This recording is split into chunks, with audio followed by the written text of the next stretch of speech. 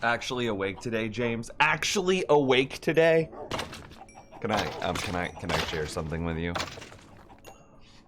I fucking got out of bed like 10 minutes ago. Don't judge me.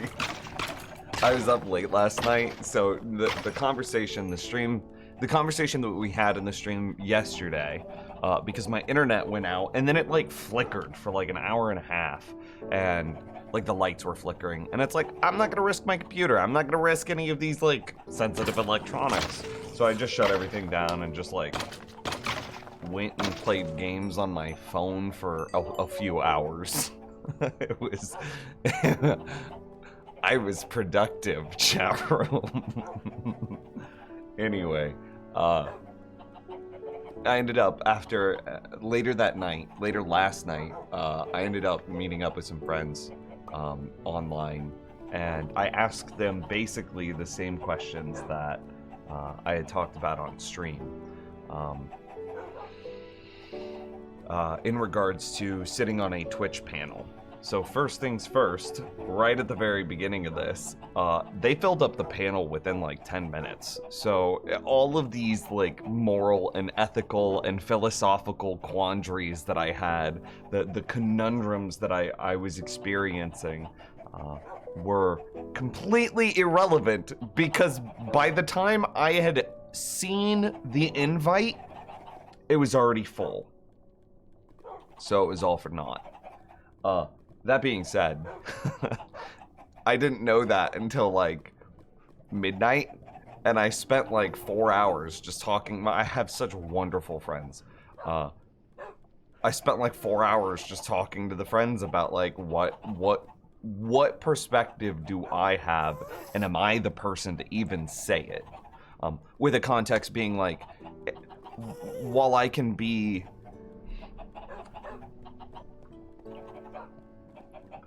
while I can be a supporter of, say, something like BLM, am I really the person that should be up on stage talking to, you know, a crowd, and trying to educate them on, you know, racial injustices?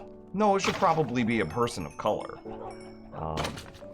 That doesn't mean that I can't add my voice to the symphony, but I should probably not be the person taking lead. So if I have a problem with Twitch, I don't really personally identify as a Twitch streamer. I still identify primarily as a YouTuber. So does that mean that I am one that has a right or a reason to be talking on the nature of the relationship between content creators and Twitch as a platform? I don't know. Maybe, maybe not. But it didn't matter because, again, it was filled up in 10 minutes. Apparently, again, there's like 30 or 40 people in like the Kansas City creator community.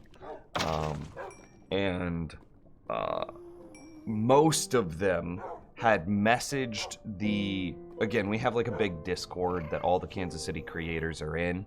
And so that's where the invite was. It wasn't really like, it wasn't as impersonal as a mailing list, but it wasn't like I was specifically direct messaged. I didn't get an email specifically asking for me by name.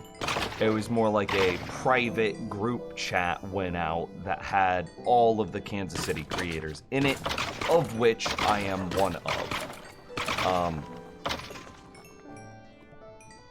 So apparently it was a very popular thing, and there were a lot of Kansas City creators that didn't have anything they're doing next Friday, so like, shit, I don't know. I don't identify as a Twitch streamer, he said on Twitch during stream to his viewers. Hey, got me! You got me, man.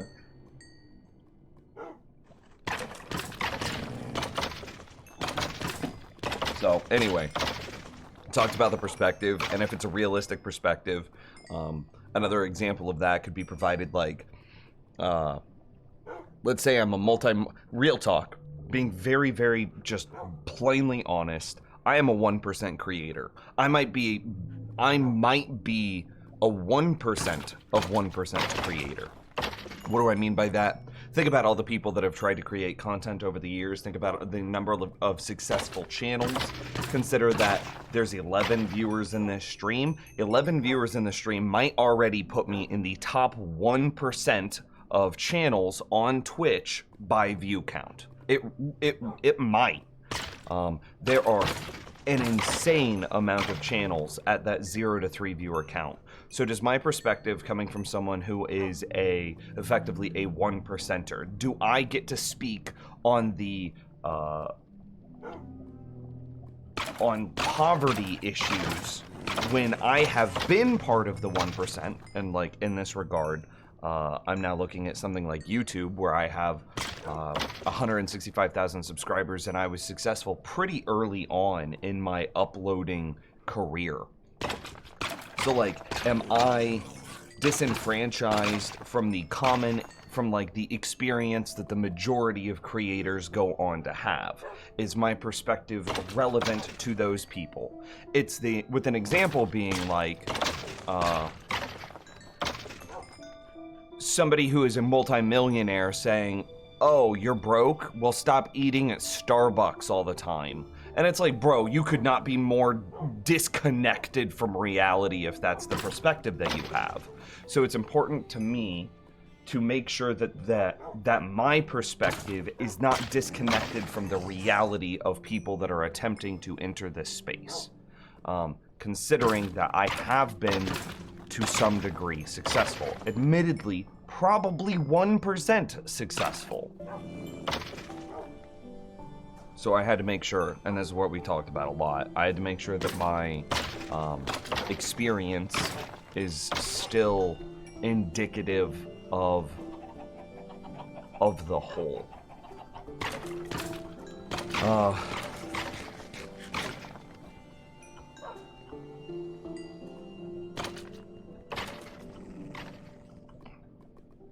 Let's pop over to Minecraft. AA Claw League Yoke James, I appreciate you very much. So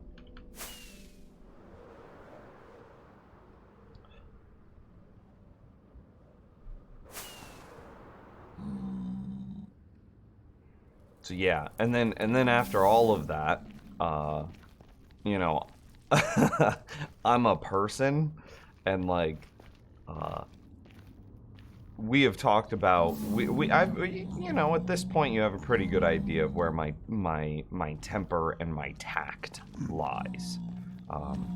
You as a longtime viewer have probably seen me get frustrated, and you've probably seen me go, like, tell someone to just take a hike in much less kind words.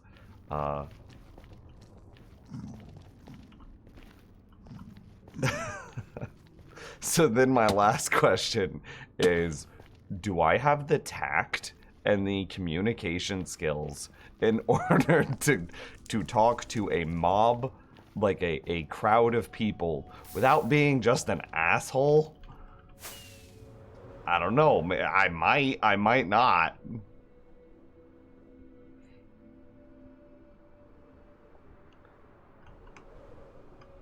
I do tend to speak in very literal terms. I know that if somebody said something I disagree with, I'm not going to be like, oh, I understand and hear you, and I want to respect the opinion and perspective that you have. No, almost every time I just go, you're wrong, and here's why. And then I do, and I'm not super proud of this, but I do the Ben Shapiro thing where I'm just like, okay, hey, you're wrong, and I'm gonna start now citing source after source after source that perfectly correlates to my opinion, and then I'm gonna provide so many different sources that you can't possibly address and respond to all of them, so I overwhelm you with this like constant stream and barrage of thought, so that way you can never get a counterpoint in, and I know I do that.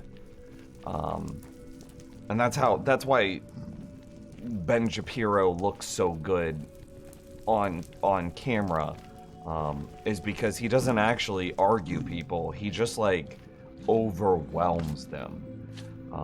He is not, and like, as much as I dislike it about myself, I know that I do that too.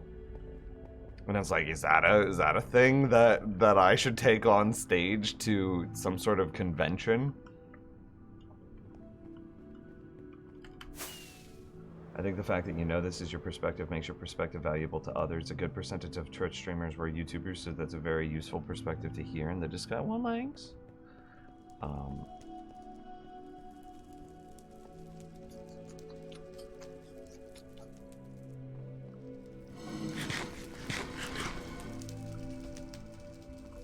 How there be a blaze?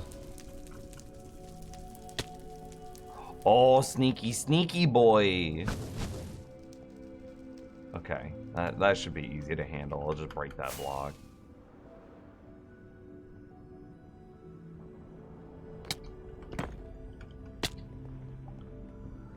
When your passion does turn into anger and frustration, sometimes, only sometimes though, right? It's once in a blue moon.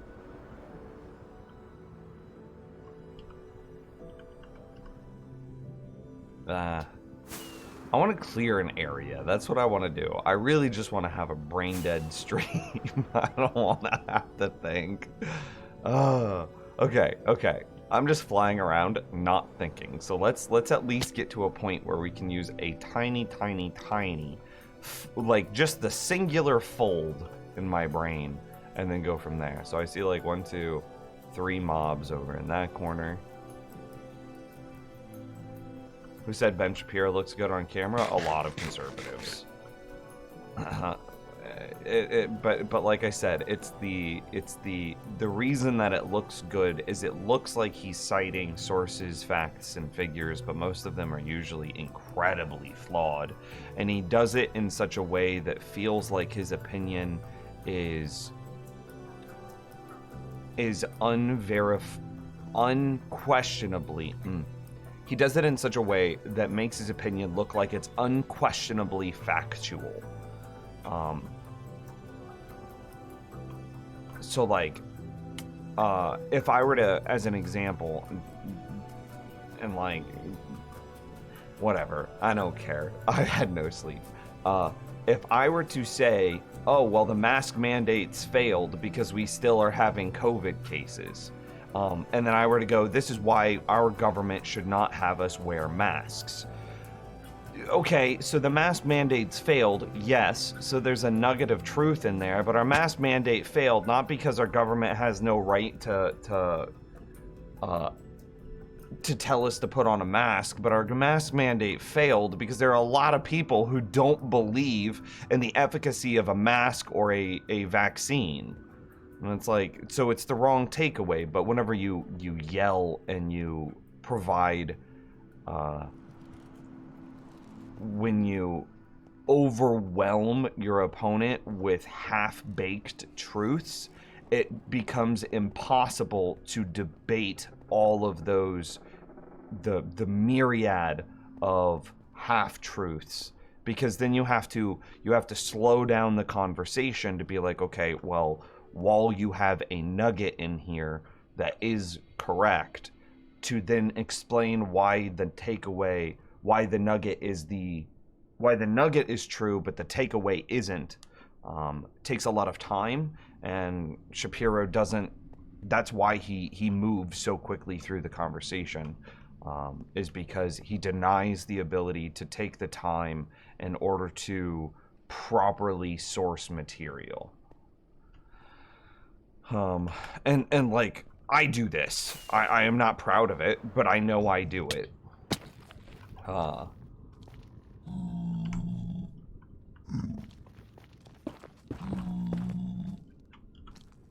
And so, like, again, does that make me a well-qualified person to take the stage? I don't know. It honestly, it might not.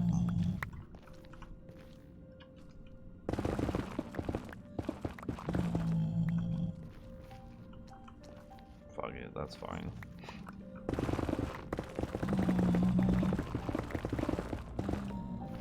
Damn it, it wasn't fine.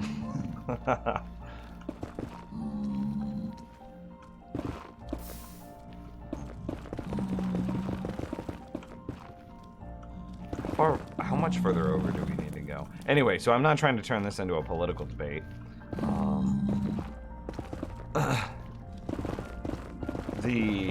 The takeaway that I have, though, is there's a very real chance that just because you know, I'm a person, I'm a meat bag with a meat bag for, you know, my logic processor is also a meat bag. I just killed these 3, right? Slap.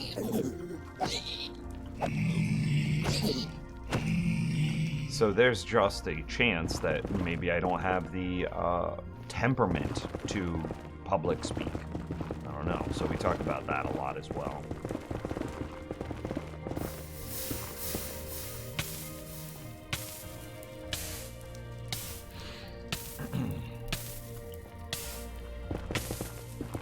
I mean, I agree with them. I agree with that perspective, Grog, that he picks juicy targets and he primarily debates, like, freshmen in college, for sure. The people that know what he is and how he debates, he doesn't take, he won't debate them.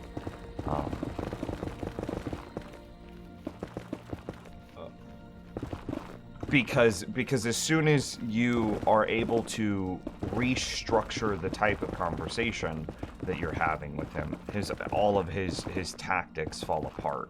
He doesn't win because of actual facts and figures. He wins by overwhelming his opponents, which is the point. I'd hopefully like to believe that whenever I have a moral or philosophical debate with somebody, I don't just steamroll them with half-baked facts and figures. But I also, I know that whenever I am presenting an idea or an argument, I think we've talked about this a lot before on stream. I think in thought bubbles. I don't actually think linearly. I don't say words in my brain. I see a picture of a car, and then the part that it takes me a while to think is translating what the car looks like in my brain into words for you to be able to understand. But this means in a conversation that I'm able to, I see your argument. So let's say you describe the wheels and the steering wheel of a car. So the majority of time I am then able to say, okay, they're trying to describe a car, and then I immediately see, because, you know, I'm putting this jigsaw piece together that is your argument. And so before you're even done with your argument, I'm able to usually see what your argument is and then start to highlight, and then I see all the weak spots in it. Like I almost literally see in my brain the trouble spots, if you would. And because I don't have to think like linearly or by saying words, all I have to do is transcribe an image. I tend to move way faster than my conversation partners.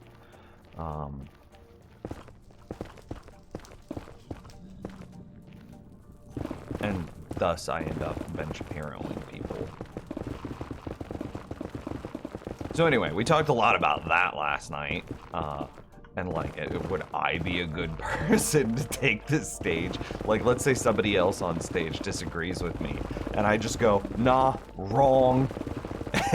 Doesn't that just make me look like a dick?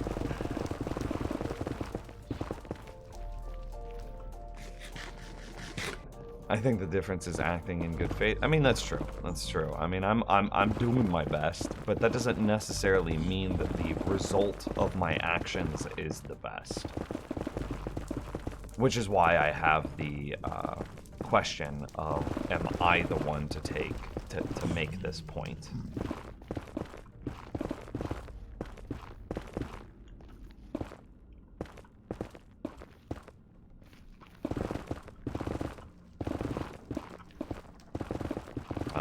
There's like also questions of like, I'd be an idiot to think I was even close to being the smartest person in that room. I have a 50-50 chance of being above the average if I were to take a stage and give a kind of a presentation on my experiences with a platform and then the takeaways that those experiences have led me to have.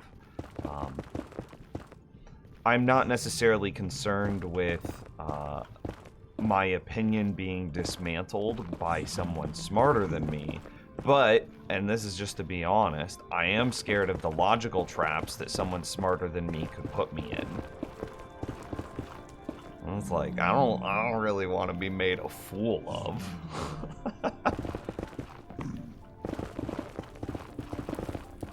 So we talked a lot. Like I said, I was up until like 4 a.m. with them last night. And that means that, maybe it was even later, maybe it was closer to 5. And then, so that means I'm like in bed at 5:30, falling asleep at 6-ish. And so I woke up at 2 o'clock in the afternoon today, chat. And sometimes, yeah, that's very true, James. It's very true. That happens to me a lot. James said sometimes you think we are building a car when actually we're building a bus. That is a perfect extension of my metaphor. Yeah, that happens. And sometimes when that happens, I really douche somebody over. And it's like, they're sitting here trying to describe to me a bus. And I'm like, your argument is a car, and a car is stupid. You have to fit 16 people in a car, why are you doing this? And then it's like, no, I'm not trying to describe a car, Nims. Slow down. And I'm trying to describe a bus, and then I'm just like, I'm stood there looking like an idiot, because I'm like, oh yeah, that makes way more sense. I'm sorry.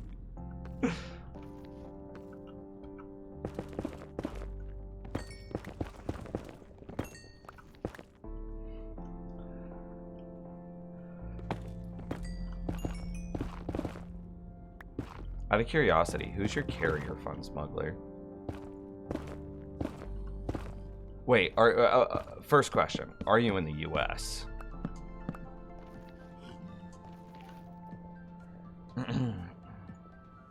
Three being problematic, even in good faith. I mean, the highway to hell is paved. Is going to get paved anyway. Might as well have a Nims design touch.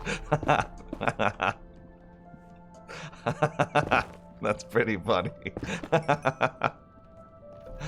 Oh, God.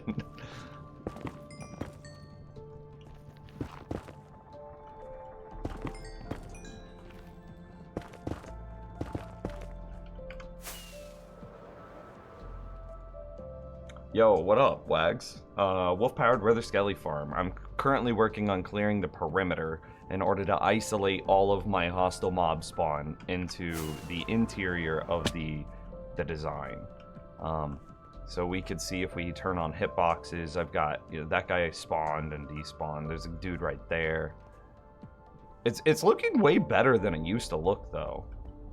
Those are striders. We don't worry about them. There's some dudes. So anyway, yeah, I need to the more area I clear, the more I isolate the wither skeleton spawns into the center of into our farm, and thus the rates get better and better and better. And so you see, I don't have to do anything, and because the wolves are technically owned, this is actually incredible. Because the wolves are owned by the player, when they kill a wither skeleton, it counts as a player kill. This means that we generate experience, and we generate rare drops. For wither skeletons, that's a wither skull. So this is a fully automatic wither skull farm, no player interaction required. The better I clear my perimeter, the better the rates of the farm get.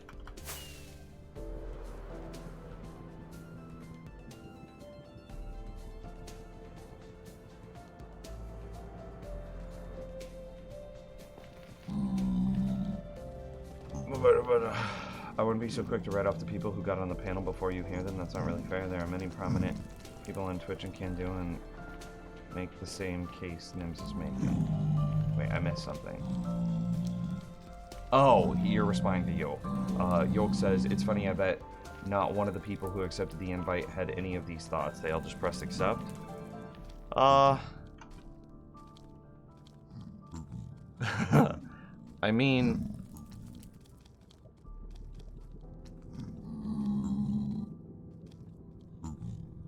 It happened in a public forum, so I can see what happened. And I can tell you that it was just a... they just hit yeah. I can see what happened. Like I said, it is a Kansas City-based content creator Discord.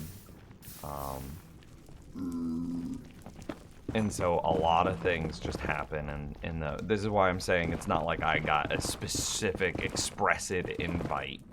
But like, again, being honest, I am on good terms with the person who is our like Twitch representative in our area. And so I have a good feeling that if I would have expressed my interest sooner, I would have been accepted. But, you know, analysis paralysis made me take too long.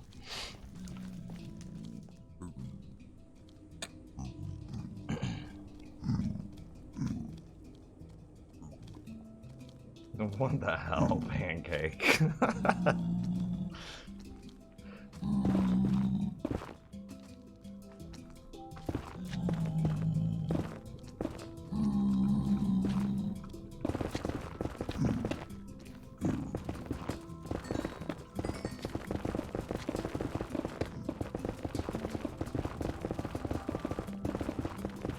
Also, Nims, I don't actually know the full context, so I may be off base, but if it's really just a panel at a convention, I don't think you need to go into it prepared to debate the Secretary of Defense on national television.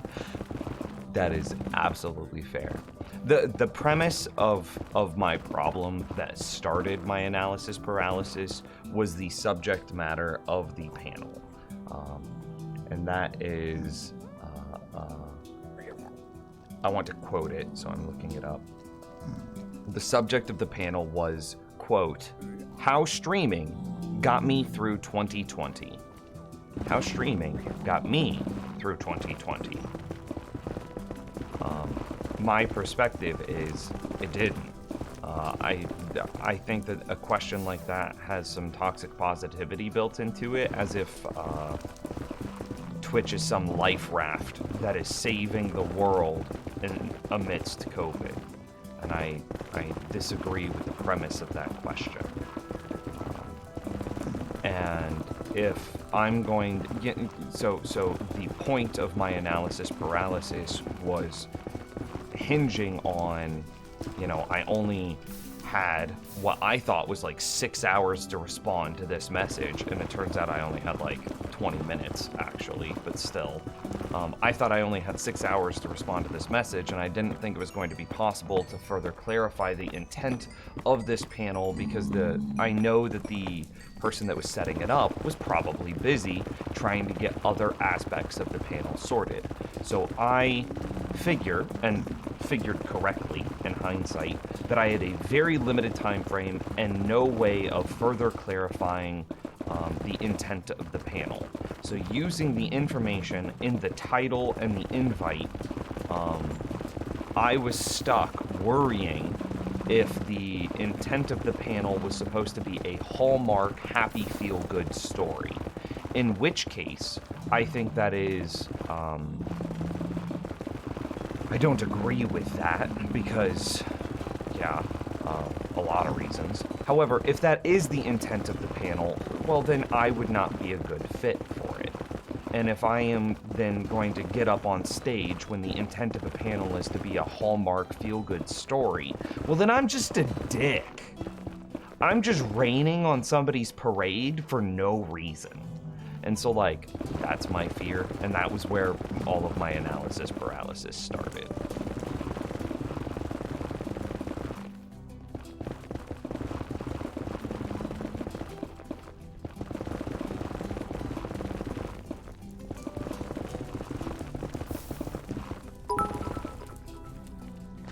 Oh, Gareth Lord, 100 bits, 100 bits. Thank you very much.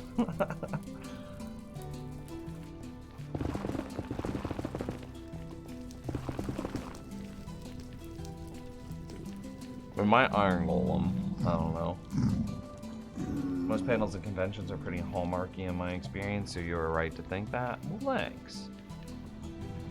I did further clarify, because I still sent the email, and I expressed my interest, but I tried to do it in a way that the person setting it up was able to effectively consent to my perspective before I just showed up and rained on people's parades. And so I'll actually read to you what I sent him verbatim. I said, blah, blah, blah, I'd be interested, here's my availability, blah, blah, blah, that part doesn't matter. And then at the very end, I said, I'm bringing a slightly different perspective than the prompt that you've provided details. There's context that I'm trying to paraphrase too. So I'd like to tell you the perspective I'd bring ahead of time. I'm now quoting.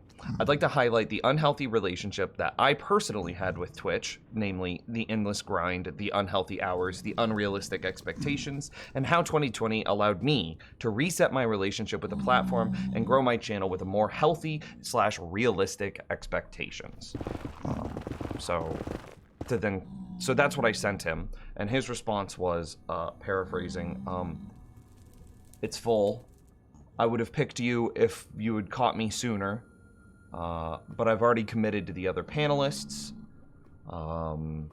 You can be a backup if you'd like.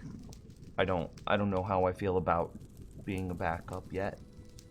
It's okay. I'll figure that out. Side note, I love your, this is him, I'm quoting his message. Side note, I love the perspective though. I personally have gone through similar woes and just now starting to enjoy streaming again. So the person and the moderator that would be running the event said, quote, I love the perspective. So in hindsight, it would have been okay. But, you know, at the time, I didn't know if it was supposed to be a Hallmark moment on this panel, or if it was supposed to be a panel where, yeah, I don't want to infer anything else. I didn't know if it was supposed to be a Hallmark panel or if it was supposed to be something else. In hindsight, I now know the answer to that question, but I didn't at the time, and it didn't even matter that I was in analysis paralysis, because again, the panel filled up in the first like 20 minutes. It looked like a lot of the Kansas City community, Kansas City streaming community was already planning on going to the Kansas City Comic-Con, and so they already had the availability open. And so it was nothing for a lot of people to just be like, yeah, sign me up.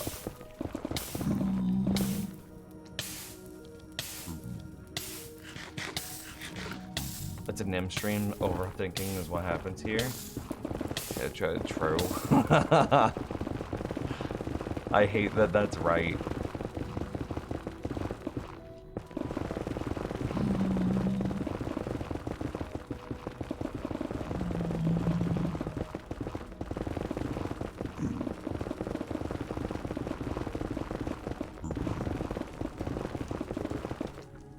Hananzo, Chris said I have a feel-good promotion panel. Nims has an existential crisis about whether he belongs there. Yeah, okay, yeah, that's a good synopsis. And I hate it.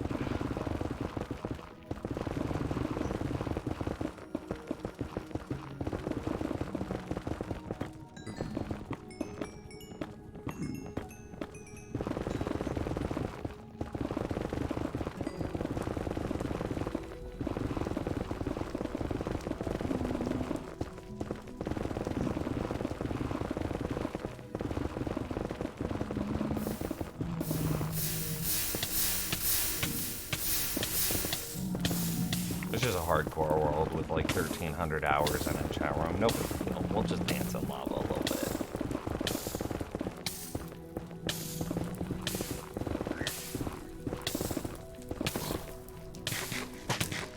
Could you not? I'm busy, dude. Can Piglin drop the rare crossbow, or is it only pillagers? I don't remember. You talking about, hang on, I missed a message. You talking about your way of thinking made me think of Hitchhiker, and there's something about Mary who just can't comprehend 6-minute abs when he just thought of 7-minute abs. I don't know something about Mary, so I don't understand that reference at all.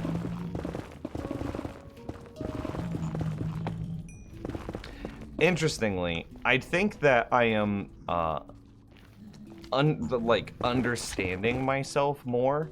I understand why my memory is so bad. I don't remember things like... I can only remember something if I already have context.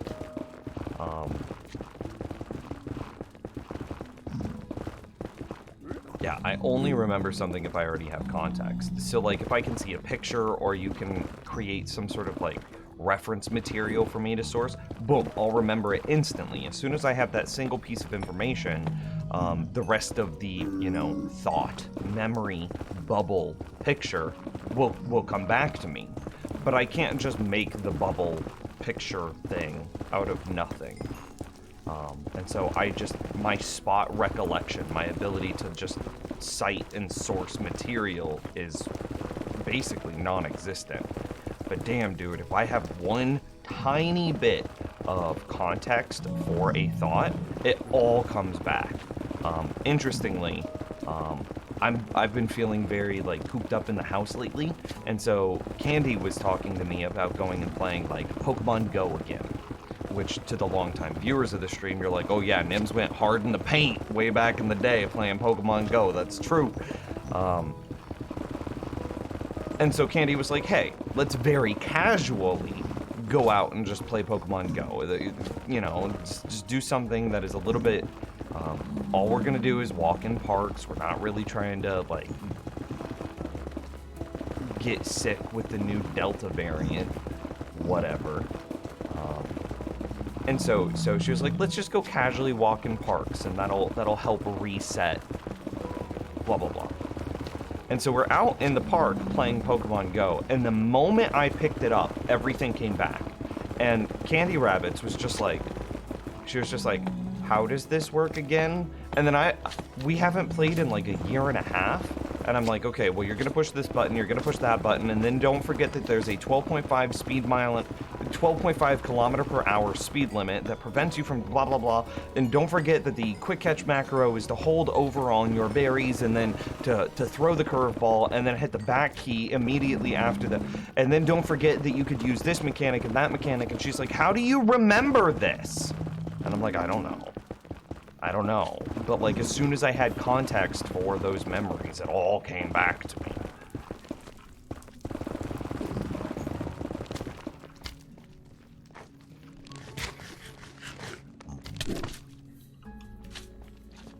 Could you not?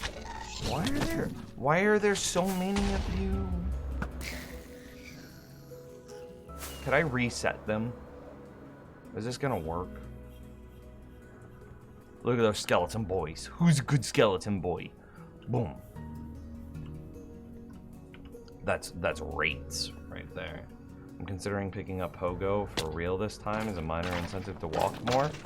I would make the argument that I don't know if I would say that I was in the best shape of my life, because, you know, I was 15 years old once and like just ran a lot. Wow, look at these rates. But also, I might say that I was in the best shape of my adult life.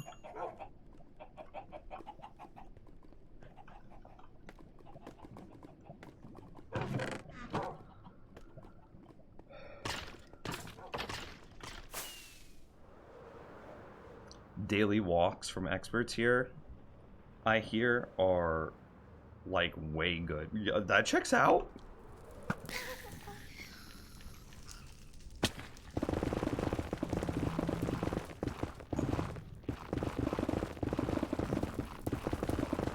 That checks out, that checks out.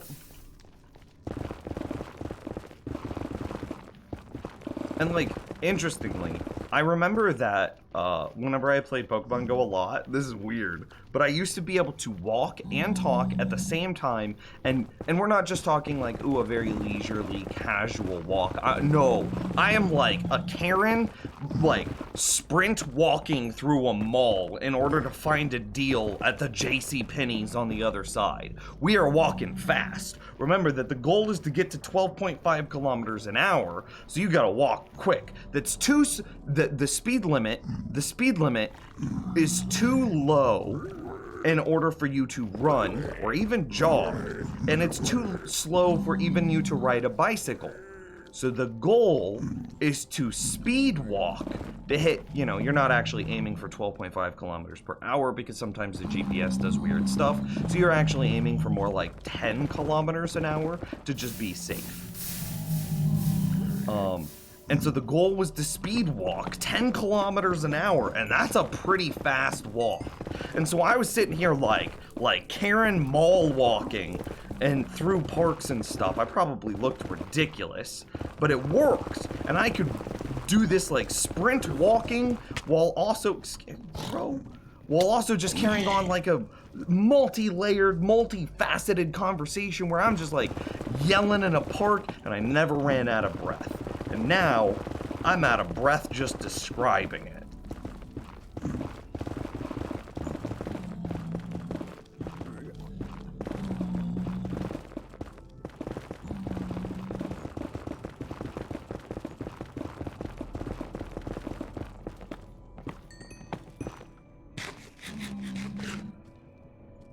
Nims played Pogo so hard he cheated.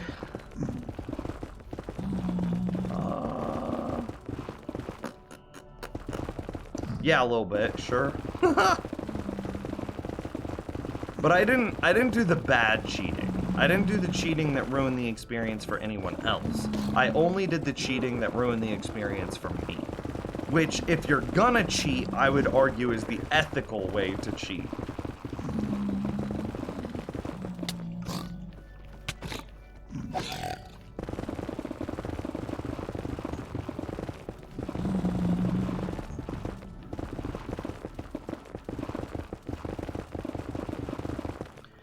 Did Niantic really dislike people biking to play Pogo? We can't answer that question literally, but the, like, slowest that you can possibly ride a bike is like 11 kilometers an hour. Remember that the speed limit of Pogo is 12 kilometers an hour, which means that you have to, you know how when you ride a bike so slow that you kind of have to do like swerves like this in order to stay upright because you're riding so slow? That's basically what you had to do in order to ride your bike slow enough for your distance to count in Pokemon Go.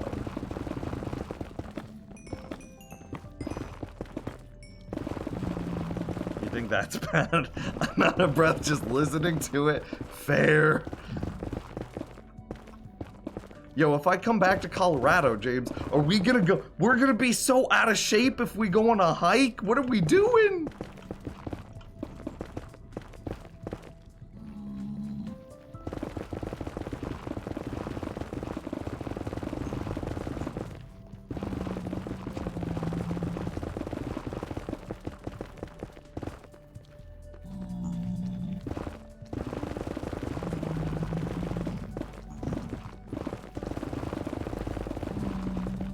Rates.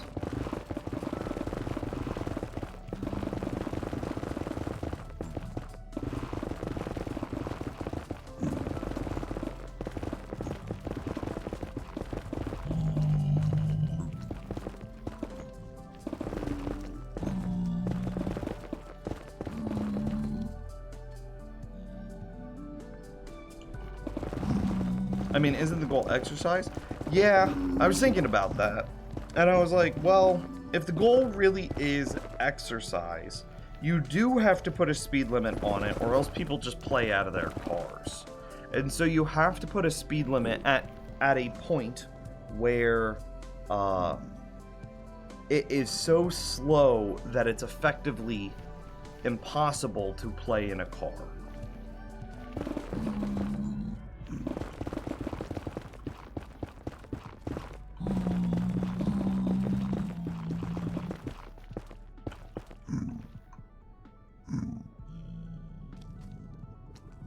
Yeah, you have to put the speed limit so slow that it's effectively impossible to play in a car.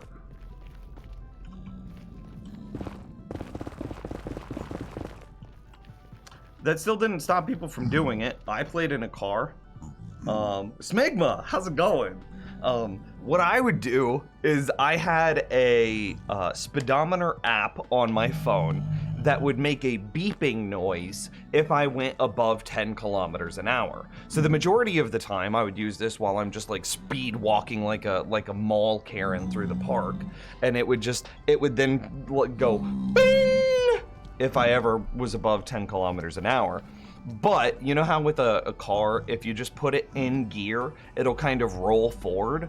Well, it rolls forward at like 3 or 4 kilometers an hour. So then with just a tiny touch of gas, you could hit that 10 kilometer an hour mark. And I've told this story before. I found a back road that was way outside of town that was like a few miles long, and it was like perfectly flat, so I didn't have to worry about my speed changing as I would go up and down hills. And then I would just cruise at 10 kilometers an hour, which again is basically walking speed. We got the cops called on us, so we didn't do this very much. very understandably, it was a few miles outside of town, so there was like 2 or 3 farmhouses that were on this like 5-mile stretch of road, and they just saw us go back and forth and back and forth up and down their road, just the same car. Maybe it wasn't 5 miles long, maybe it's more like a mile long, but still.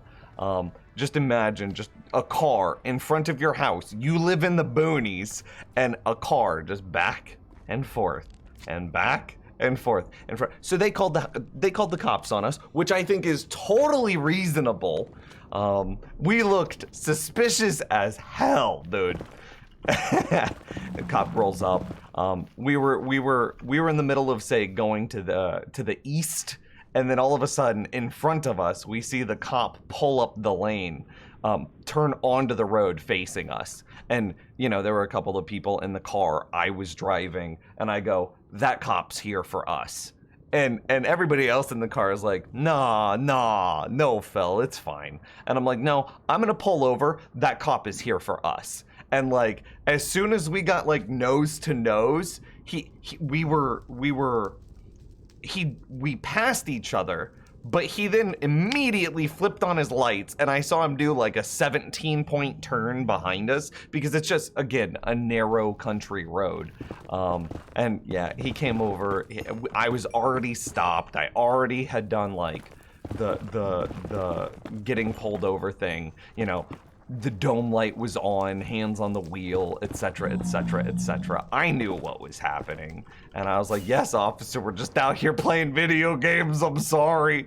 And then he's like, okay, well, it's a public road, so I can't stop you, but you're stressing out some of the people that live on this road, so maybe try to be more considerate. And I'm like, that's totally fair, sir. I will do that. And so we didn't do it anymore.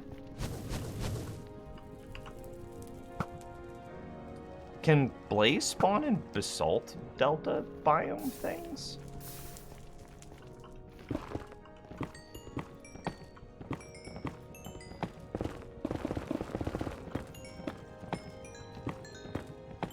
Have you checked your Discord DMs yet?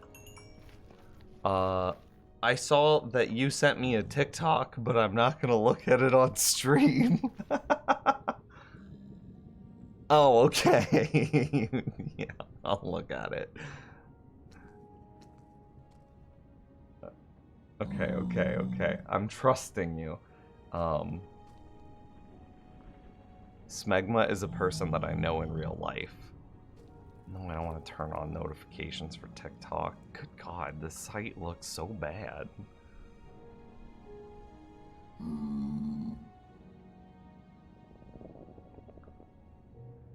Get that booty wiggle. Here are 5 new ways to use it that you haven't thought of before. Booty wiggle. All this is doing is booty wiggling. What are you talking about? I was waiting for the montage to drop, and all I saw was booty wiggle. And them's the audio? I can't get copyright flagged because of audio. Streamers watch videos silenced? Yeah. I don't wanna get DMCA'd.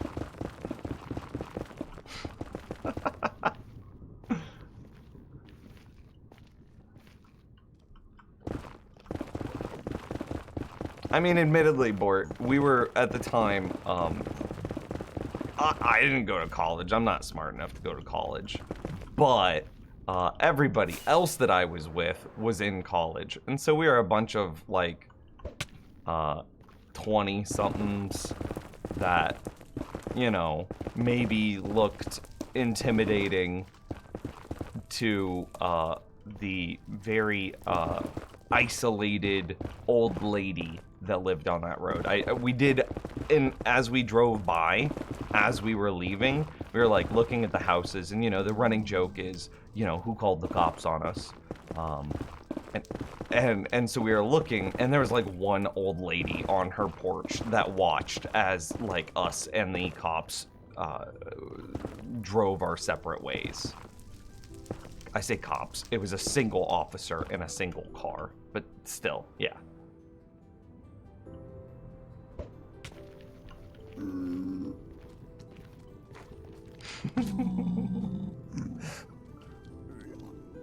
Also, speaking of Discord, there's a really sick honey farm in the YouTube channel that you should check out. Did I just say honey channel? Am I an idiot?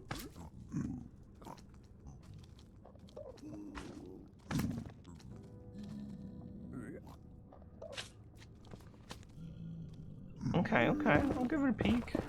Do you want a Nims reacts to it so that way I can on live video highlight all the ways that it's probably garbage? Is that what you want from me? Is that the content that you want to see?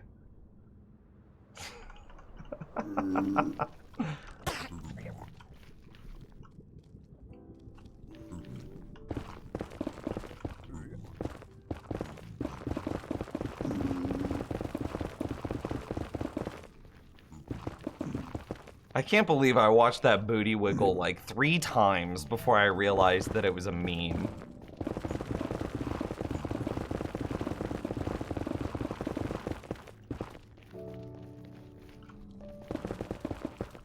Rates.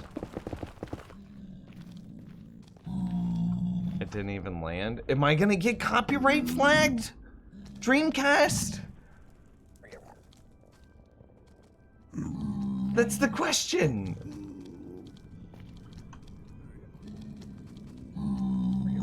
Doubtful.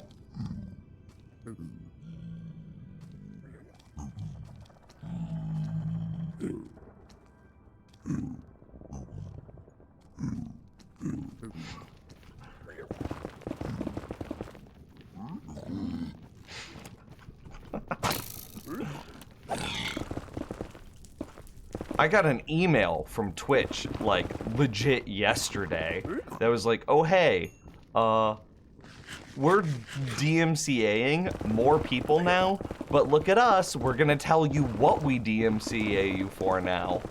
So we got that going, so we can, instead of just shadow banning you, we'll at least tell you why you got banned now. That legit was the email that I got.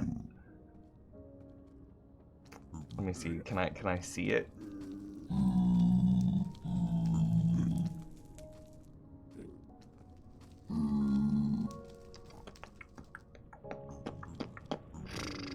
Where is it?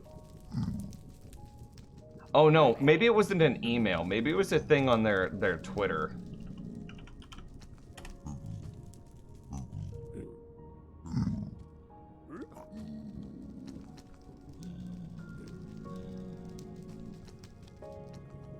I think it was actually a thing on their Twitter.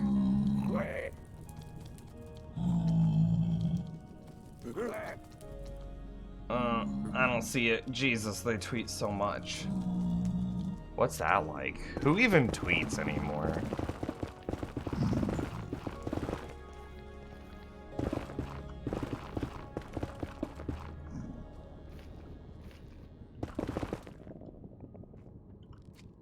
It's the Wii Shop theme? Oh, okay. Yeah, that'd probably be fine. I'll give it one more try. Smegma, just for you. Okay, here we go. Trying one more time. Let me. Oh, it's muted here too. There are 5 new ways to use it that you have. Okay. Do you have chests full of cobblestone? Here are 5 new ways to use it that you haven't thought of before. Number 5. Cobble on these. Do you have chests full of cobblestone? Okay.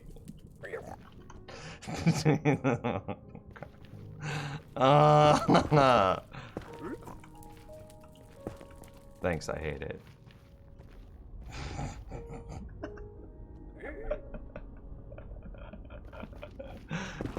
Okay, not 600 seconds.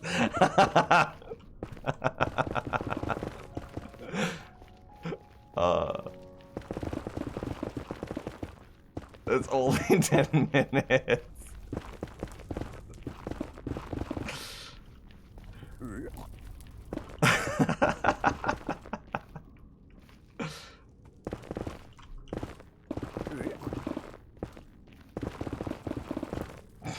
Oh, damn. I wasn't looking.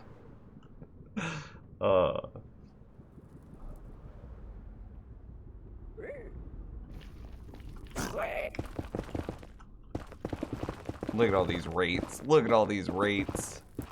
Oh, that wasn't it. Okay, rates. Rates? Bam. Rates.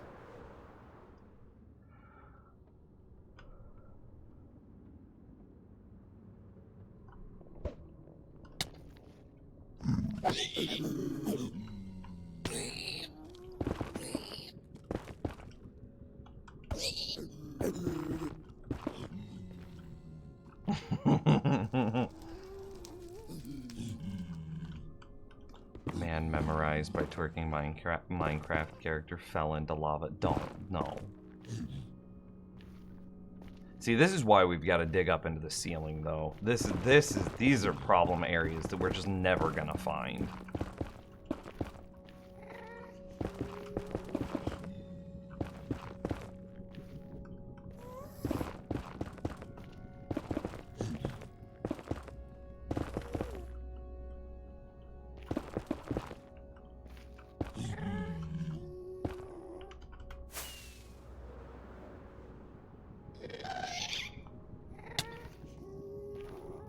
Is there a dude in here?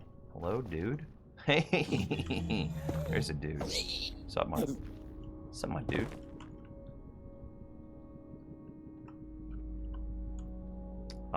What do? Do we think that this is, like, in range of the sphere of the player, as the player is at the bottom of the farm?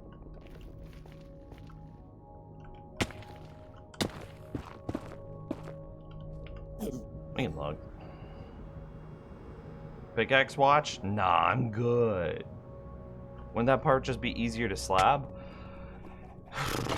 In theory, yes. In practice, no. So the problem with just slabbing an area like that is we don't know how many areas like that exist. So I could slab each one that I find, but there's no guarantee that I find them all. The only guarantee that I find them all is if we just do a perimeter clear.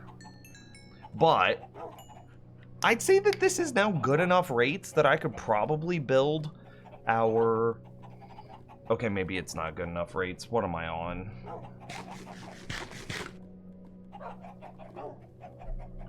Excuse me, please? Please?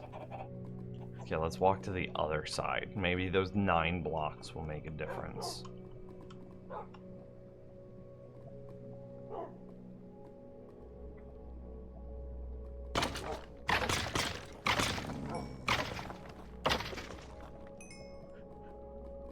Okay, well, maybe a little bit.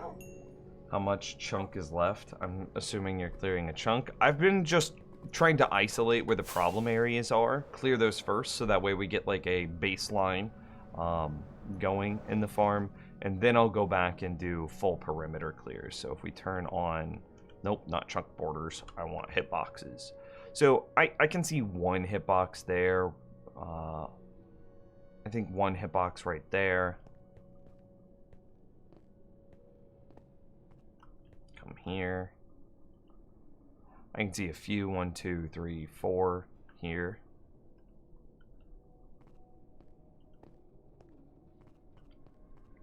Two right there.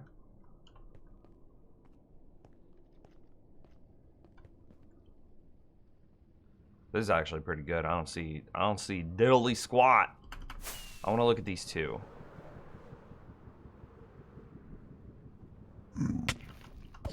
Enjoy. Oh, there's a little cave there. I wonder how populated that cave is.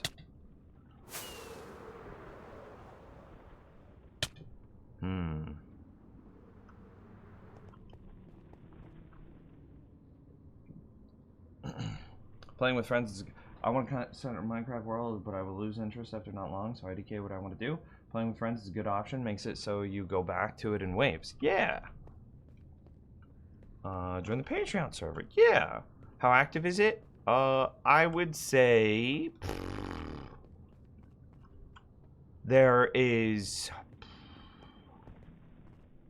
3 people that play very consistently. Oh, this might have been a mistake. Oh no, I'm just too good.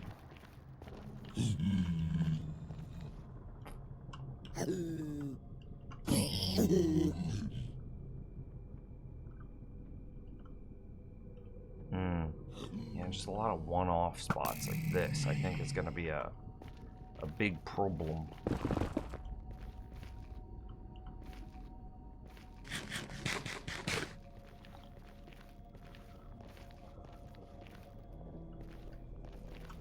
Okay, yeah, we could clear this out in almost no time at all. 10 minutes, maybe.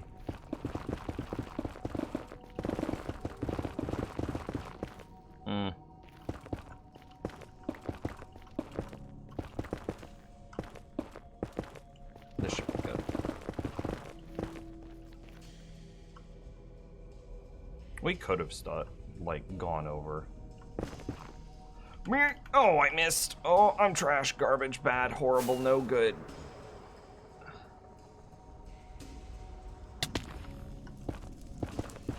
Okay. Oh, I'm out of rockets. And carrots. And ender pearls. What am I doing with my life? Waiting on 1.18. Also, yeah, that's actually a good question. Do you guys want to reset the server for 1.18? I kind of want to reset the server for 1.18 because of just how wildly different the generation's going to be.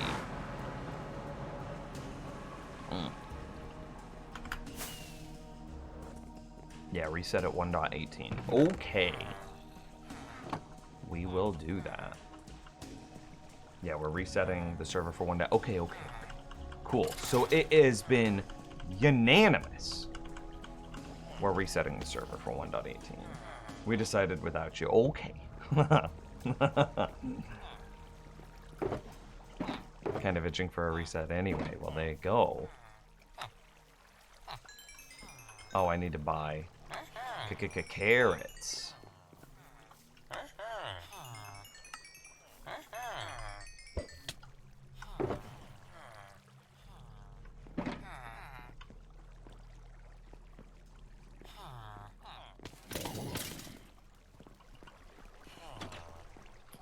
How long is 1.18? Hey, thanks for the follow. How long until 1.18 comes out? Man, I don't know. Mojang. Let's do a quick Google search. 1.18 Minecraft craft release date.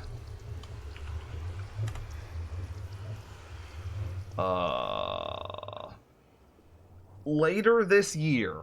So the first half on June 8th and the second half later this year. Okay.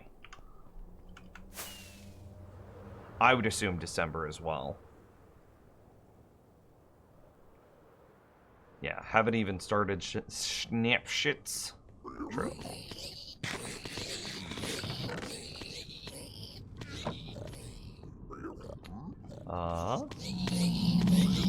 Yeah, I don't care. It's ages away. True.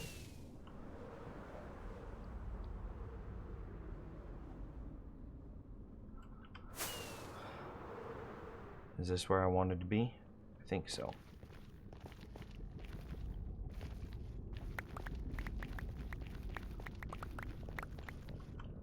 Okay, looking good.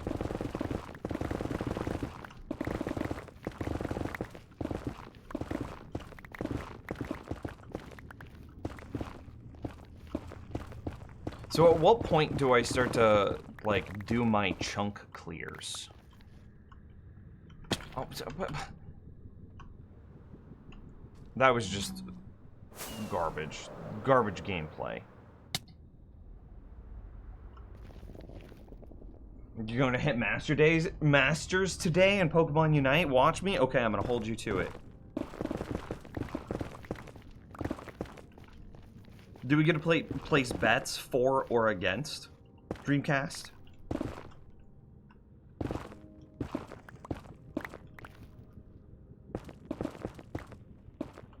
And did you see that Champagne Hitmasters?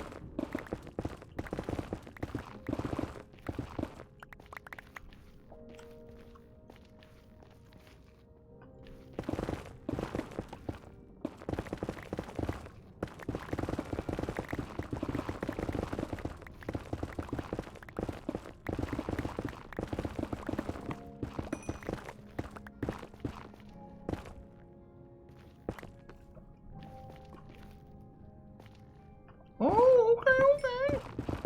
You're gonna ride them tailcoats. I see. Wait, doesn't he work today? I know Smegma in real life, Charo, for context. When we were talking about doing the Twitch panel, Smegma was one of the people that I talked to for like 4 hours last night on it.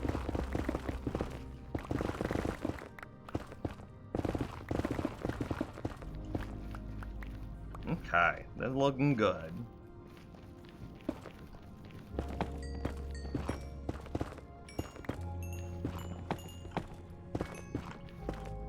Rates.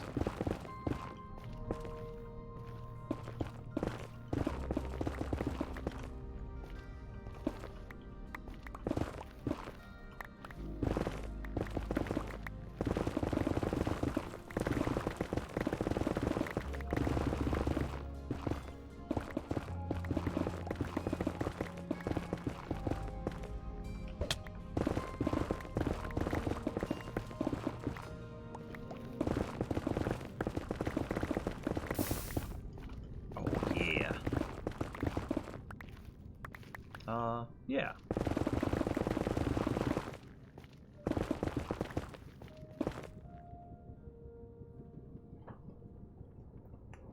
Wait, what just happened? Wendy's is trash? I have Wendy's too? Trashed here? What? I am so confused. When did this... Okay, firstly, Arby's is delicious. Also, Wendy's has a strawberry lemonade that is like second to none. It is so good.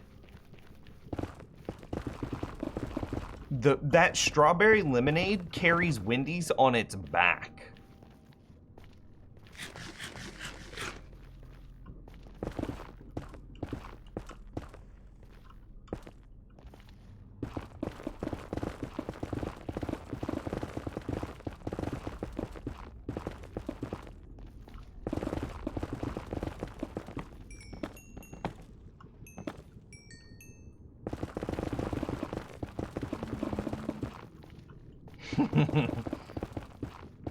These are the kind of arguments that happen in the mod chat in Discord. True.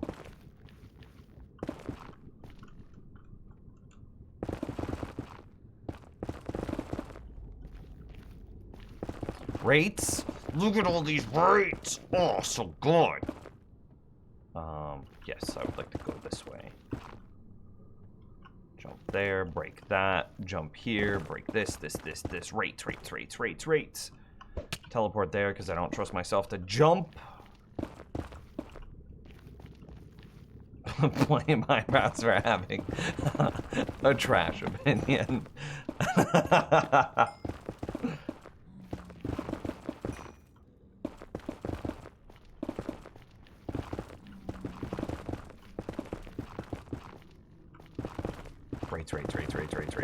Rates.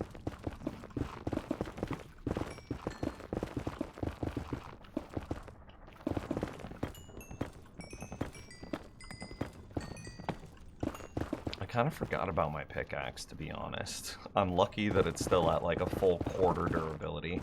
Rates.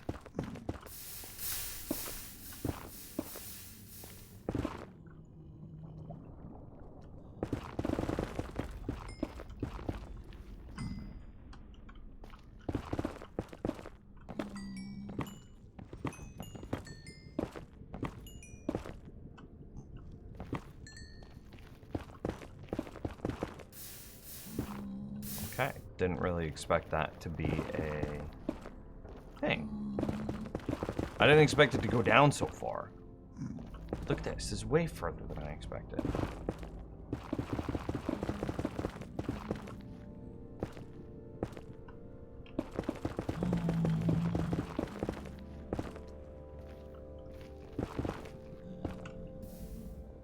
Oh yeah, we don't want to go that way. That's too far to go.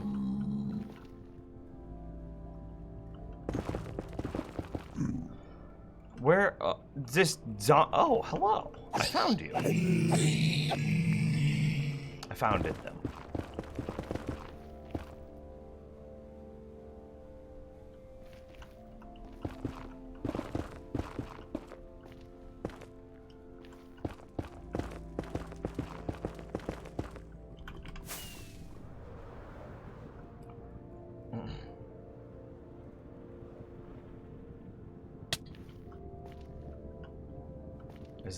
Is this good? I think it is. Okay. So we, is there an area over here that needs to be cleared? Not really.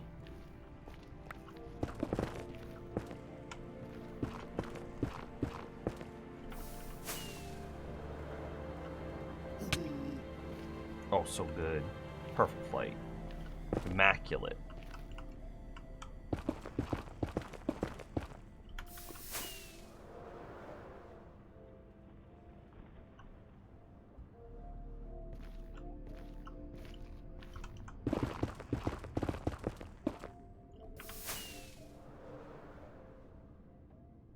Excuse me, how did you spawn? That's unfair.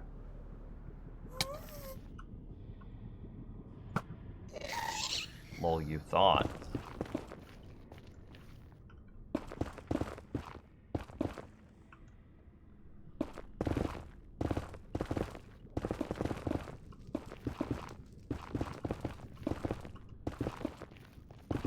Rates.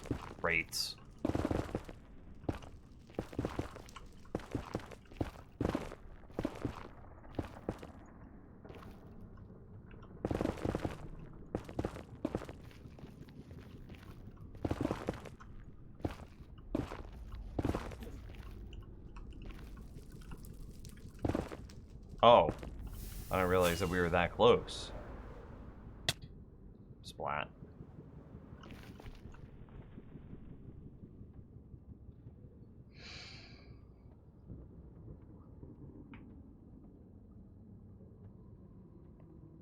Is there, wait, what? Is there a way in Minecraft without potions to be fireproof? Yeah, you could do it with totems, technically. I'd also argue that full netherite armor, like fireproof, like if you put on full netherite armor, you are nearly fireproof.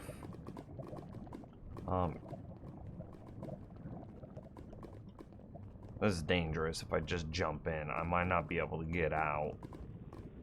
Nah, it's fine.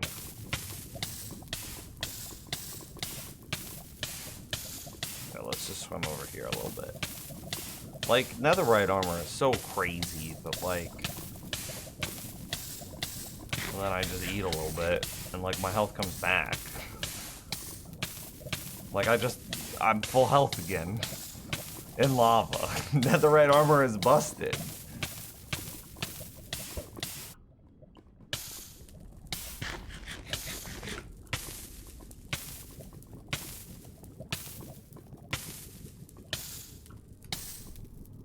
How did an iron golem spawn there? He didn't. We made him.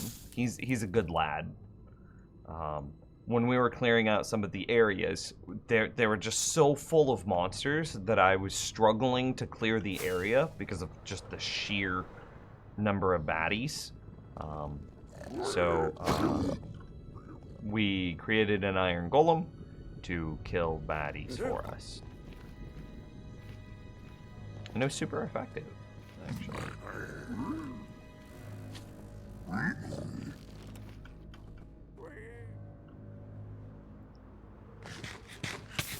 Why did I fly right into that? I don't know. Better rates?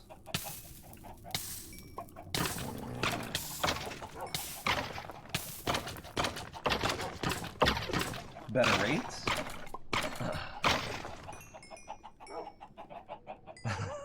Who's called? You may be named his friend, but your username is still awful. You gotta represent the best console, and I didn't want to imposter Sega, so I mashed up Sega and Mega. Yeah, sure. James just says X. No. Mashed up Sega and Magma, maybe? Yeah, sure. Hey, Butterfay, thank you. It's, I mean, the area is more clear than it was. Hang on, I'm thirsty. Let me take this drink of this, fruit punch energy drink.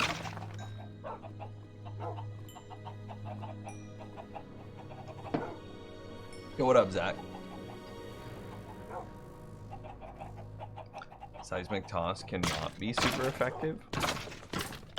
Is that true? You want to know a fun fact? I'm gonna totally put you on blast, Dreamcast. Dreamcast is a Pokemon professor, a registered and licensed. What is it? A Pokemon what is the thing? I think it's a Pokemon master. There's a license that you have to, like, air quotes, license that you get from Nintendo in order to officiate their Pokemon tournaments, I believe. And it is a Pokemon master, a Pokemon something. If somebody's gonna know about Pokemon, it's probably that guy. Okay, it feels a little bit better. I mean, again, remember the first time we turned it on and think about where it is now. It's better.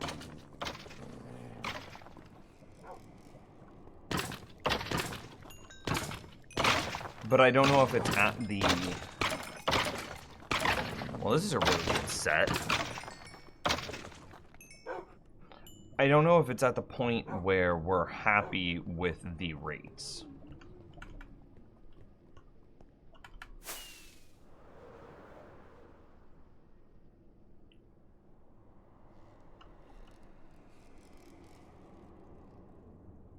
Here, well, let's do this thing again real quick. I think we had some problem spots over here. Striders don't count. Oh, maybe not.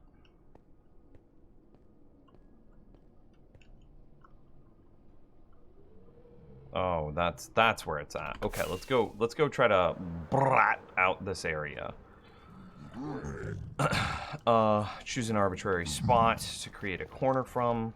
Hell with it. This looks as good as any. This is what we're gonna do. Boom. You're impressed with how the staircase turned out? I'm not. I think it looks terrible. But it's okay. We don't do aesthetics. So, nobody judge me. I just say, very upfront, bro, why are there so many? See, this is why we brought the Iron Golem, because he just handles this. You look pretty terrible. Yeah, I know. I've been working on it, but I just don't know what to do about my face. It's pretty bad. That's why we stopped using the webcam. It's all asymmetrical and shit. My nose looks like an ear. I don't know what to do about it. Nim's VTuber debut win. Yo, get me a Phoenix rig and I do it. Actually.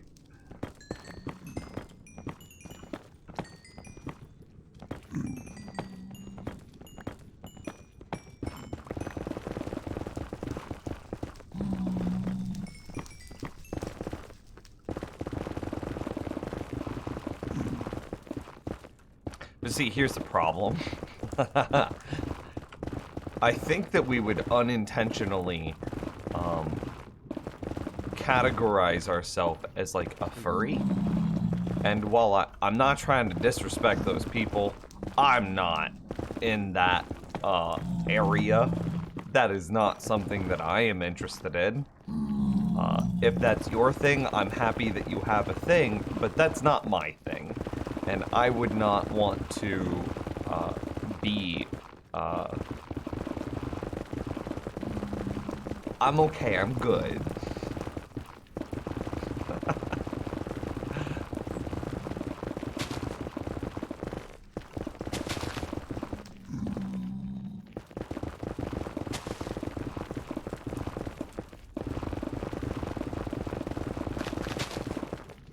I'm very happy. I'm a boring person, chat room. And I'm very happy to be a boring person.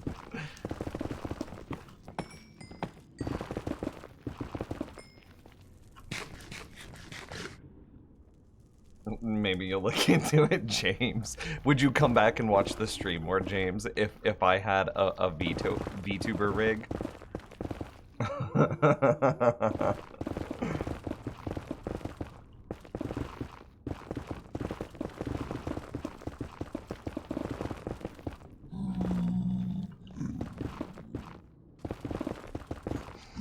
I identify as a jock.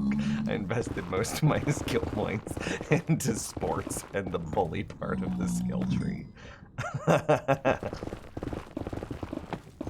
It's funny because that's 100% who Smegma is in real life. Nailed it. Make the Phoenix an anime waifu for the anime crowd instead of a furry. Okay.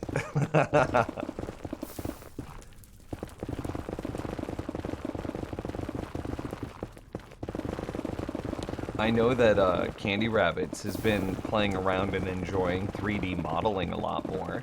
Maybe I'll have her 3D model the Phoenix that you see at the top of the stream. And to buy out her time to do that. Okay, chat room, we're gonna set up donations towards the VTuber rig for Candy to model it.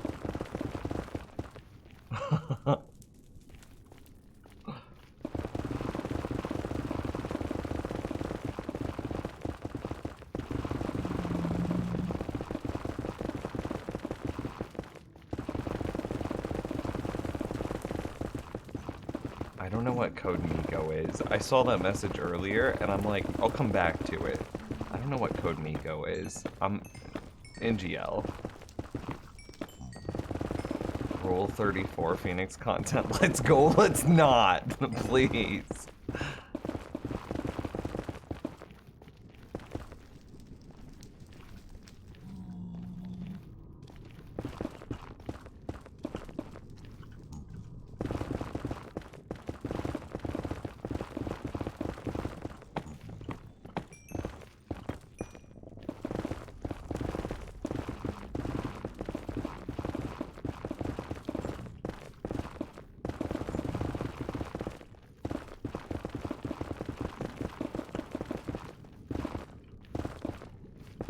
Miko is like top tier technology tracking VTuber on Twitch. Oh, okay, okay.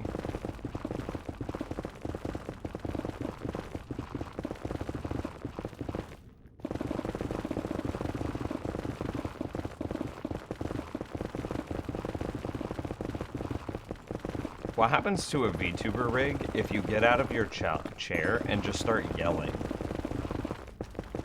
That happens more often than I'd like to admit, but it happens... But it does happen. So, like, what happens to the rig when you do that?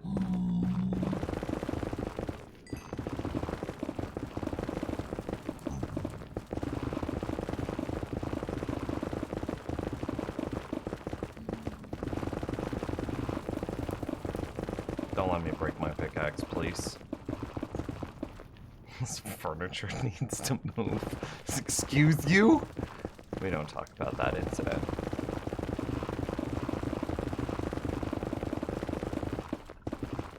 Rates. There we go. This is rates now. Oh, rates all over.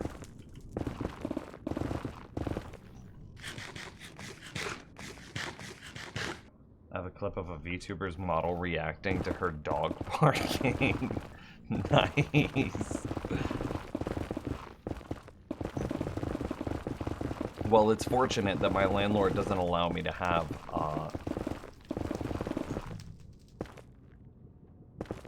joy and love in my life, so that could never happen to us.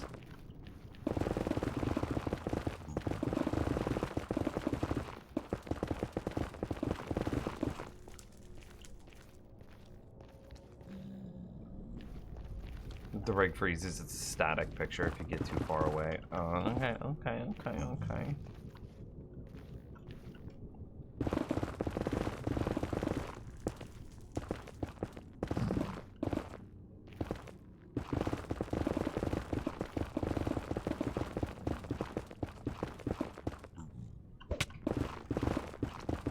Rates.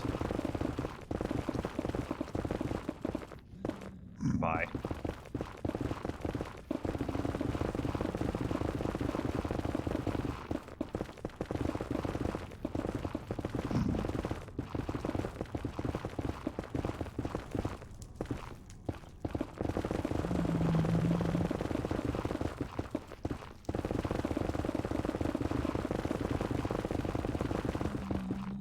Rates. Oh no, rates!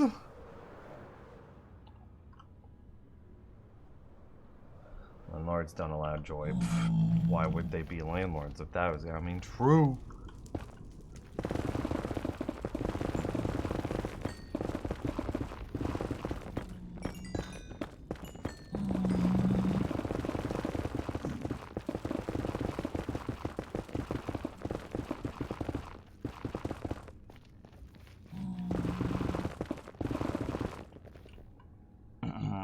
The thing is, Codemiko basically does a modern Space Ghost Coast to Coast shows. Her humor is really oddball and she constantly messes with guests. Okay. What's a GCSE result? But yeah, I'm happy. Bro, I came to terms with this a long time ago. I'm not smart enough to be the person that cures cancer. My goal in life is now to just be the person that provides entertainment for the person that cures cancer. Boom. That's how I will justify my existence.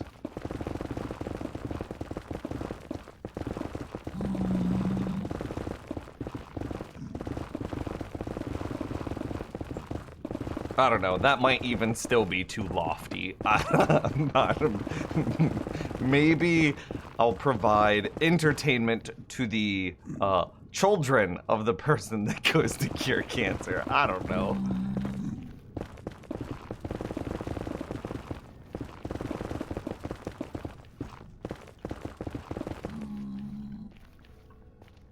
Hey Nems, did you get this chicken farm all sorted out? I sure did. It works. Its rates are a little slow because it only shoots out 1 egg per cycle, which keeps the rates hard limited to what? A chicken lays an egg every 20 minutes, so 1 cycle was like 5 seconds, which I think. So that's.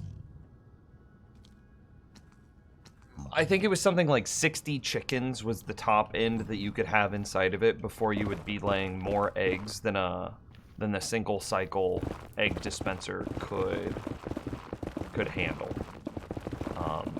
So that's a little bit slow for me. Like, what's the point of it being a cramming proof design if you can only get 60 chickens into the space? I'd want it to have a lot more seeders, but you can't have more seeders than you can have egg dispense cycles. So I've got to figure out a way in order to increase the amount of eggs that we're dispensing per cycle so that way we can have more seeders.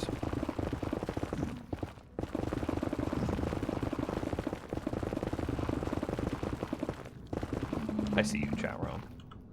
Boom. Fixed.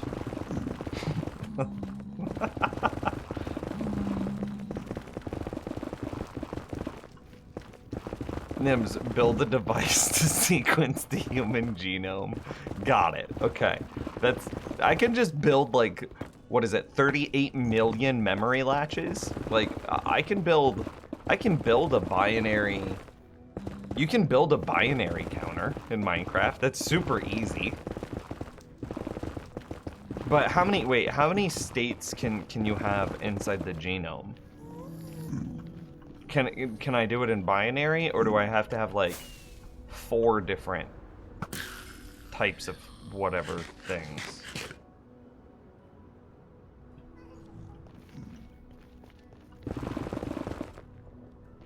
Can you even load that many chunks?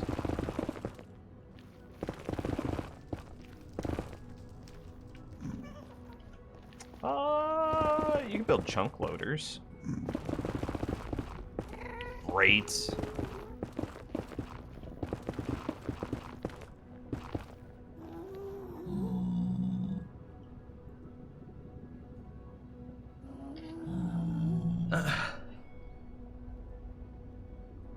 I've created a machine that effectively cures all disease and human suffering, but it requires maintenance every 20 years, so it's garbage and a failure. True.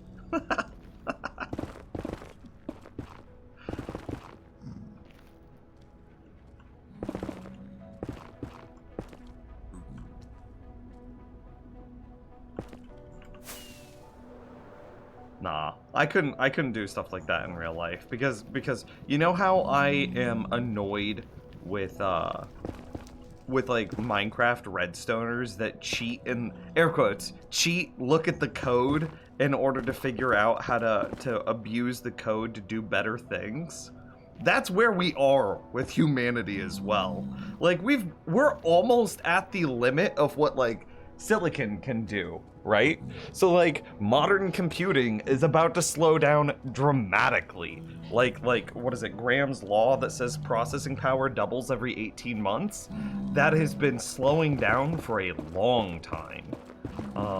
And so everybody is trying to cheat and look at the code to figure out how to make quantum computers. And it's like, this is cheating! But that's just where we are. Moore's Law, that's what it is. What's Graham's Law?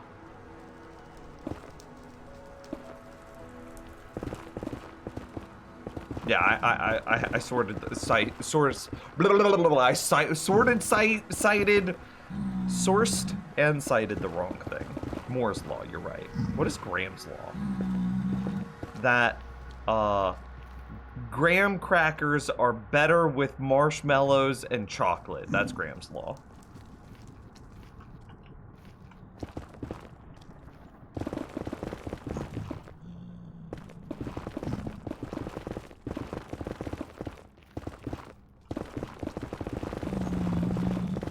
Graham's Law states that marshmallows taste better when cooked and put on. Hey, I beat you. I beat you both. Okay. Chat room, I have a question. This is a serious question, and I really want you to focus, listen up, and to talk this through with me. When you make a s'more and you cook your marshmallow on a campfire, what is the level of cookedness that you cook your marshmallow? There is a right and wrong answer, and those of you that answer incorrectly will be banned. I wanna put this out there. There is no opinion here, there is an objective truth, and I'm using this to figure out which one of you are weak and which one of you are the superior humankind.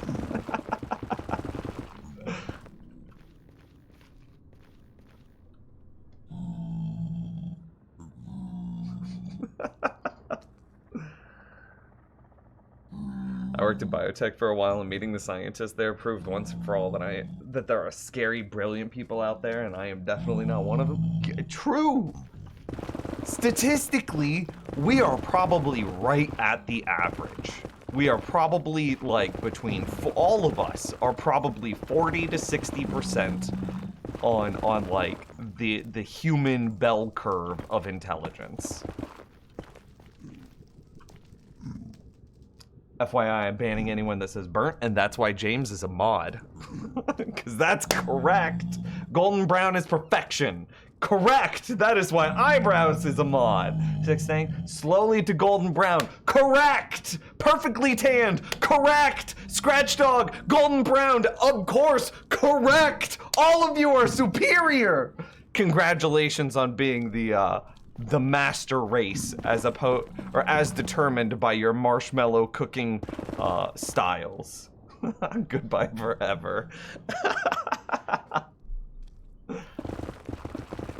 People that shove their marshmallow into the middle of the coals and light it on fire and then just watch it burn and then blow it out and then eat that disgusting shriveled charcoaly madness, those people are sociopaths, chat room. I don't know what's wrong with them. Why do you want to eat something that tastes like butt cheeks? I don't get it. It's gross.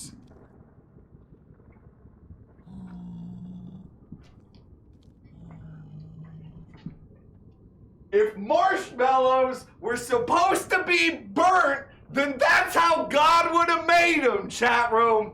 They would have been made burnt. Quit burning your marshmallows.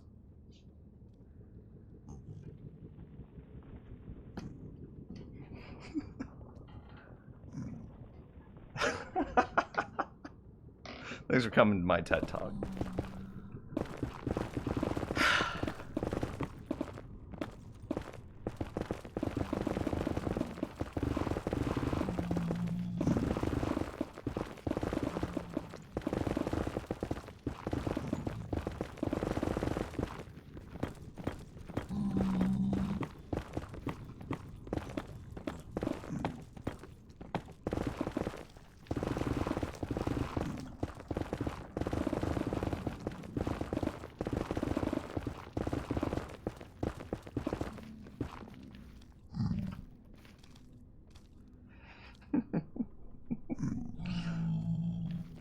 I tend to do a golden brown because my dad always taught me that way, but honestly not too picky, so however it is, I'm happy. Where your dad was a genius and a scholar.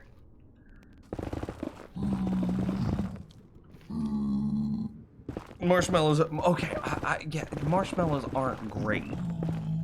I wish I could get like little bitty baby marshmallows to put on my s'mores, honestly. I want just like a little bitty, give me like, not one of those like jet puffed, ultra sized, like, I don't need that, bro. This isn't like a roll of toilet paper where it's gotta be like 5 times the amount per roll. I don't care. Give me just like a little grape sized marshmallow, little boy. Like a little cherry marshmallow, you know what I'm saying? And that's it, that's all I need to just have a happy life. And then cook it to golden brown perfection. But it doesn't have to be big. That's what she said. It doesn't have to be big. It's how you use it, chat room. And golden and marshmallows should be used only when golden brown.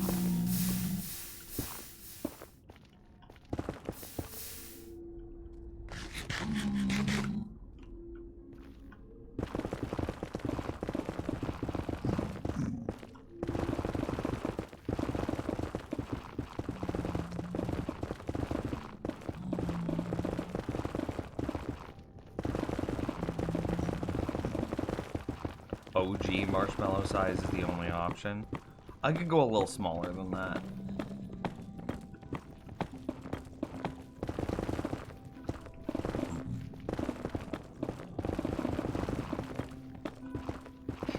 Not the small marshmallows, but the mini ones that come in hot chocolate packets.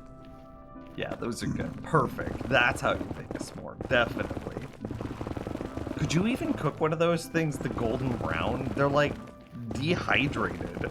Would it have the moisture to resist just instantly catching on fire?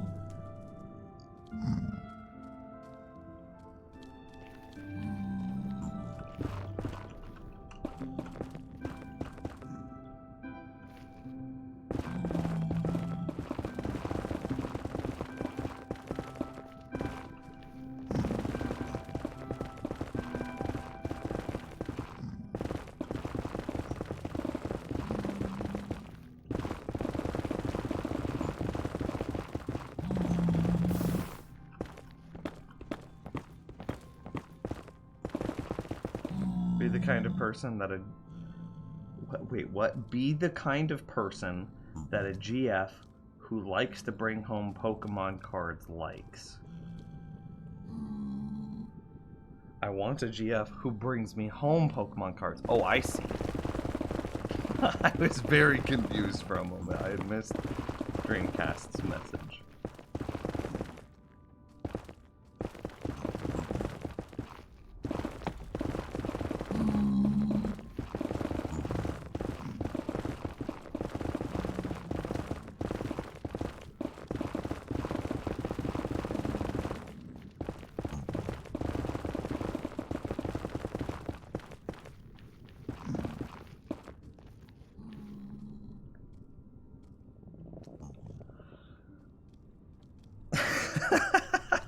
I have commitment issues. Commitment issues melt before Pokemon cards.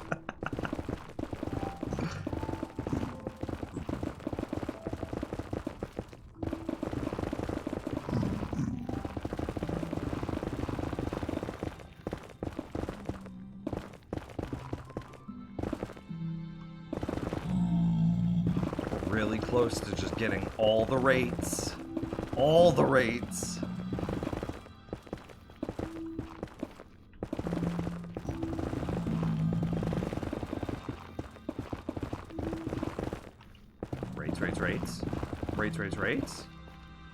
Rates.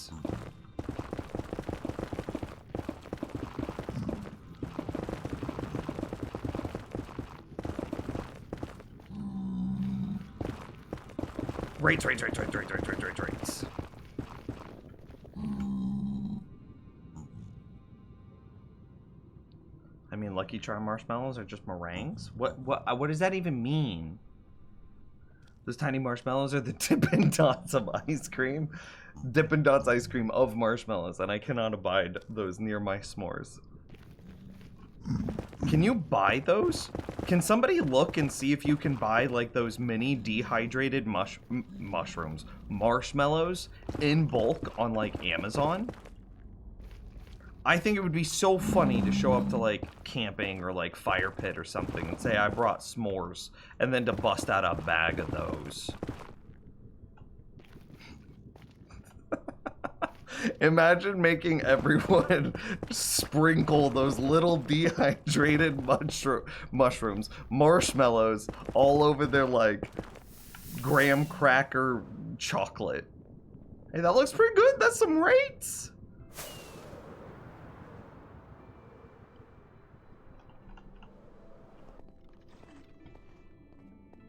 Wow, look at all them wither skellies.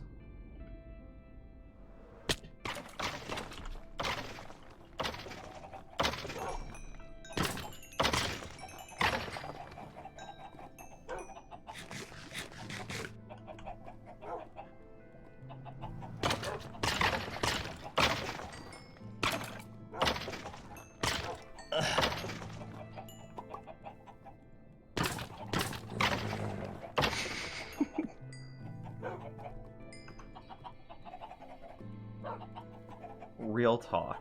Wait, hang on. Also, I don't have money for dating because I have binders for Pokemon cards.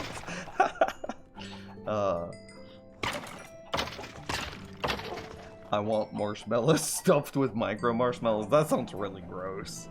That sounds like when you bite into a marshmallow, it would be like giving birth in your mouth. That would just all pass. Do you need a girlfriend who appreciates your commitment to Pokemon cards and possibly is capable of telling you to stop buying Pokemon cards. Very gently, can I put Dreamcast on blast? He had a girl who asked him out by writing her name and phone number. Admittedly not on a Pokemon card, it was a Magic card, but it was a Magic card for a deck that he was really passionate about. She wrote her name and phone number on a card, and that's how she asked him out. I love you very much, Dreamcast.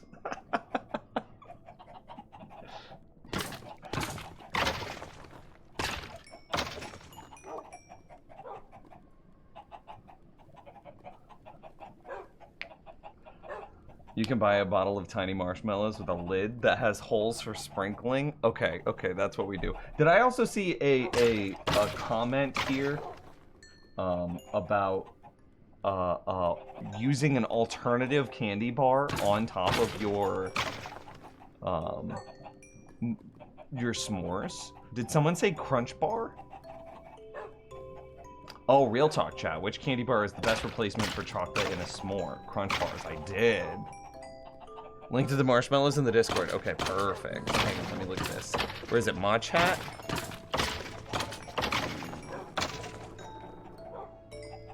No. Where did you post this? Oh, there it is.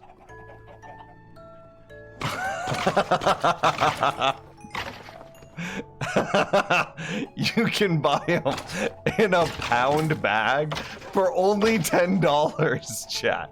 Look at all of these. Imagine showing up to like a campfire or a fire pit night and just being like, yo, I brought the marshmallows.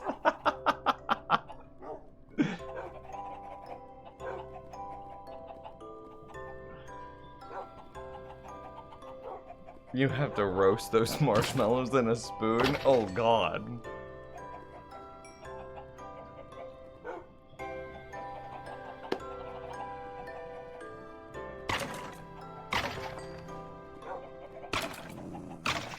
Three Musketeers or a Snickers? No, you couldn't use Three Musketeers or a Snickers on a s'more. That's too lumpy.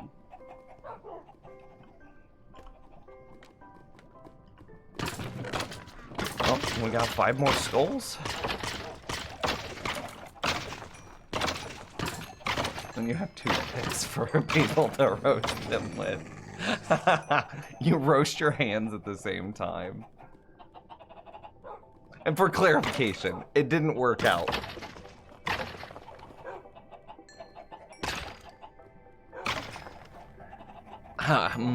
Yeah.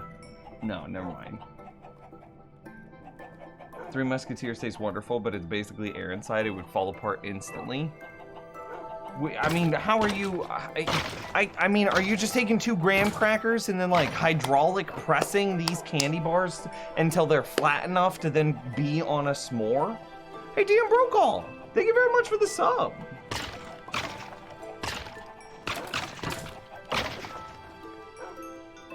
You know, you toasted... How are you toasting a candy bar? Are you actually putting this candy bar on the end of your, like, poker stick and, like, jamming it into the fire? Doesn't it just melt and fall off your stick poker thing?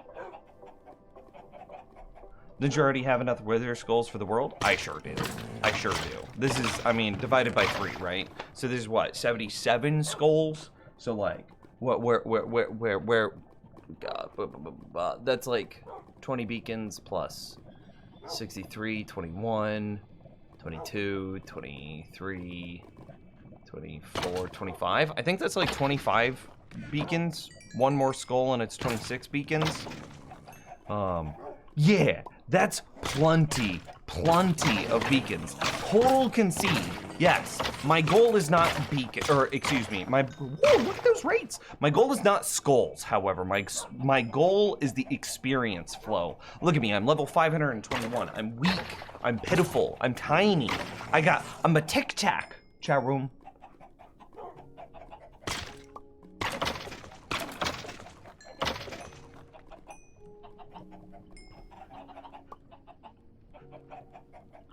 So I want more rates. I want rates so fast that if I were to AFK in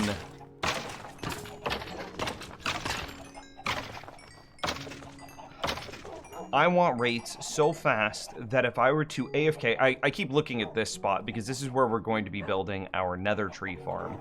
I want rates so fast that if I were to build my nether tree farm, I would, and then AFK at it for any amount of time at all, that I would come back and be like level 1 billion. You balance a cracker with a candy bar on top of it on 2 prongs of your cooker.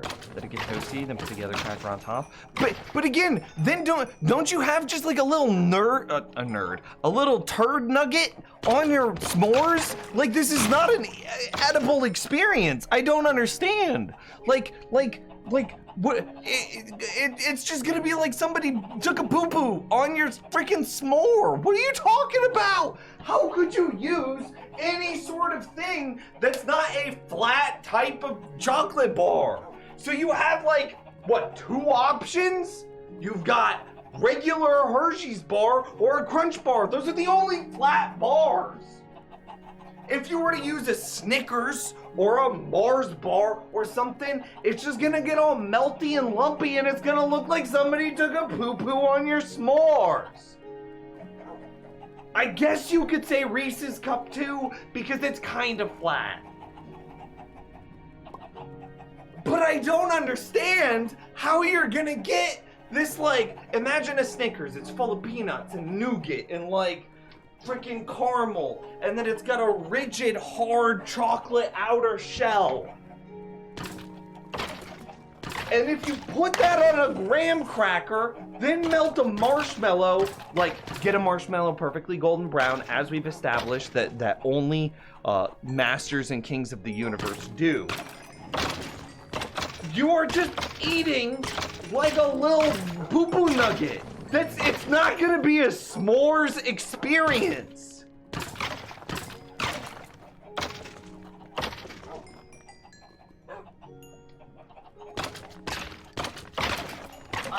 I don't understand. You are not, and then like, what are you, again, are you hydraulic pressing? You're freaking, are you just gonna take like one graham cracker in one hand and the other in the other hand and just like freaking hydraulic press channel them together until you have like a singular flat surface in which to take a bite of?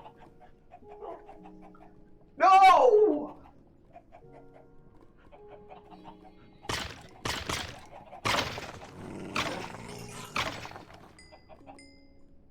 You're just gonna get a little bit of like poo-poo candy bar.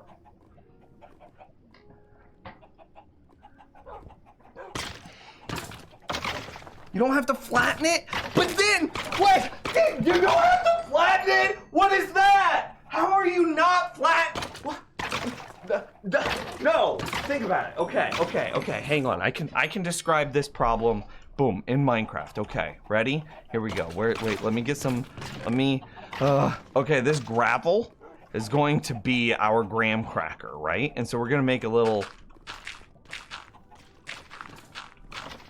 okay. So this is our graham cracker, right? Okay. So a normal Hershey's bar, it would normally be like basically double this length, okay? So then you break it in half, and then you're left with, just a nice even distribution of chocolate. Admittedly, Hershey's chocolate is kind of dooky anyway. Because it just tastes like chalk. But still, that's neither here nor there. Okay, so then you do this, and then you would take something like freaking, I don't know, here, this magma can represent our marshmallow. So you would have a marshmallow that's normally kind of like this, and it's just a big old chunky boy, but it's nice and golden brown, which is why we're using magma. And then whenever you go to put your other graham cracker on, you smush it, and then instead of it being just a big old hunkin' thing like this, okay, then it becomes a nice flat experience for you to bite like a sandwich, right? Okay, so that's fine, that's reasonable. But if you use something like a freaking Snickers, you get a little thing like this up the center. And so then whenever you put your marshmallow on it, you get a thing that's like your marshmallow is gonna flatten out around it, and you're not gonna have any marshmallow on top of it because the other layer of the graham cracker is going to displace it all onto the sides around your candy bar. So then, okay, so this is all that matters from the point of this argument. So this is what it's going to be. This is what your experience is going to be like when you bite into it. You're gonna get graham cracker marshmallow, and then you're gonna get a graham cracker candy bar bite, and then you're gonna get another bite of graham cracker marshmallow. This is not a good s'mores experience. I want the perfect blend of freaking graham cracker to chocolate to marshmallow ratio. There is a golden rule that must be abided by when you are cooking the sacred food of s'mores.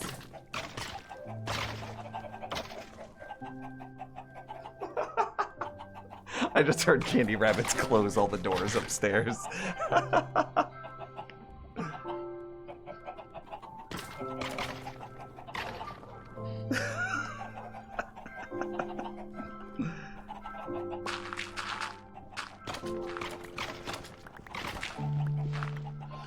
Oh.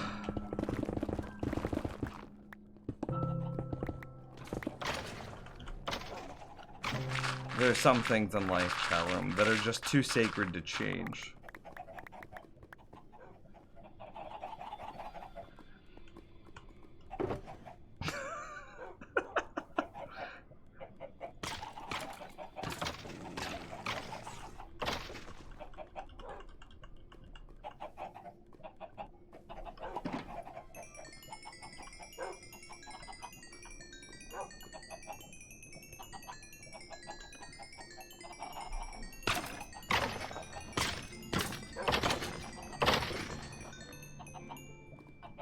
Oh, it's kind of perfect, actually. Smegma, I'll teach you. Let me catch up in chat real quick. Are you eating gravel? Maybe that's why your s'mores are good. Okay. Grown man throws temper tantrum over friend using candy bars to make s'mores. They're doing it wrong. And it hurts me. It pains me.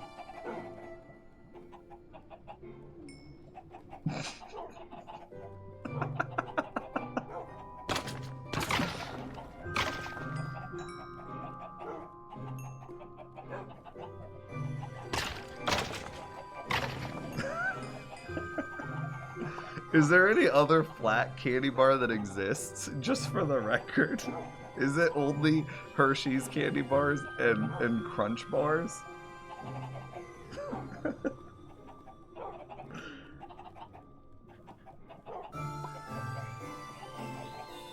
Oh, Grog, I've already conceded to myself. I'm gonna be an angry, bitter old man that sits on my front porch and yells at children that walk by my house. That I just know that's who I'm going to be.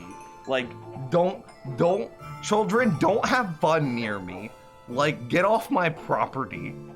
Let me spray you with the hose, small child. Damn, broke off. Get off my lawn. You didn't adequately distribute your footprints on the grass. Shit, you got it.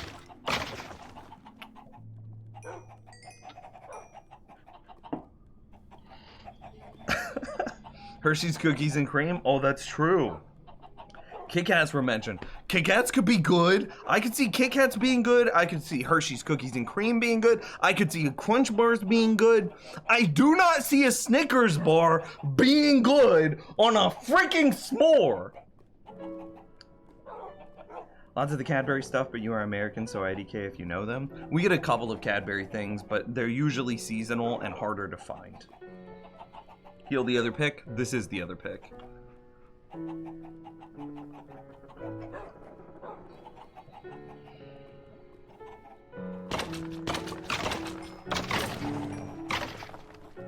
Yeah, and mostly they're egg-shaped. True. You get them at Easter and Christmas time.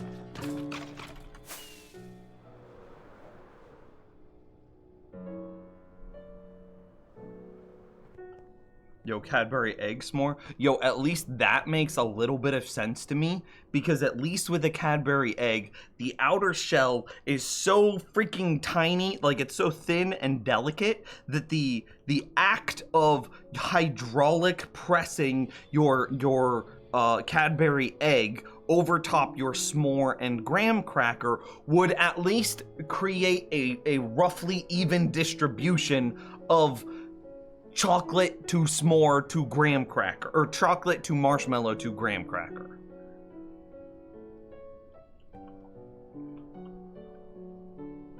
Somebody sent me Hanazo once when I still had my P.O. box, proper European chocolate, and it was so much better than Hershey's bars, and that's why Hershey's bars just taste like chalky vomit now.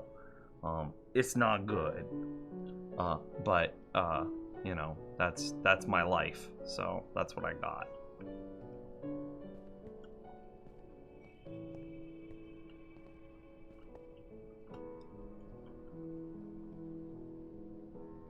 I mean, I saw one dude over that way.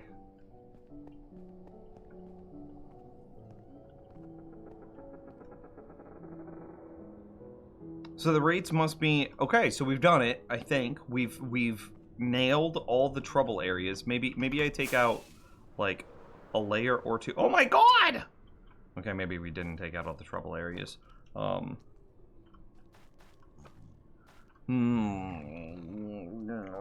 So this is definitely where they're spawning. So what do we do? I think we just, well, we already sectioned that area. I think we just do the same thing, yeah? Oh my god.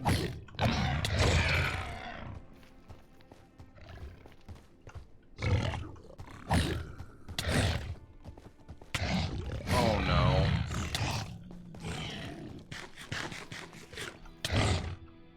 Hot. I win.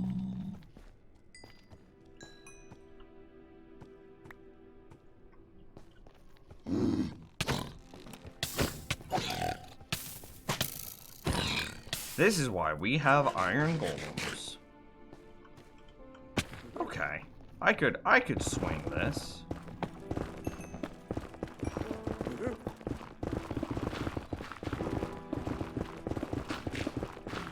Let me create an even terrain. And then, which admittedly will be kind of tough, create an even terrain that is 3 blocks tall.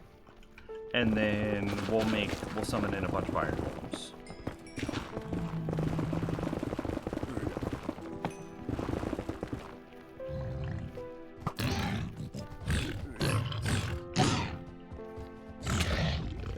Bro, it's so hard. That's what she said.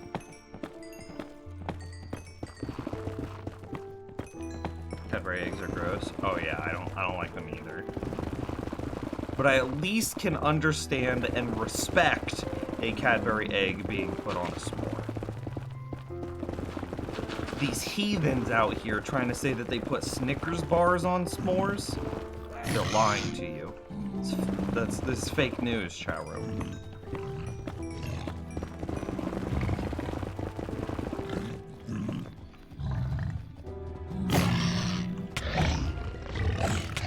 Oh Lord, am I dead?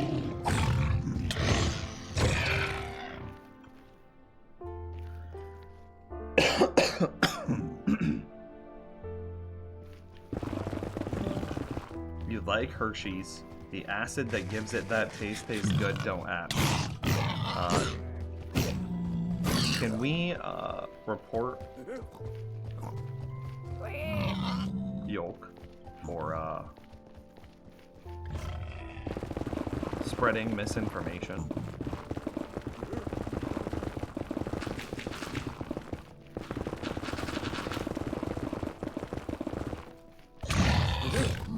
He just hit me while he was facing the other way. How does that even happen?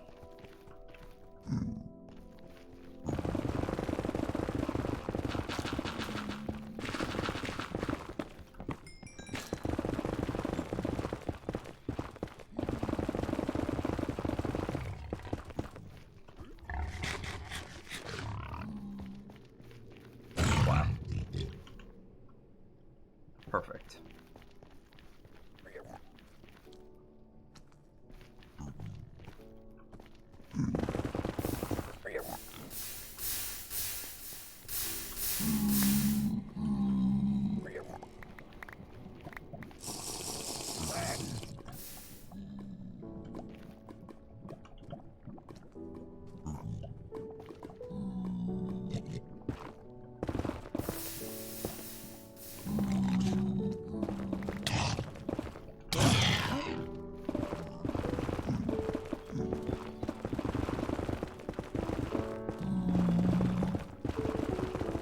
So then I think I dig up, and that's how I make the area 3 blocks tall. And then I leave, I make like a tree and leaf, and then get a bunch of iron golems, bring them back, and rely on my iron golems to kill everything.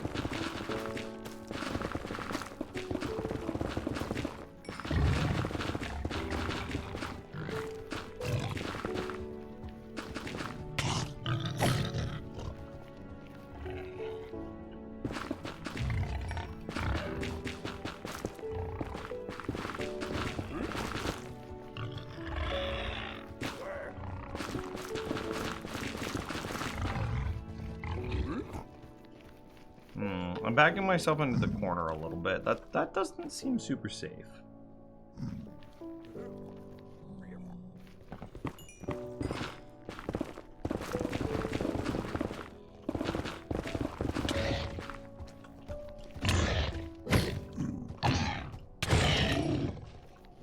That one hoglin took me down 4.5 hearts. 9 health.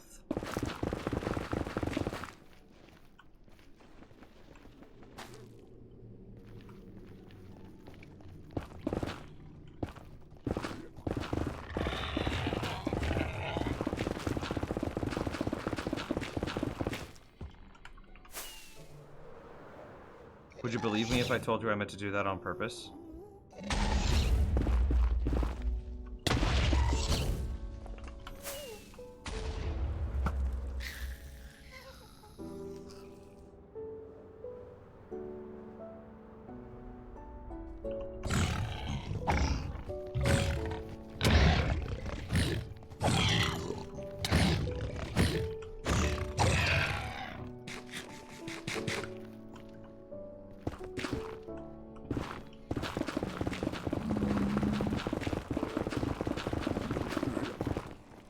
You don't even have Hershey's, so you can't even express an opinion. Trust me, you're not missing out. Bro! 4 hearts, 8 health? This is why we get the iron golems.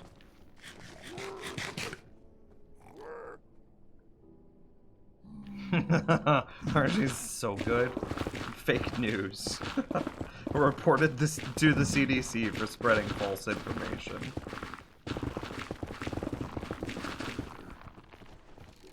Like, what? How are there so many? Yeah, just keep backing up until you back off that edge.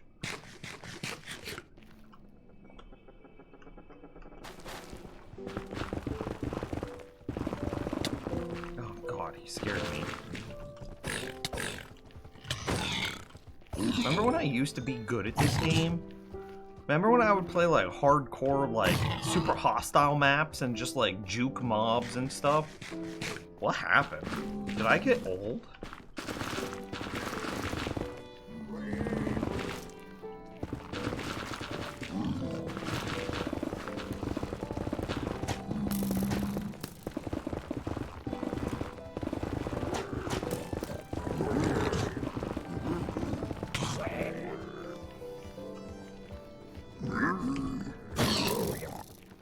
If I just hang out near the zombie piglin, stuff won't hit me because they're scared.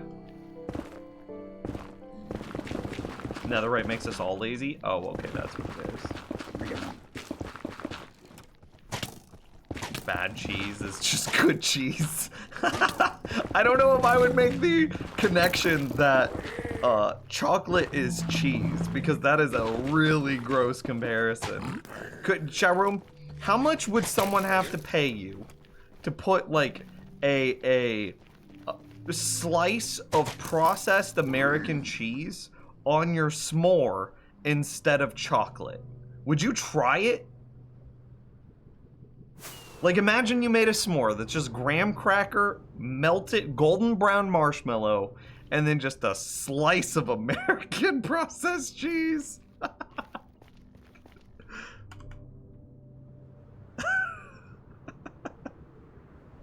Would you eat it?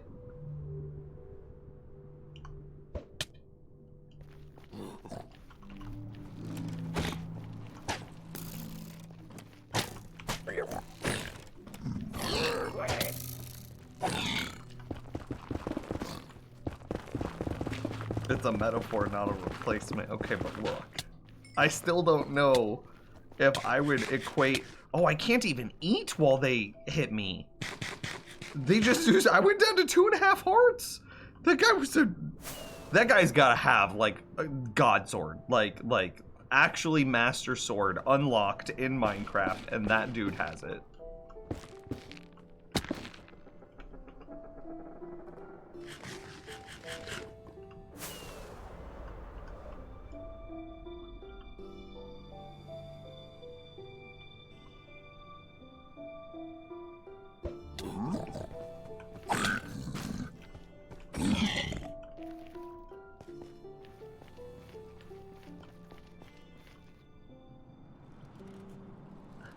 Chocolate and cheese pairs well together. I don't know about that. Melted American cheese on toasted saltines with summer sauce. That sounds pretty good. I don't know about putting cheese on my chocolate though. Isn't that the whole... There's a whole, like, Cooking Network has done a bunch of stuff like that. Shoot, I even think, like, Good Mythical Morning with Rhett and Link did stuff with chocolate cheese and cheesy chocolate.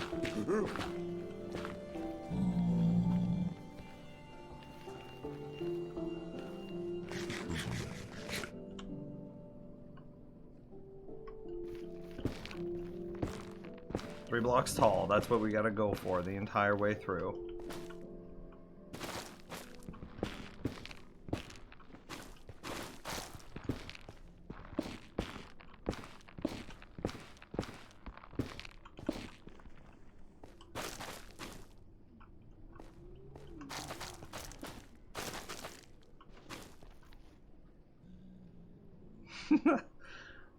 A savory s'more. That sounds pretty good. Again, melted cheese, toasted saltines, summer sausages. I'd be about that.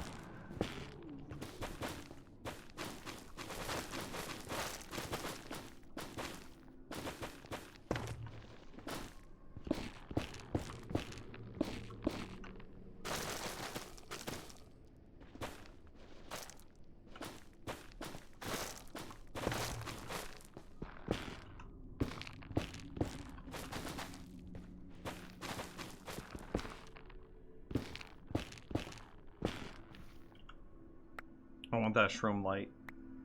Okay.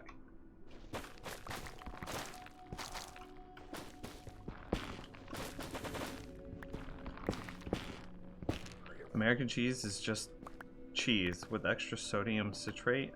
Adding American cheese can help the other cheeses in the dish melt better.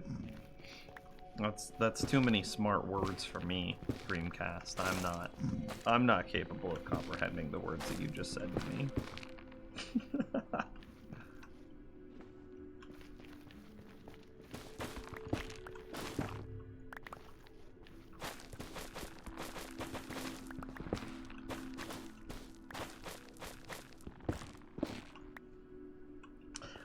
American cheese got a special salt to make it creamy. Boom! This man knows how to speak Nims language. Is there a Nims Anise? Nimslish? Nims. Is there a suffix that you could add at the end of a word to make it sound like a language?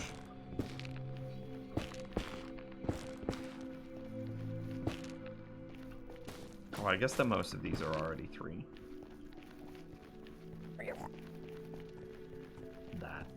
That's the last spot. Nimsanese. Nimsian. Nimies.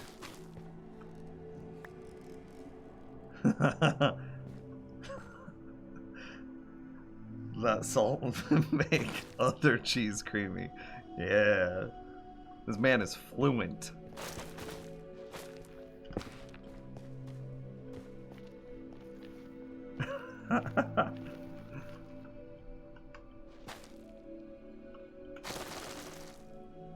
Woo. Okay, I think that we could dig here for a while until it becomes so overwhelmed with mobs that, you know, that we have to go get iron golems. But until that happens, I think we're chilling. Why did I fall? I was like...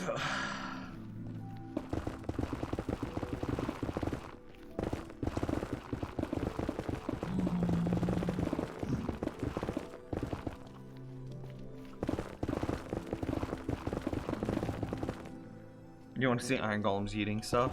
In due time, my friend, in due time.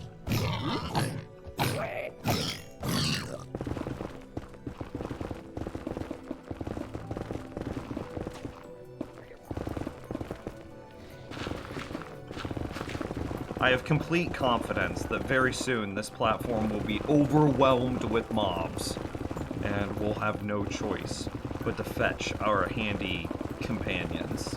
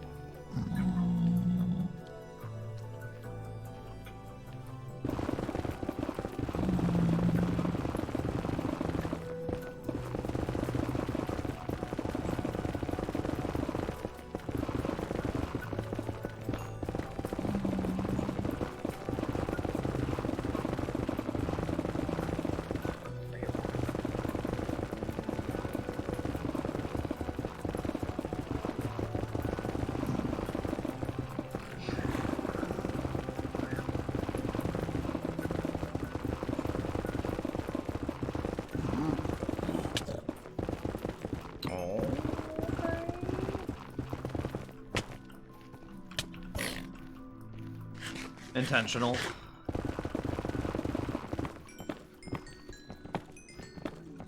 Yo, what up, UFO? You love your rubber cheese? No, it's plastic cheese, not rubber cheese.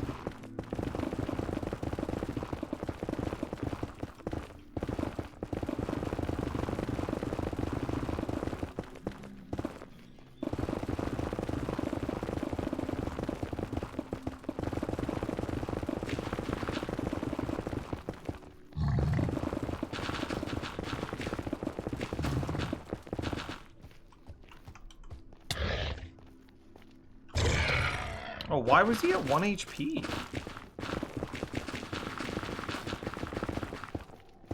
The drop, even at the tallest point, wouldn't have been so much that falling would have put him to 1 hit.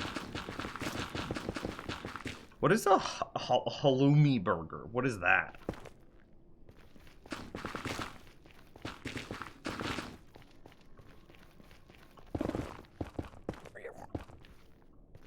That is a word I've never seen before.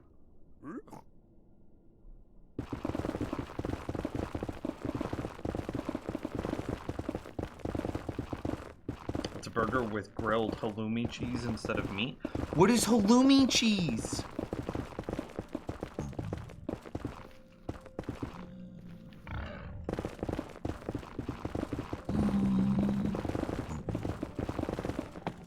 That's like, okay, I'm gonna make up a word here. That's, oh hey, Uskal, have you heard of the Yarfin block in Minecraft? No, Nims, what's the Yarfin block in Minecraft? Oh, it's the Yarfin block. Did that help you understand it all? No!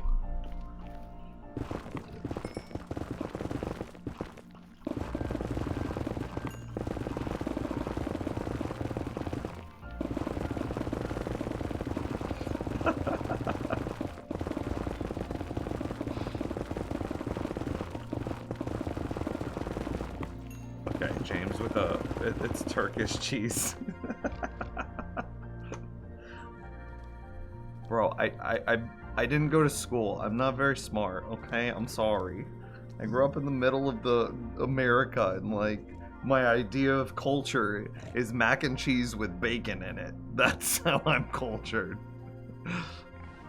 It's in my heart. Unripened cheese. As opposed to ripe cheese? What? Cheese can get ripe? Made from a mixture of goat's and sheep's milk and sometimes also cow's milk. It's a high melting point so it can be easily fried or grilled. Ah!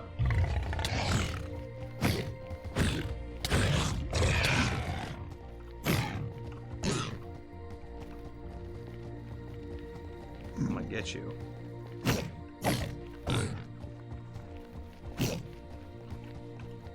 Dude, he's got the jukes. Okay, now I made his mom angry though.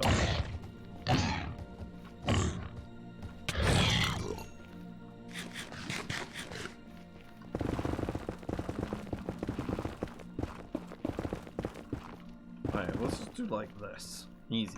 Okay.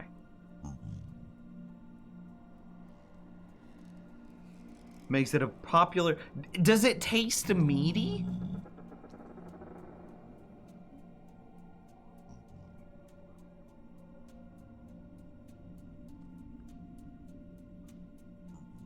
It's in Turkey.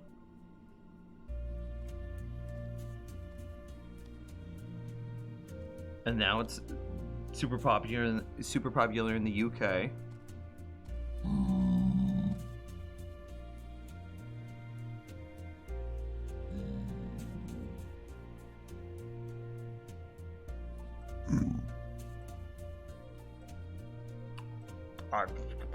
Maybe I could get it here. It's, I don't know.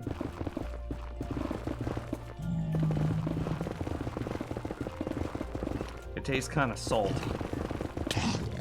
Okay. Bro, could you just not be doing that right now? If you grill it, it's chewy. A chewy cheese? A chewy, salty cheese.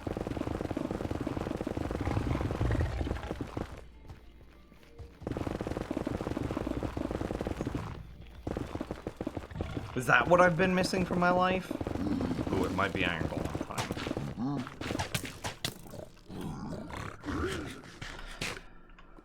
I think it's Iron Golem time.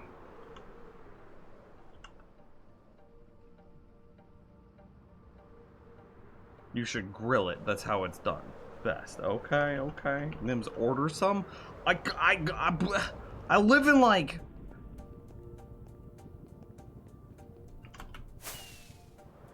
middle of nowhere. Maybe there are some like European stores that are around, scattered around Kansas City. I wonder if they would have it.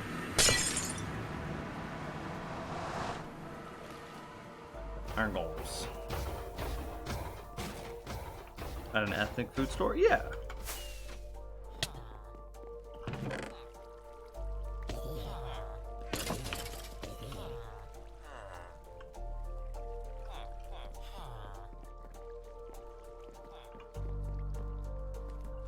Could probably find it at the market. Yeah, that's what I was just thinking.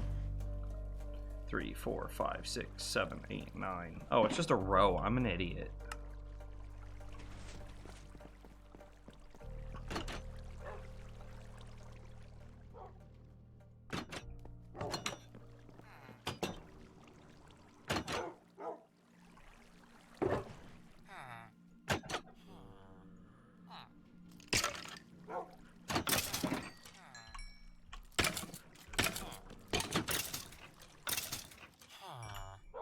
No, wrong button.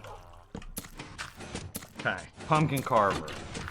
I need more jack-o'-lanterns or carved pumpkins to make more iron golems.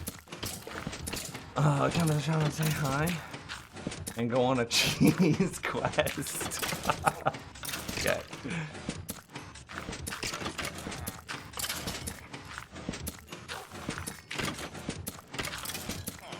In the middle of nowhere. I mean, yeah, kind of. As soon as you leave Kansas City, it's like there's nothing for hours. It's like we're the only thing for like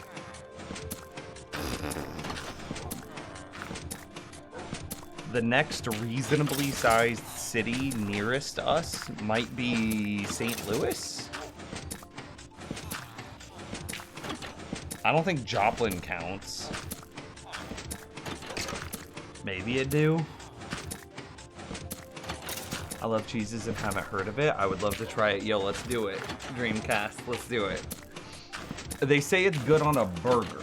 So like, what type of, are you talking like the traditional, as a meat substitute on a traditional burger? So we're talking like some combination of ketchup, mustard, mayonnaise. Not necessarily all of them, but some combination of the three. With like tomato, lettuce, maybe a dash of bacon, maybe some pickles. And then instead of a meat patty, you have this, how do you say it? Can I get a phonetic pronunciation? Halloumi? Halloumi? Yeah, do you put more cheese on your halloumi burger? That's a good question. So like, do I get the patty of halloumi and then I put like freaking American single, like a Kraft American single on top of it?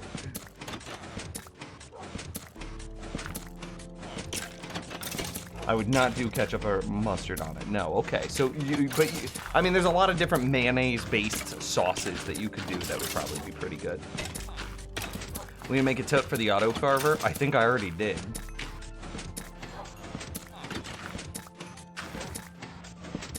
Hang on, let me F3T this real quick, and then see if we have a tutorial for the auto carver. Go to my channel, desktop. No, we don't need to hear this. I'm a degenerate person, and with a terrible voice. Isn't there a search button on a page?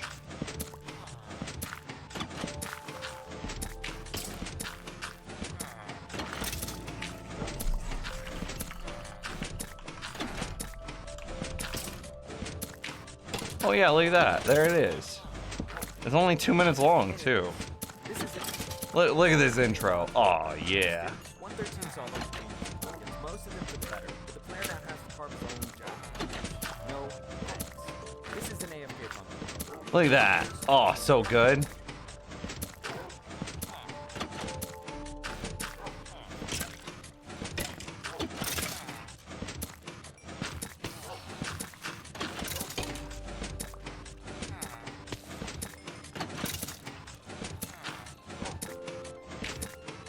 Oh, look at that. Ooh, that's fancy.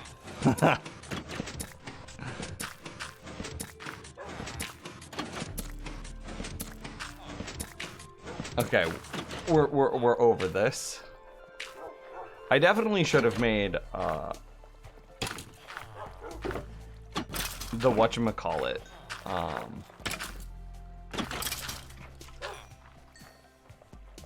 I should have made the this system that grabs the seeds a little bit more robust, but oh well.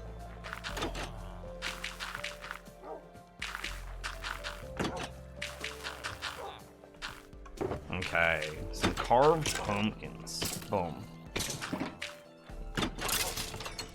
No, I don't need the shears. Those are my unbreaking mending shears. Yo, Turnip, what's up?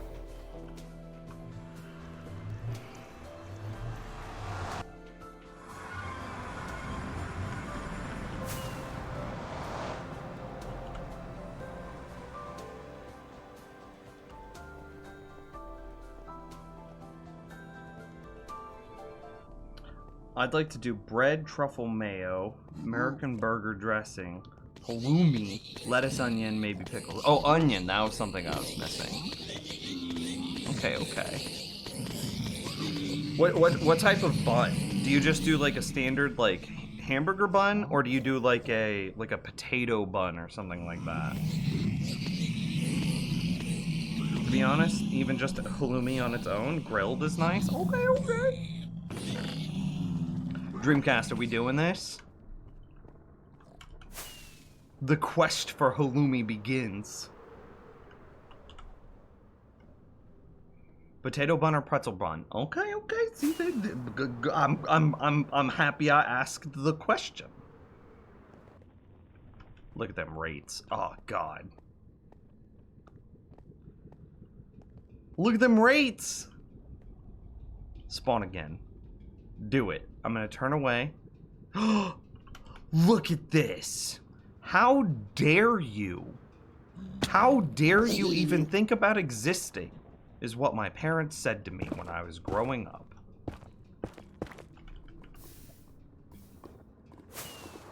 How, like, where did you come from? Are you all mad at me? Oh.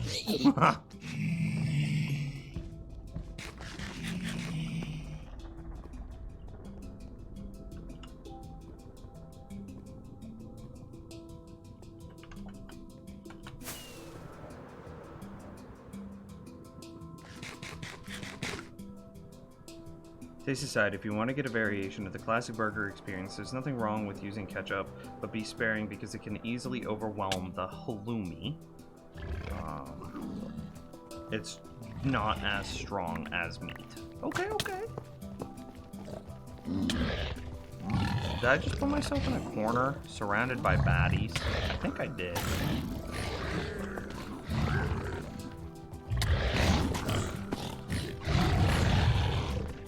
What is happening?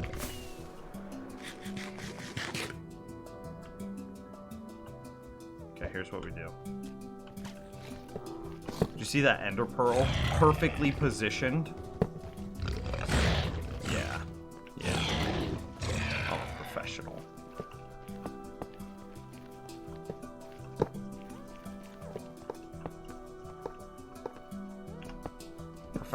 Professional.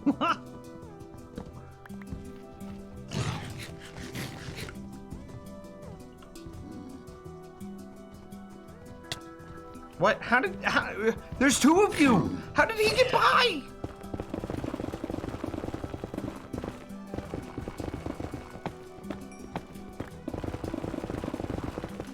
Okay, so we grill it.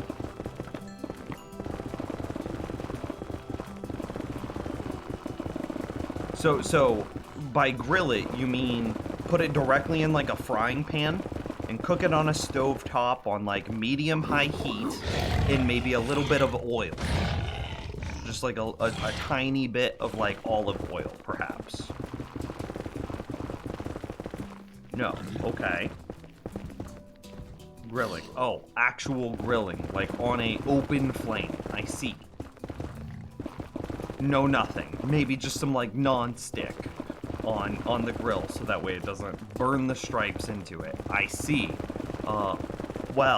Dreamcast. There's only one friend in our friend group that owns a grill, and I think we know who we need to bring into this then.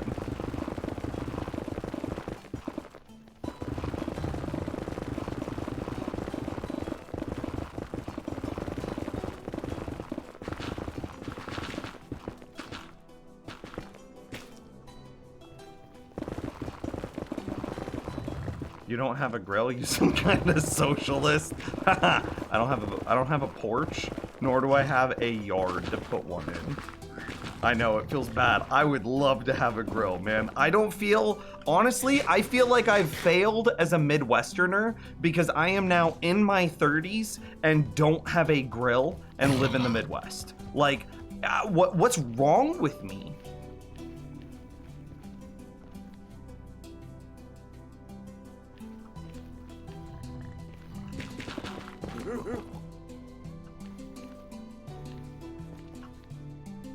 You could probably use the George Foreman. Okay. Right? You don't have a grill in your oven?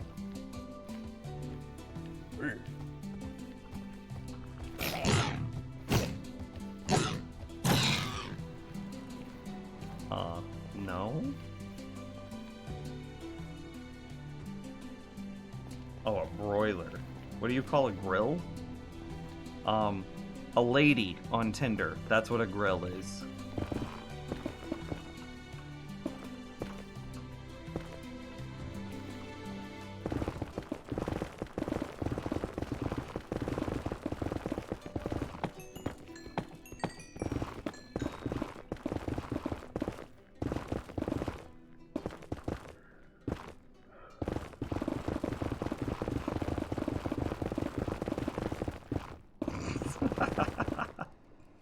I'm glad you appreciated it, Grog.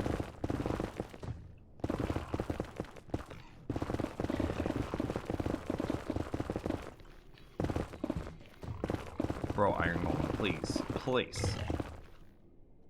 A gamer grill? Oh, true.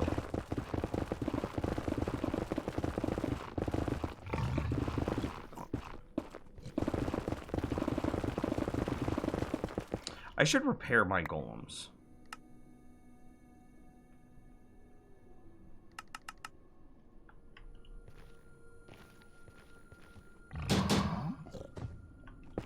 Okay.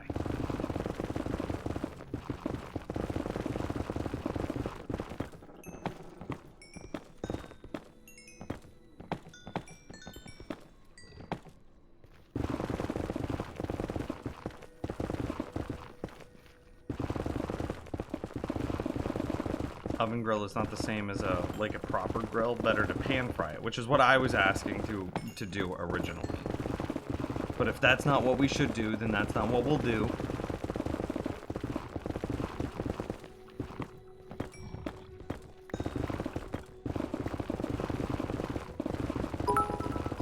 Oh hey, Gareth with the 300 bits. He says, sorry Nims, I'm so sick of it. So sick, so it took me a while to remember. There's already a name for your language. Gibberish.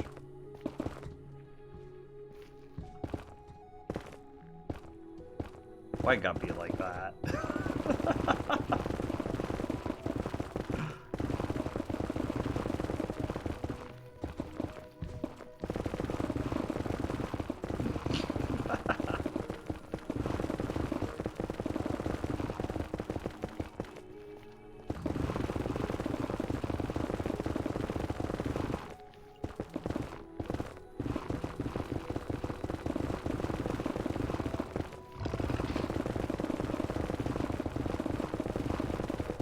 How do you think you get a job working for Google, just driving around and doing all the street view cameras? Do you have to know a guy that knows a guy sort of thing? And it's probably, like, as fun as it would be sometimes, it would probably be miserable the vast majority of the time, right? Just, like, imagine just doing zigzags up and down a neighborhood. Like, there are other times it's gonna be like, you're just driving the scenic countryside, and that's amazing.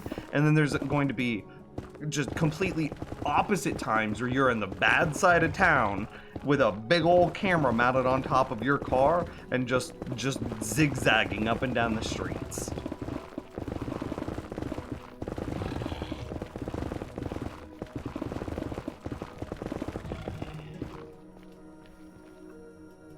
Probably LinkedIn. What's LinkedIn, chat room? Wrong answers only. Didn't we make 5?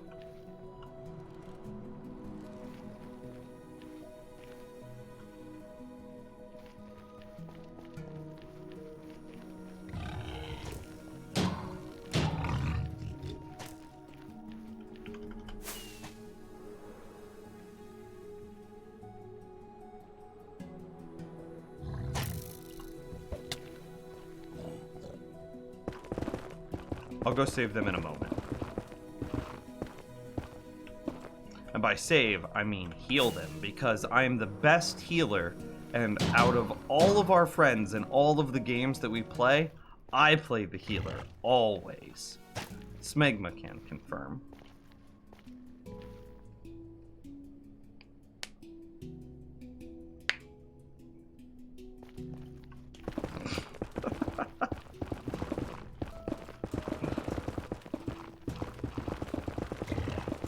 I'll do this the right way. See, he just said it. I'm the healer. Remember that one time we did miss a tear and a scythe and I healed? See, I'm the healer.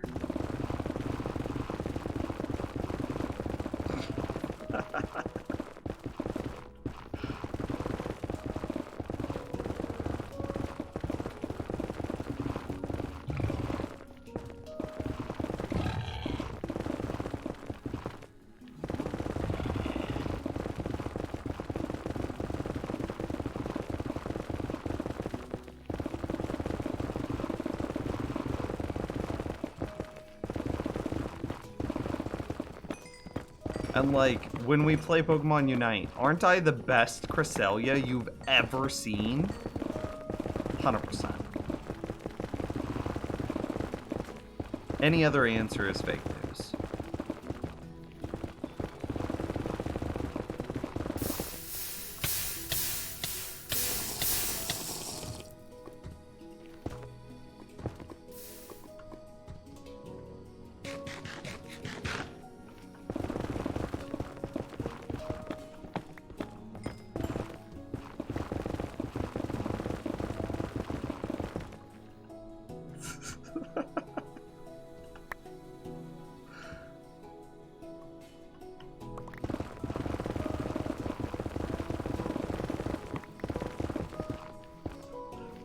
Nim says, screw team dynamics, I'll just do it and we'll all benefit and then we win. Wait, there's a lot to unpack in that statement. Are you saying first that I just... Are you saying that I just run away and do my own thing and leave everyone else to die? Is that the first thing that you're saying? Is that the first thing that I need to unpack? Okay. And then your follow-up to that is that after I've left you all to die, I return to the battle, a knight in shining armor, riding upon my noble steed, and then carry us on my broad, magnificent shoulders to victory? Is that the second half of that statement?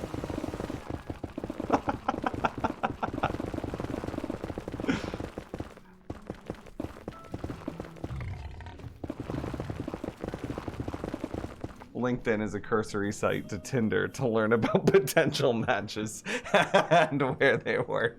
Oh, yes, so it's the stalker site. I see.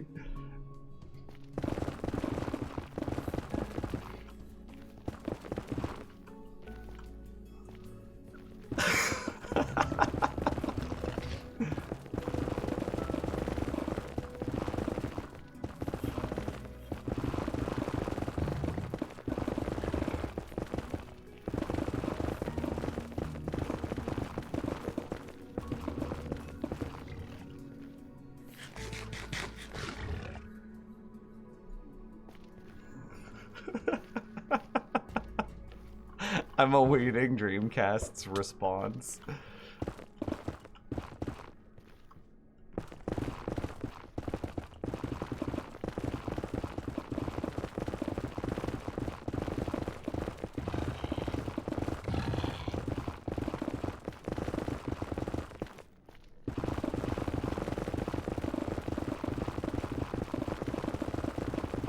Because I feel like there's a third part to unpack as well.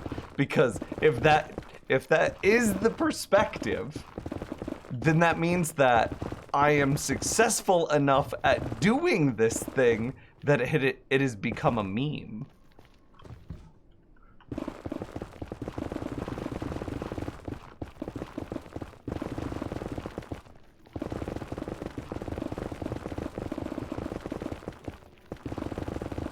See, I told you the other day, chat room, I play the healers. I'm the support character in all the games. That's why I summon iron golems, and then I just run around and, you know, heal them. Look at me. Like, look at this. Look at this. I'm gonna heal this guy. Ready? Look at this. I'm gonna heal this guy. Boom, I healed him. God, I'm so good at this game. Wait, watch. I'll do it again. God, look at... I'm such a good healer.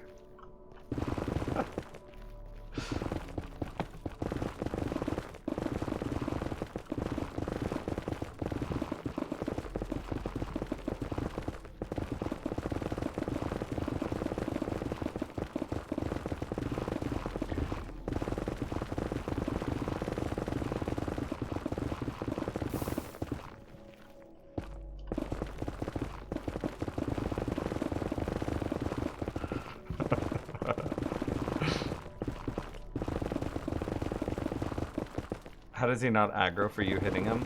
Iron golems that were created by the player don't aggro onto the player.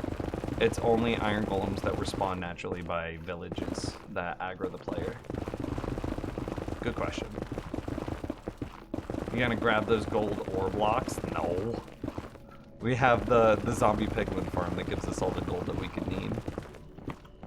I figured maybe I'd try to grab some while I was still using my fortune pick, but I don't think I care.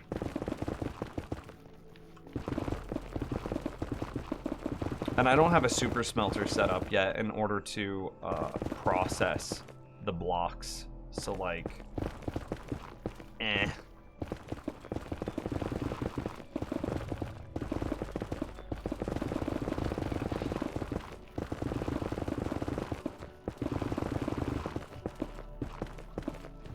Rates.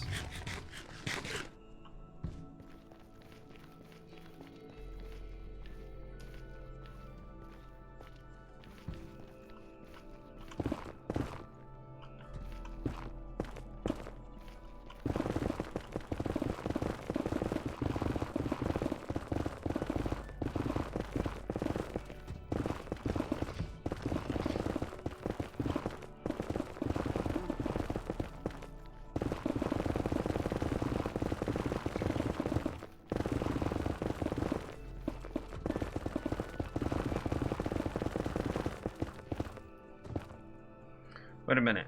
You're on day 4,165 and haven't gotten a super smelter yet? True. What do I need to smelt for? Seriously, real talk. All the iron that I could ever want comes directly from an iron golem farm. I don't mine deserts, so there's no, to get glass, so there's no reason to make a super smelter for sand to glass. All of the gold that I want, I get directly from my gold farm, so there's no reason to mine gold and then smelt those down. Like, I'm not trying to be pedantic here, I'm dead serious. With those reasons excluded, what would I want a super smelter for? Aren't they kind of dead tech? Like, no memes.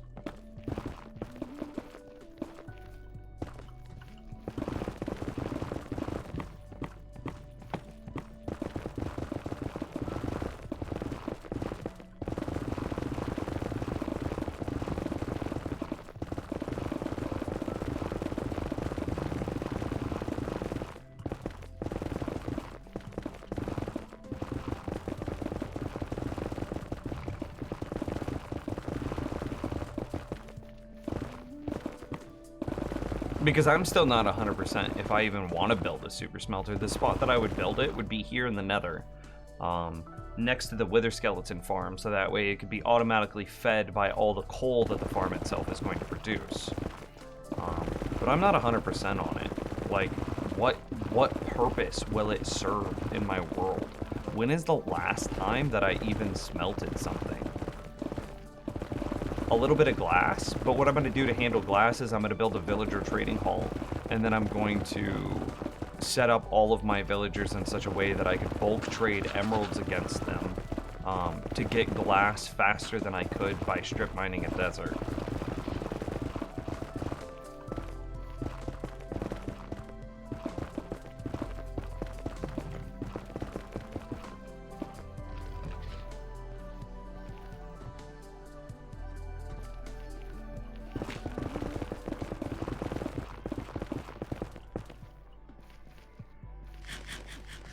Remember, Nims doesn't build stuff. Why should he smelt?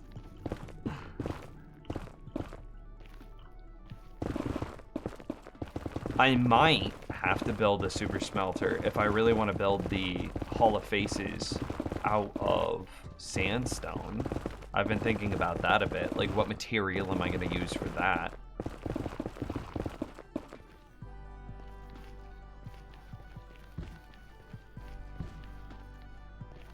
Built a 32 furnace array and literally just used it for glass. Yep, and I wouldn't need that because I plan on trading villagers for glass. Because I think that'll be more efficient. More time efficient, rather. Well, no, both types of efficiency. I think it'll be more efficient to get glass via villagers than glass via a... The only way that you could do better is if you built a sand duper.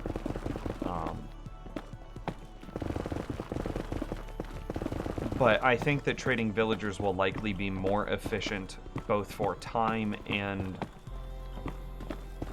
rates than strip mining a desert would be. Especially once you consider at some point you have to start traveling further and further and further away, and the I don't want to call it the mental brain capacity, but effectively, think about whenever you're doing a strip mine of a desert, and like you start to run into sandstone, or you have like odd structures that you have to be digging around, and how much time that consumes, and you don't just get to go brain off and mining whenever you're doing sand.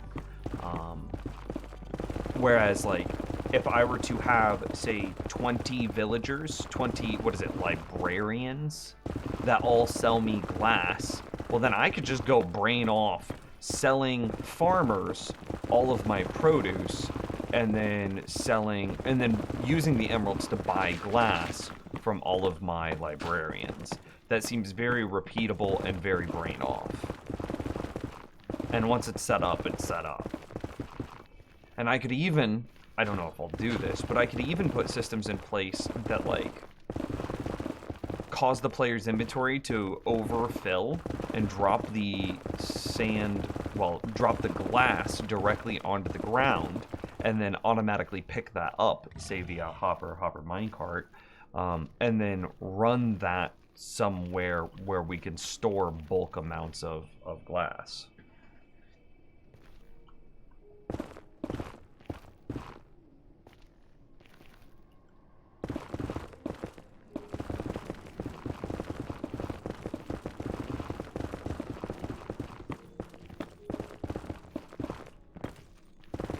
Desert mining with dynamite is where it's at so damn fast. Do you think that desert mining with dynamite would beat a properly built villager trading hall, bulk trading glass? Especially considering that even once you're done mining all your sand, you then have to turn around and convert it into glass.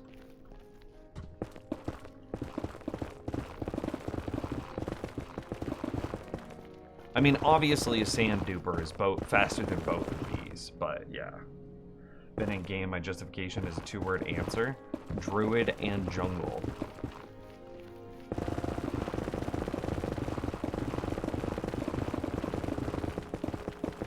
I don't understand the druid part, being completely honest, but yeah, okay, I get the jungle thing. Cinderace is a pretty good jungler, though.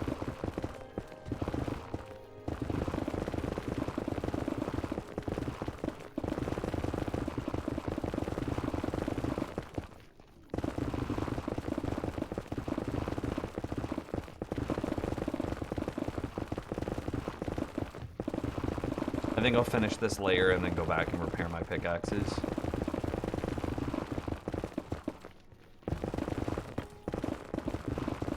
I'd be down for a race if you want. Okay, okay. See, the thing is it's not just I'm standing in my villager trading hall and you're standing at a desert. We would have to start at our respective bases.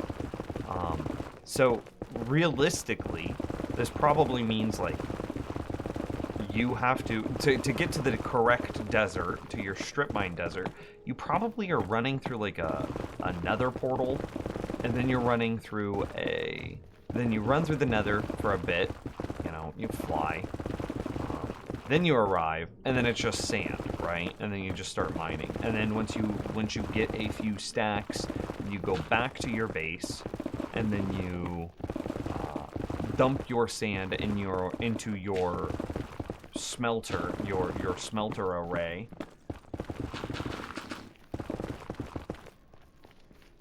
And that's what you have to do. Now, villager trading isn't perfect either, because you're waiting on villager trades to reset. Which means that you have, it's what, 2 to 10,000?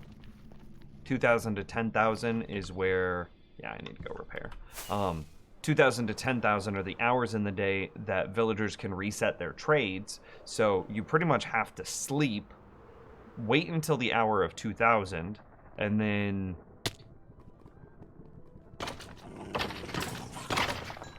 start your bulk trading, and then turn around and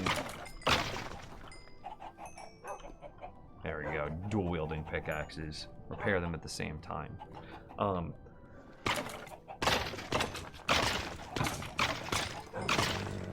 does it only repair? Oh, no, it's repairing them both.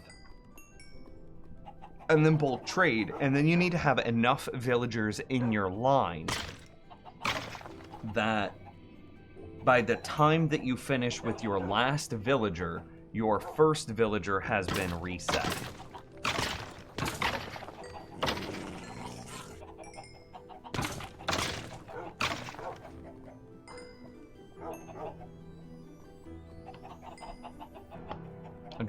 Druid does everything. Druid is masterclass. I'll just do it all, and you can be there with me.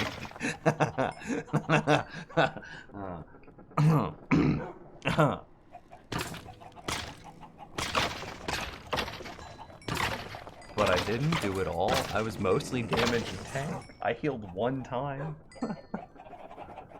I thought torch sand mining was the best sand mining method.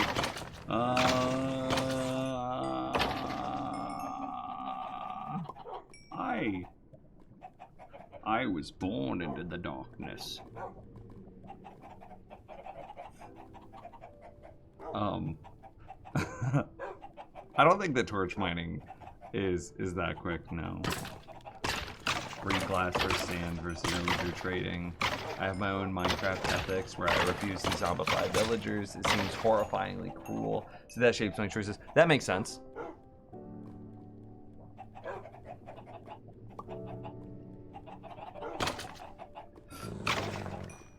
Also, I like the part of the game of the travel and digging. It doesn't seem like a waste. It feels like actively playing. Horses for courses.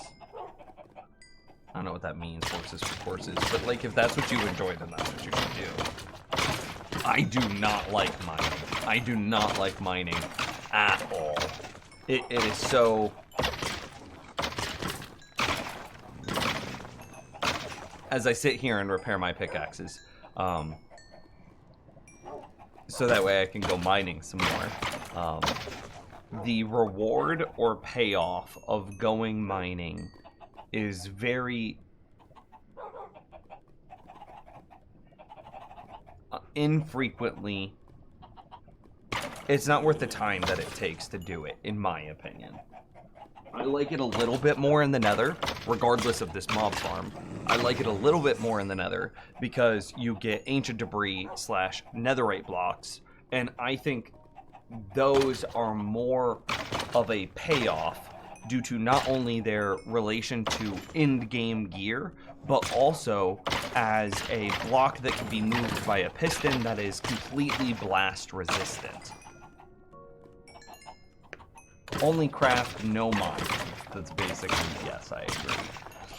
Psycorp, how's it going? I'm more talking about bulk sizes where you need shulkers worth of glass. If you need like 20, yeah, villagers are easier, but if you start getting into stacks, it's seriously so easy to just mine it. I mean, you buy 40 glass from a villager at a time. So if you have 10 villagers, that means that each reset is worth 400 glass, which is going to be... Alexa, what's 400 divided by 64?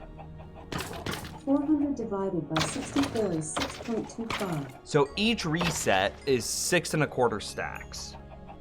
So... And ideally, you're getting so much glass, or excuse me, you have so many villagers that by the time that you finish trading with the last one, the first one has been reset.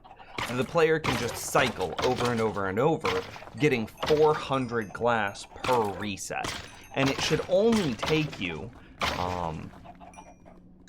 what, 3 clicks per villager? And so it should be very quick. Because it's literally right-click the villager, this opens the trading menu, click the trade that you want, and then shift-click out all of the glass, and then you move on to the next villager, and then you move on to the next villager. it should only be 3 clicks per villager, which means that you could do this 40 glass every 2 or 3 seconds. So 40, do you really think that you could get 40 sand in 2 to 3 seconds? I don't think so. And then including smelting it, because I'm gonna say that smelting the glass, or smelting the sand, and the villager non-work hours are roughly comparable. That you might disagree with that, but that's kind of what I've done in my brain. I don't know if I agree with that actually.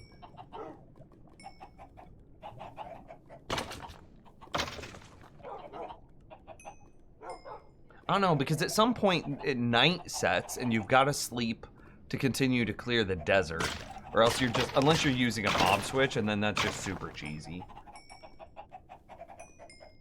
Admittedly, I'm not banking on having 20 glass trading villagers. I would be, if for the purposes of this comparison, at least. Okay, I'm tired of waiting. We're just gonna go to the zombie piglin farm.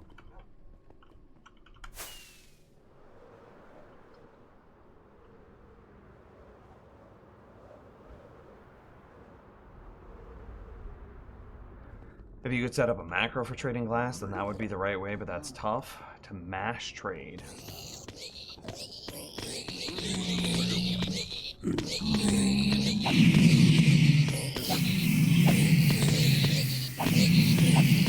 Also, wait a second. Dreamcast, you played a paladin. Paladin are the other class in the game that can tank, damage, and heal. You are the same thing as me. What are you talking about?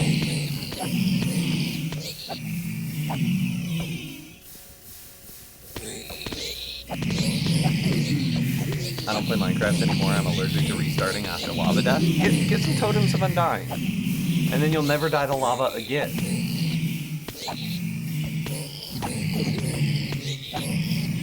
I mean, you could, however, like Yolk said, set up a macro to do the trade for you, but all that macro is going to do is do those 3 clicks faster.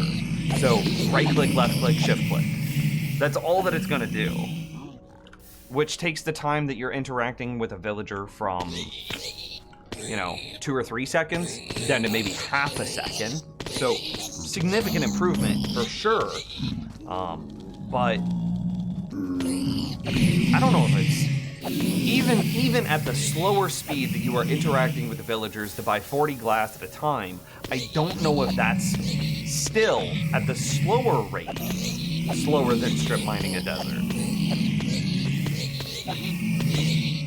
There's setup time, complexity to breeding, zombifying, etc. The villagers in a perfect trading hall, just like designing the building and building a self-fueling smelter. I guess it depends on which gameplay loop you find more fulfilling. No, I actually disagree with that as well, and I can show you. Villagers that buy and sell glass.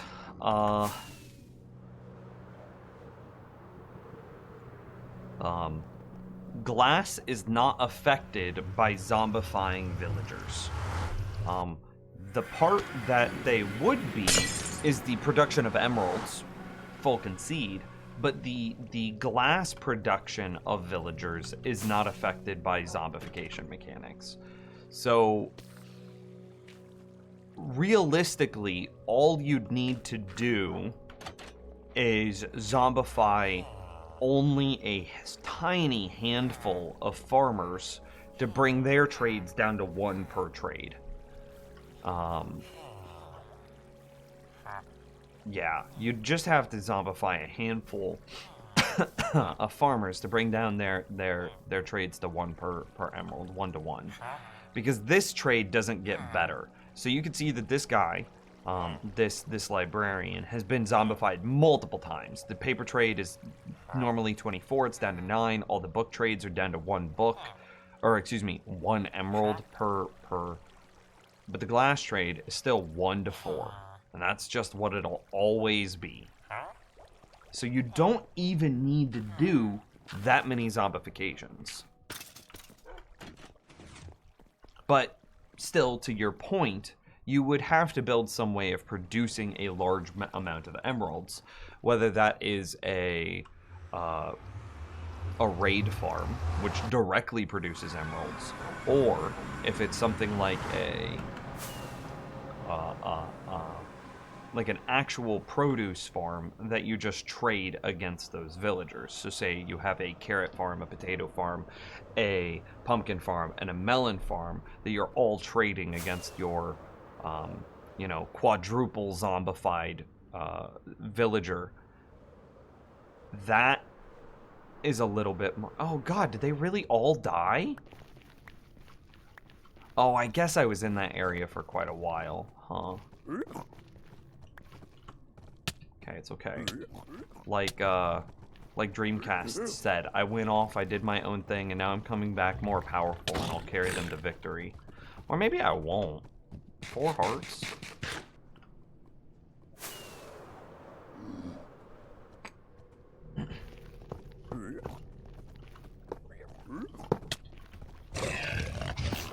Hey, problem solved. What are the current plans? I'm working on a wither skeleton farm. A fully automatic wither skeleton farm. The idea being, if we completely automate the process using wolves of farming wither skeletons, I don't have to worry about getting wither skulls manually anymore. I don't have to sit there and like... it's Madison, thanks for the follow. I don't have to sit there and swipe forever on wither skeletons to then use looting to get their skulls, to then get their drops, blah, blah, blah. If I use wolves to do it instead, because the wolves are owned and tamed by the player,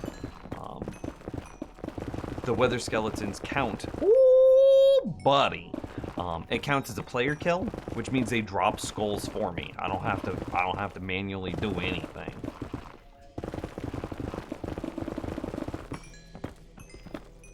Which means that, like, right now, while I'm over here, the farm is still, you know, fog is really bad, but the farm is still active, I swear it is. Which means I'm farming wither skulls right now. Right now, I am getting wither skulls. Boom. Just got one. How do I know? I'm psychic. Ask anyone, they can confirm.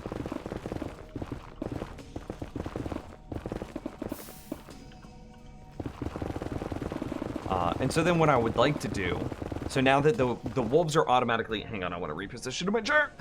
Now that the wolves are automatically killing the wither skeletons, they are getting me skulls, bones, coal, and notably experience completely automatically. So I don't have to be over there, and what's also happening is there's just experience being generated in the bottom of my wither skeleton farm.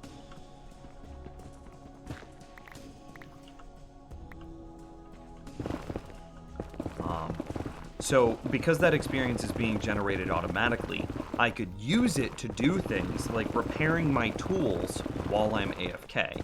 I've already, like, proof of concepted this. I have a different farm built in the overworld that uses a skeleton spawner and wolves in order to kill regular skeletons, and then the same thing happens. The wolves attack them, they die, you get the rare drops, blah, blah, blah, but you get the experience as well. And I use that experience to repair my tools while, say, I'm using an axe inside of a tree farm. So I could AFK a tree farm and never have to worry about my tool breaking. I could do it with a pumpkin carver with shears that have mending on them. I could do it with a cobblestone generator with a pickaxe that has mending on it. I could use it in conjunction with, say, a fishing farm, so that way I'm getting experience from both the skeleton experience grinder and the fishing farm at the same time, which, coincidentally, is how I'm able to hit, like, level 500 plus. So now I'm trying to do the same thing, but in the nether with wither skeletons.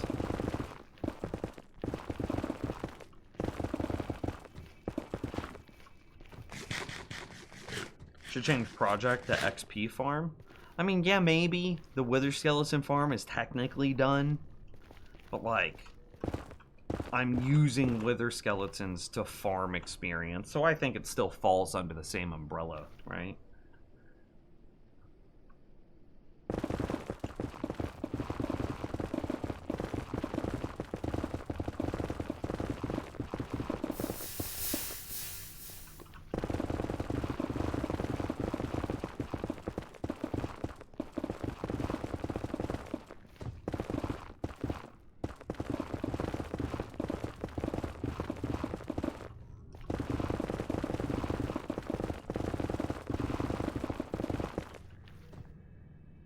When conceded with glass, I think that is arguably more efficient than the desert, but the super smelter is a general purpose thing that solves for many jobs and many things that villagers don't do. True, fair. Not to throw it back at you, and I mean this question in absolute earnesty, and I swear on my life I'm not trying to be snarky. Like what? You say, quote, but the super smelter is a general purpose thing that solves for many jobs. Like what? Like, I don't know what. Again, genuinely, with absolutely no snarky intention. Do I need it to, like, smelt my wood to make charcoal? Well, I already have a smelter built into my, like a charcoal factory built into my tree farm, so I don't need that. And even if I didn't have that, wither skeletons drop coal, so I don't need coal either way. And coal is literally strictly better than charcoal, so don't need that either.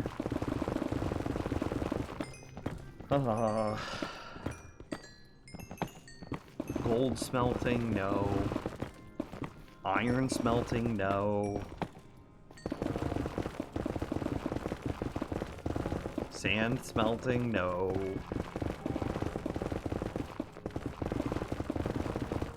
Like, I genuinely cannot think of a reason to build a super smelter.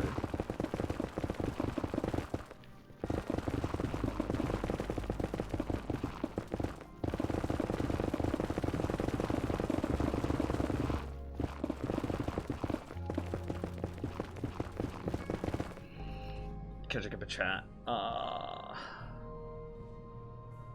For both operations, honestly, my super smelter is the most satisfying contraption to operate.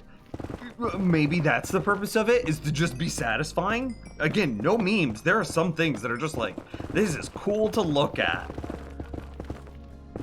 That could be a legitimate point.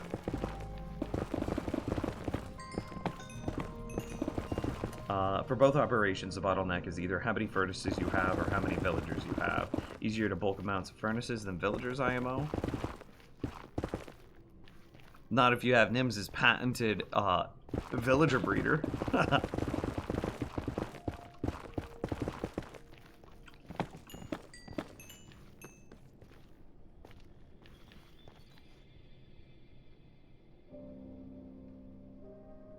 There's something really fun about seeing the speed when you have a big enough smelter.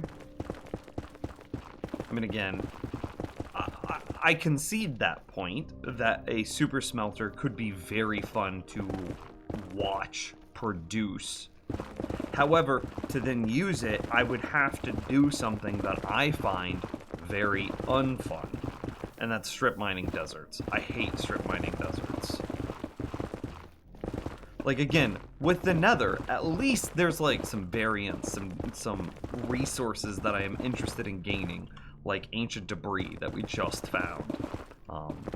Which is convenient because, like, I found it, which conveniently proves my point, but that's not necessarily always true. But it is at least more engaging, I think, than clearing a desert.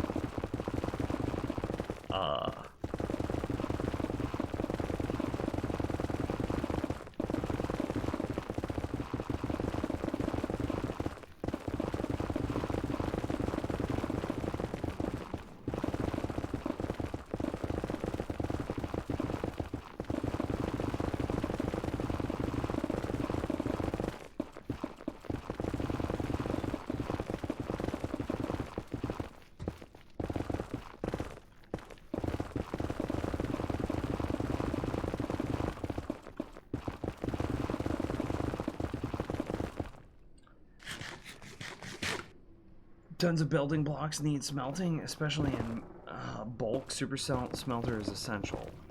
Like what? Again, I swear on my life, I'm not trying to be snarky. I am so disconnected from, like, aesthetic building that, like, I genuinely don't know. Glass, cactus to green dye, smooth sandstone, smooth quartz.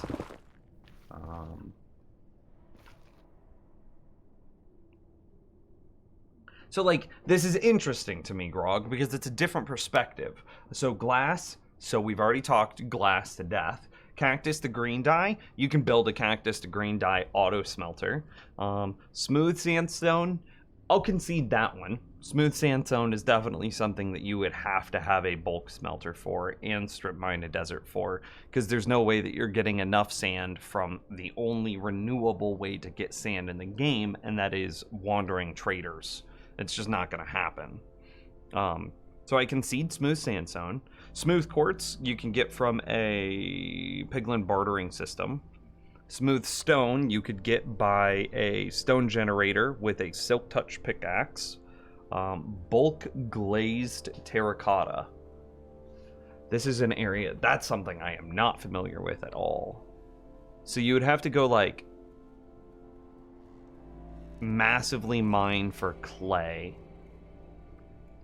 And then once you have stack on stack of clay, you need to smelt it down. Okay, yeah, I could also concede glazed terracotta in the same way that I have to concede smooth sandstone. Nether brick is interesting. Yeah, you have to say nether brick is the same way, because like if you are, I don't know, because if you're already committing to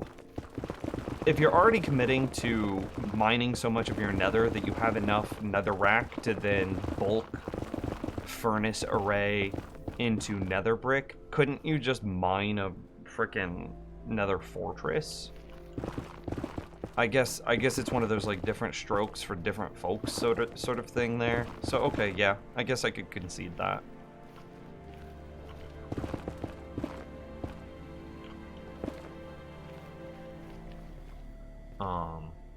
And smelting all the gold ore blocks. Yeah, and then we've already talked gold ore to death as well. Specifically, you can use zombie piglin to get infinity gold. So okay, yeah, that's building blocks. Sandstone, terracotta, and nether brick are definitely things that you cannot get otherwise in the game without a bulk smelter.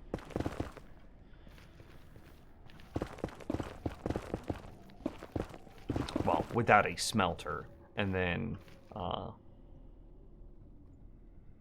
yeah. And then it would make sense to make it into a bulk smelter.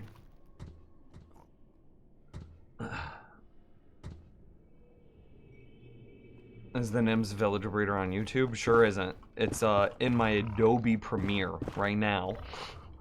Like 80% done for like a month. All I need to do is record some voiceover and that's it. Ooh, rates! I just need to record some voiceover and that's it. But, you know, I'm lazy and apathetic. I'm kind of a POS, Chow Room. I don't know if you've noticed. Ooh, rates! Did you see how my friend came in and talked to me? Dreamcast? He just made fun of me the entire time. Easy.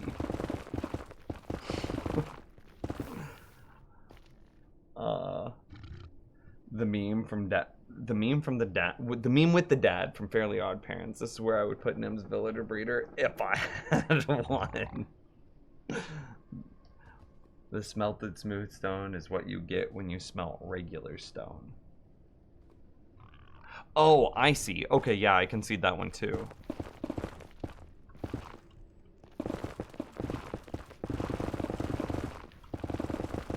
You're talking to one that looks, yeah, I know what you're talking about. It's the almost white-looking stone block.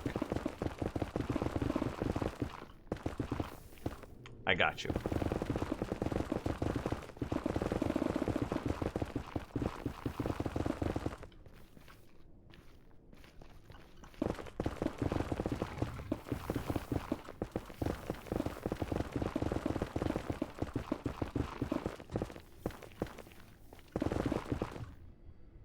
He's dancing.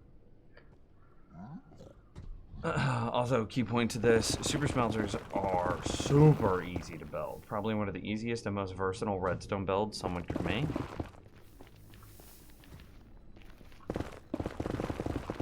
You're talking about the simple super smelters, right? Not the ones that have perfect item distribution.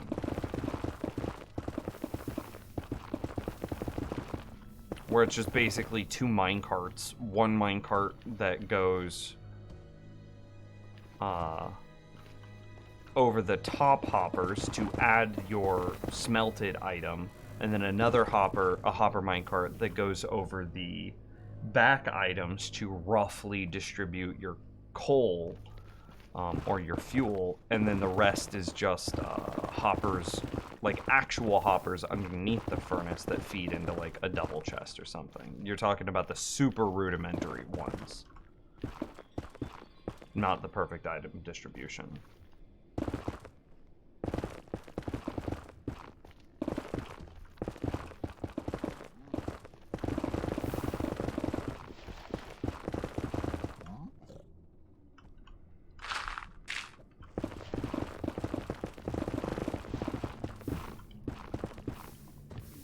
And that's, to just clarify, that's not to say that the ones that are rudimentary are bad. I'm just highlighting his point.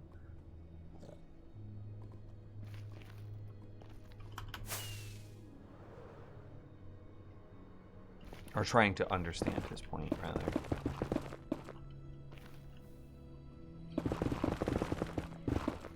Also, no way to get copper, as far as I know, and copper is huge for building. Ground. Oh, Chloe said that, yeah. Ground farm.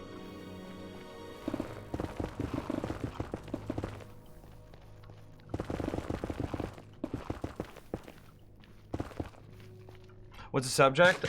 Super smelters and their relevancy in the current Minecraft meta.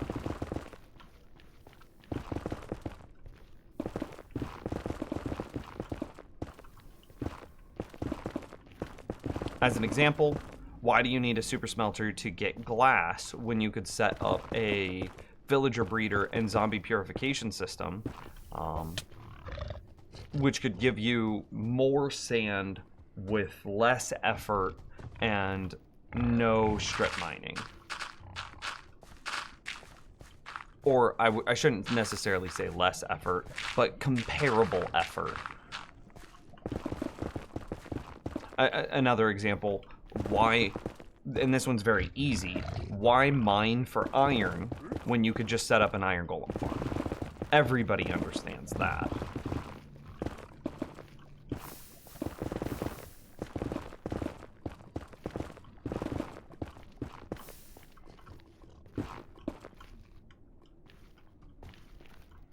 My notes are just hanging on. Can I make a suggestion? Can you make a channel points things where it gives you an alert if your pick is about to die? Ooh, that's a good idea. James, could you do that real quick?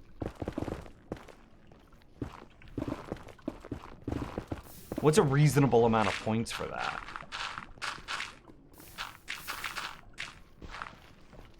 I heard you were talking shit, but couldn't hear what you're saying because I was winning in Pokemon Unite. Yo, did you hit Masters yet? Like 100? No, it'd have to be more than that to prevent trolls.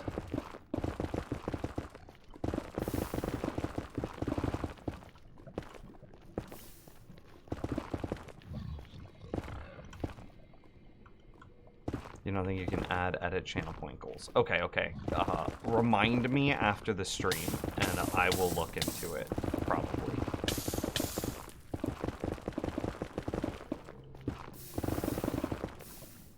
You're about to hit Expert 3. Okay, good, good, good. So are you winning, son?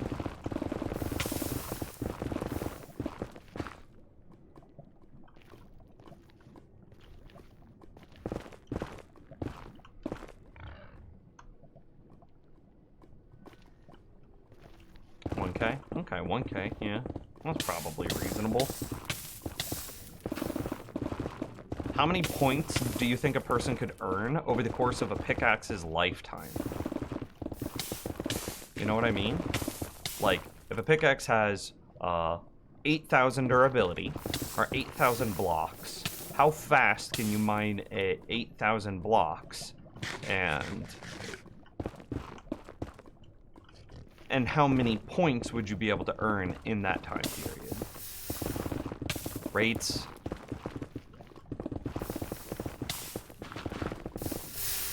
And I say 8,000 blocks, chat room, because a pickaxe, a netherite pickaxe, has 2,031 durability, I'm rounding down. And then Unbreaking 3 says multiply the amount of durability by 4 is the very rough math. So this pickaxe has roughly 8,000 durability.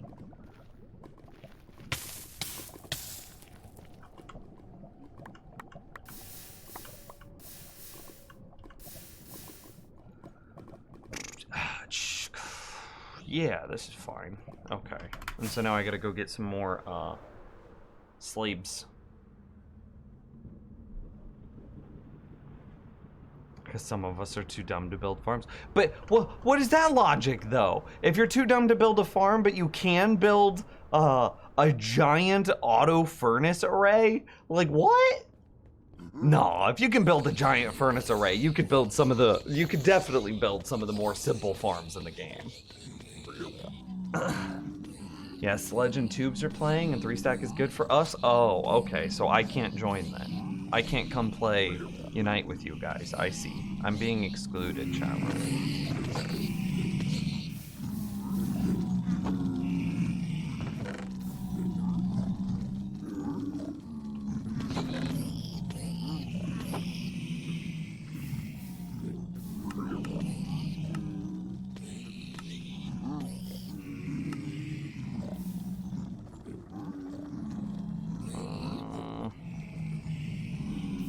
There it is.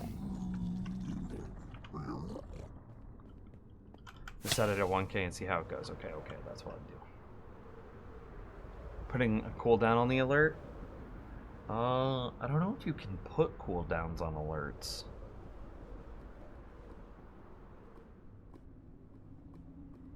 I'll try. Oh no, he started the copy pasta. He's mad at me.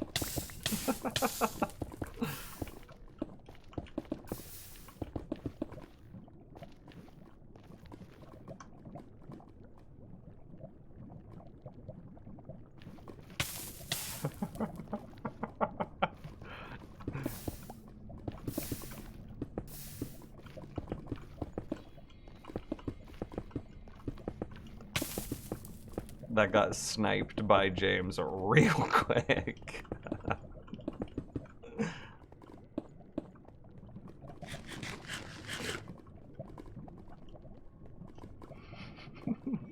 This is a false equivalent to bit. A super low-tech Minecraft furnace array is very easy to build, and its flaws are trivial to work around. Yeah. Okay, yeah, I could concede that. Because like a point was made earlier, all the things that you could do in Minecraft using other farms that then make a furnace array irrelevant, some of them, many of them, I would say are harder builds. So while you could build, this is pretty good. While you could build some of the simpler farms,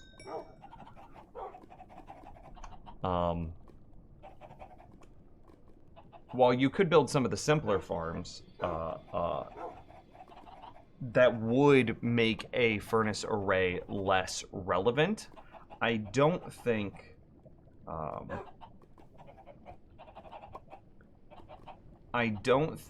that all of the farms could be built as simply as just a furnace array could be. So I concede that, yeah. So have you set up an auto timeout for anyone using the words mac and cheese? It needs a 3 to 5 minutes. By asking that question, you are risking being auto timed out yourself.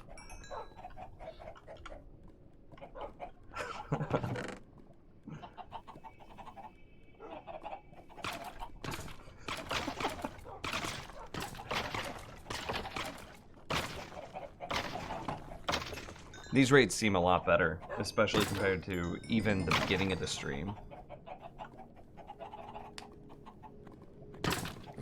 Okay, so it's totally doable? Cool.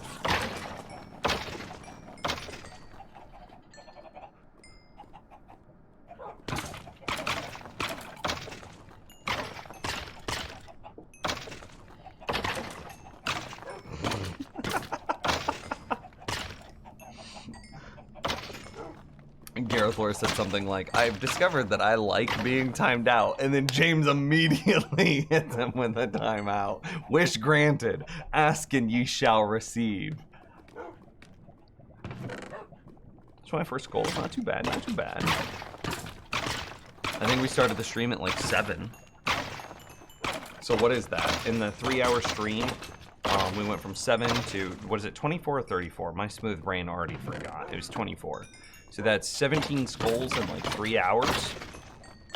That's not bad. The end of this farm is like 100 skulls an hour, which I realize is absurd compared to what this is.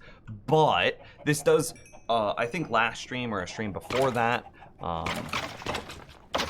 I think we were talking about what percentage do we think we're at currently, and I would say that I think that definitively proves that we are at about 7%. 7 skulls an hour when the expected rates are a little over 100 skulls an hour.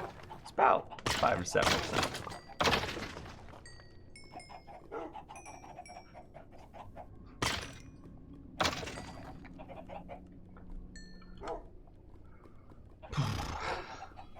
Yeah, so it might be. Wait, how's my little egg farm going? Okay, I'm getting there. I'm getting there.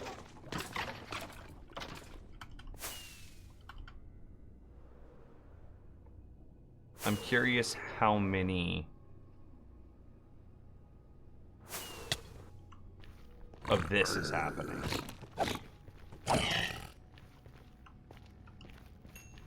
How many mobs are spawning up here in the roof?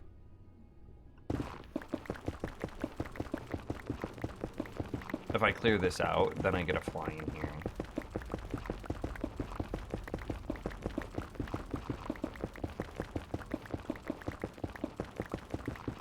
Some streams. Oh, you I was reading chat. Some streams have channel point reward that lets you time someone out. I use it on myself. I wouldn't let you time out another person, but I would let you channel points to time out yourself, as ridiculous as that sounds.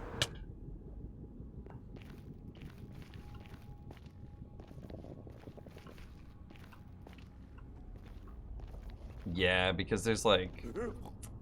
Yeah. And where were we just at?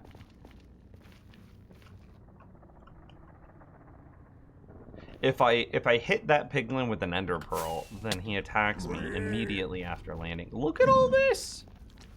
These are why roof caves are so scary.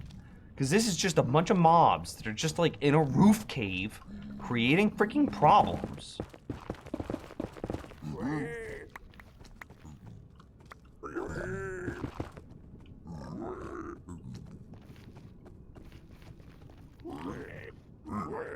Don't lie, Nim's your bird brain. That's true. I'm very dumb. Can confirm.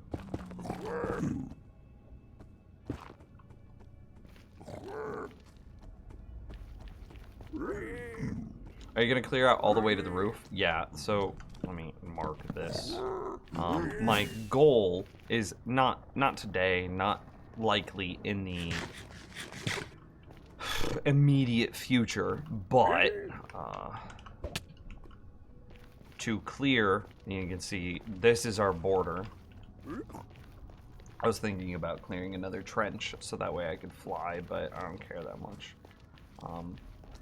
To clear this perimeter down and to take this perimeter down to lava. So this is bedrock. So I do not want to go bedrock to bedrock, but I do want to go bedrock to lava. So bedrock to lava, which is a lot, I know.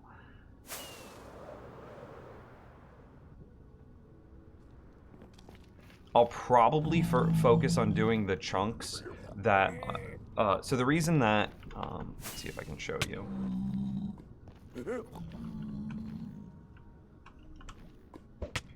Oh, there was a way easier way of doing this. Damn.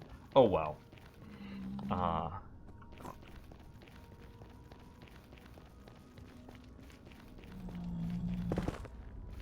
So the reason that I cleared this chunk first is because it is directly above my Wither Skeleton farm. Directly above it.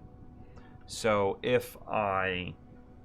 whenever I start chunk clearing, which these are the chunk borders, if I start chunk clearing, then I work from the center and move outward. Which, if this is my center point, then it's a long time before I have to start worrying about like clearing through like large walls. Specifically like this wall, this is gonna be really time consuming to get all the way through. Same thing with like this wall here. That's basically like this section is basically all the way from bedrock to lava that I've got to clear through. But, and this is why we built it where we did, the majority of what I need to do, the majority of these chunks, are above just lava lake. So there is less that I'll need to clear before I have to... before I get to just the air above the lava. Are there no sub-lava tunnels? That's a good question. I'll show you. So this is a little bit cheaty, what I'm about to do, but I'm not really using it to look for them. I'm just using it to check. So this is a creative world that's built in the exact same seed as our hardcore playthrough.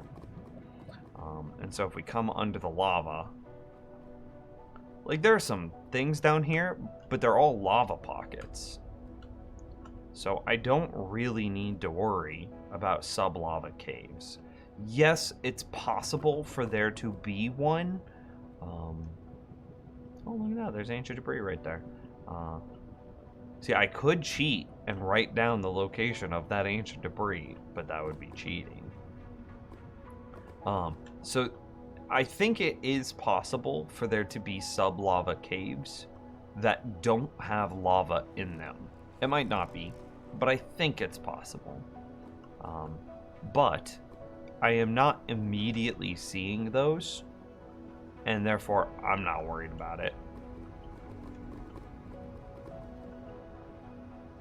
So.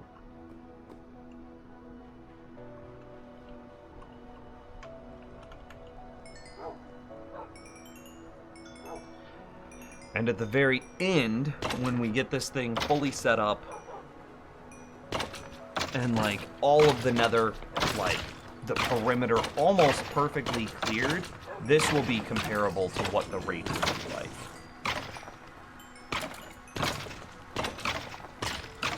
Just a constant, like, steady flow of experience. And we could even conceptually make this a little faster, because in my hardcore world, this is built on two four-way intersections immediately adjacent to each other. So I could expand the total area that Wither could spawn by building more platform using the second intersection. But yeah, this is pretty fast, if we're being honest. So now you see how we get up to 110 Wither skulls an hour.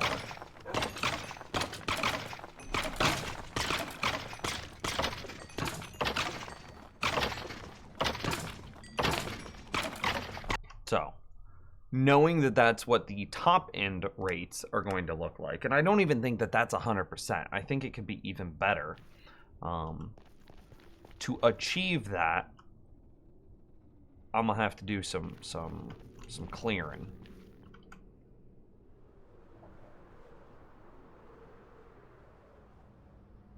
Okay, I think that cave was like, yeah, perfect.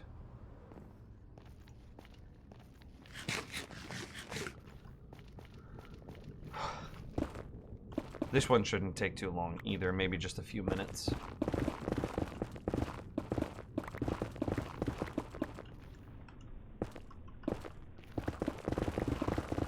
So all of these like caves that I've been clearing out and searching for, and these platforms that I'm clearing, are all spots that are gonna have to get cleared no matter what. Because eventually I am going to just go up into the top of the nether and dig my way down. However, I want the farm to work before that point, and to that end, I have to find and isolate the problem areas, clear the problem areas first, and then I'll have a very rudimentary set of rates, which is basically where we're getting to now. And then, once I have that rudimentary rate set up, I can casually clear chunk after chunk through the roof later. But once I've got the very basic version of the farm set up, once I prove my concept, I could even do stuff like setting up the basalt farm, setting up the wither tree farm, or excuse me, not the wither tree, but the nether tree farm, and the other farms that I'd be interested in building in the nether surrounding the wither skeleton experience grinder. Yeah, give or take.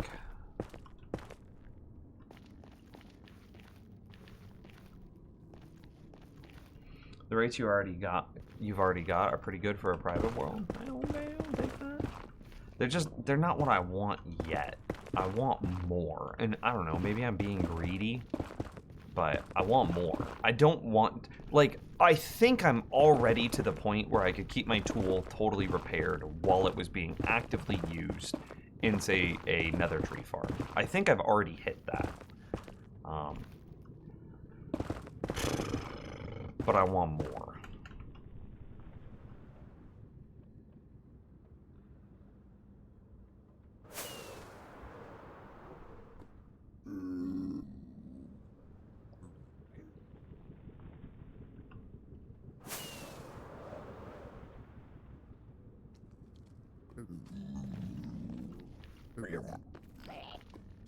Can zombie piglins spawn directly in lava if there's a block on top of it? Or, excuse me, directly in lava if there's a block immediately below it?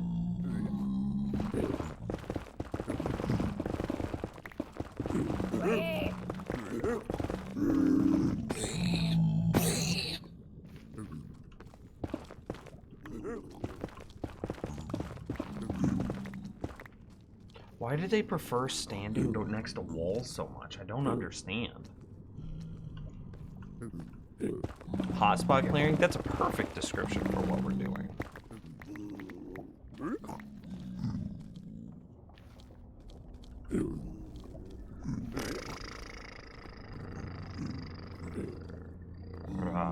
Yeah.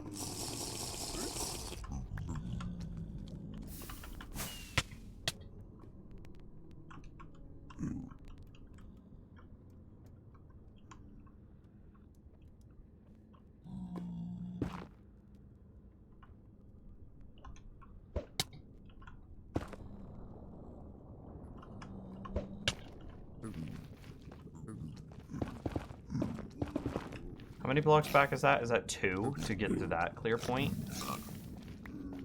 Okay, and then it'd go to like, okay. Give or take. I think I see it.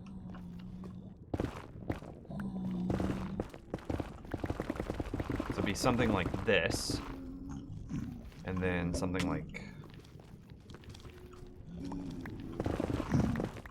Excuse you, Mr. Zombie Piglin. Was that necessary? Did you absolutely have to walk through my path at exactly that? Oh, that was way easier.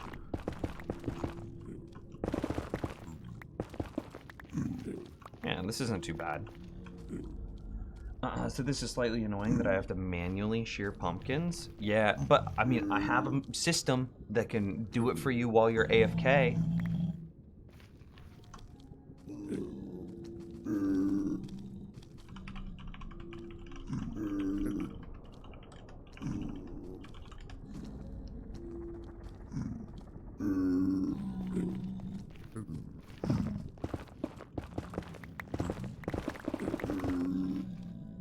Oh, that's too much.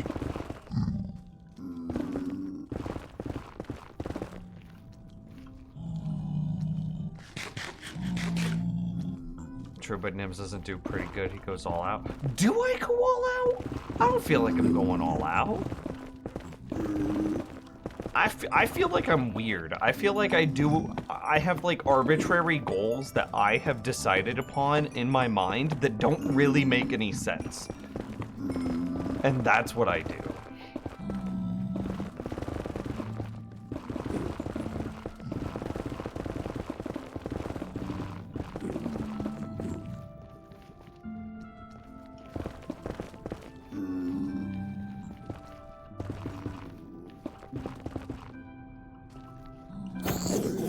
No, I didn't hit you. That's okay. I'll despawn them all. When it comes to farm efficiency, yes, you absolutely go all out. I mean, I don't do RNG manipulation. That feels like more all out than what I'm doing.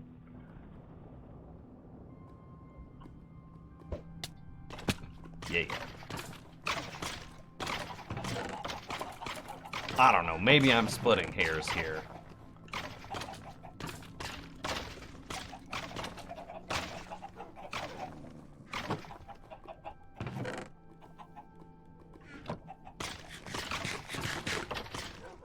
Grog? Oh, have a good night, Grog. Thanks for hanging out today.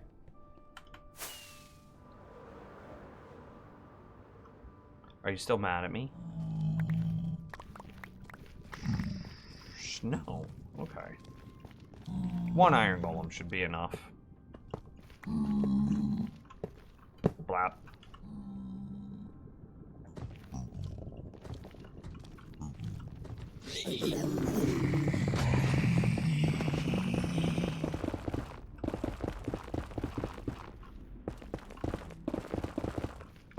Why didn't it mine those? Did I get it all? No.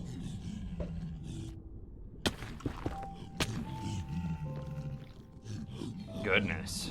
You hear them all over there? So angry. Why they gotta be so angry?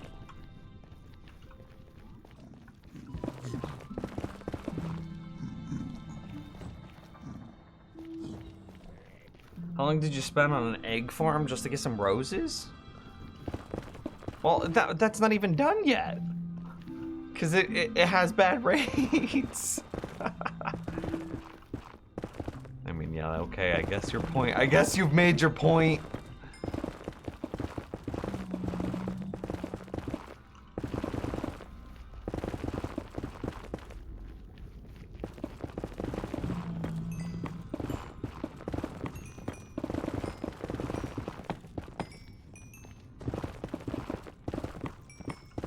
So what's the goal? What's with the golem? The golem is my bodyguard. He's my bro, my BFF. When say I have to go away and get something like ooh, I forgot some such and such resource, or I'm just ADHD and I fly away for no good reason, and then I fly back and hella monsters spawn, the golem is there to kill all of the monsters for me. That way I don't have to deal with angry aggroed monsters. Okay, gassed. He's got the jukes. Through the tentacles! That one hits. So that way he does all the dirty work. That way I don't have to.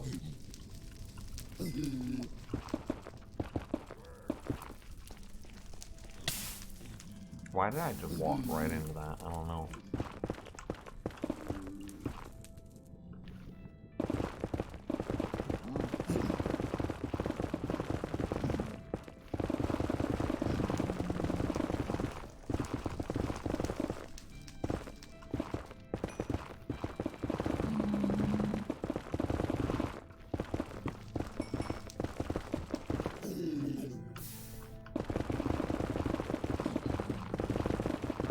It gets particularly bad whenever I'm in a Crimson Forest biome and it's spawning Hoglin all the time. That one's the bad one. Like Hoglin and like the regular Piglin just spawning over and over and over, and it's just like, oh my gosh, I can't handle this. And so, just a couple of iron golems makes that situation so much more tolerable.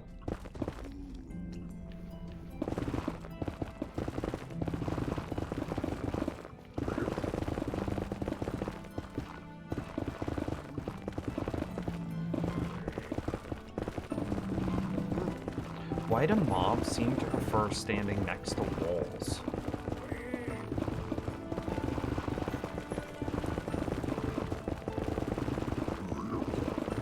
I don't understand. Like, we have seen that. Is that anecdotal? Like, am I only annoyed by it because it's happening, or do I only notice it because I am annoyed by it, and therefore when they're standing in the middle, I don't notice it as much? Or did like he actually prefer standing near walls?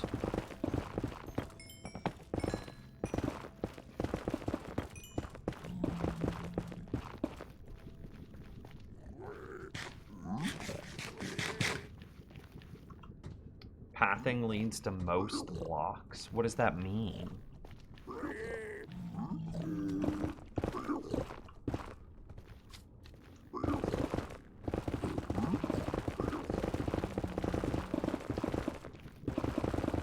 So because there's a bunch of blocks in that wall, they want to walk up to it?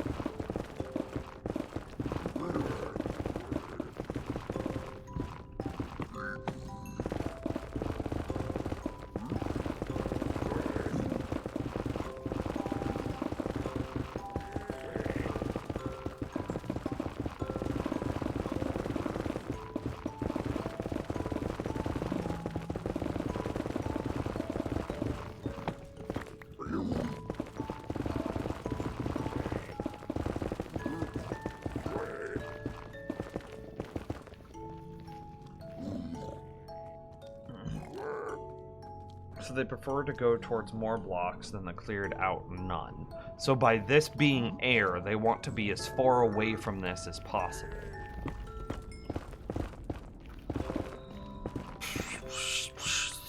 So that's weird. But I guess if that's how the algorithm works, I guess.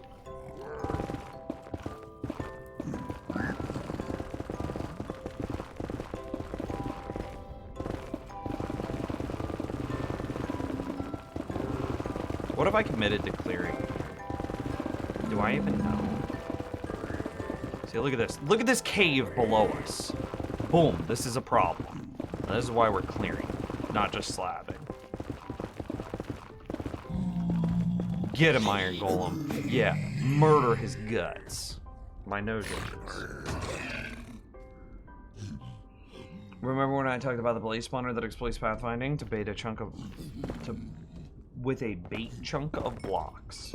Solid walls of blocks are just like that. Interesting.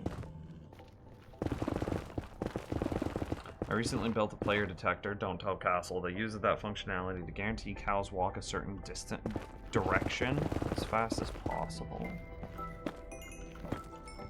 Bro, that's a part of the game that I just know nothing about, I guess. So what have I committed to?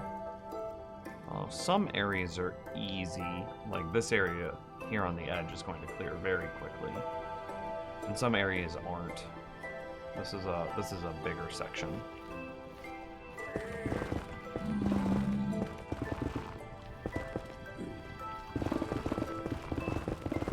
I might get down to the cave and maybe do something. Maybe flood it in lava or something like that.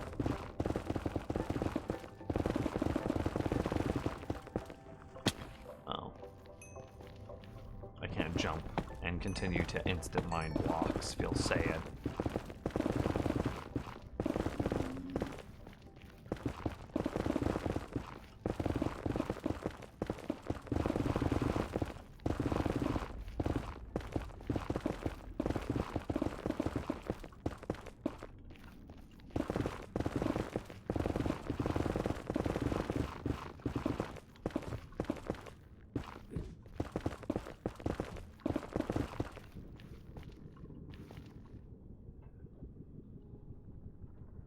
How could you guarantee? Because, like, even now, he's not standing against the wall, which means he's not going towards the highest density of blocks, right?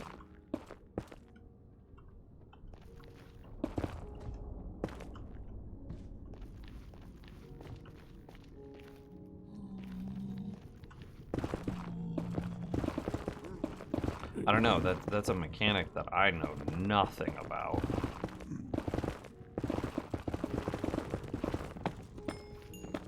So you're telling me that I way over-engineered the Blaze Farm, is what you're saying.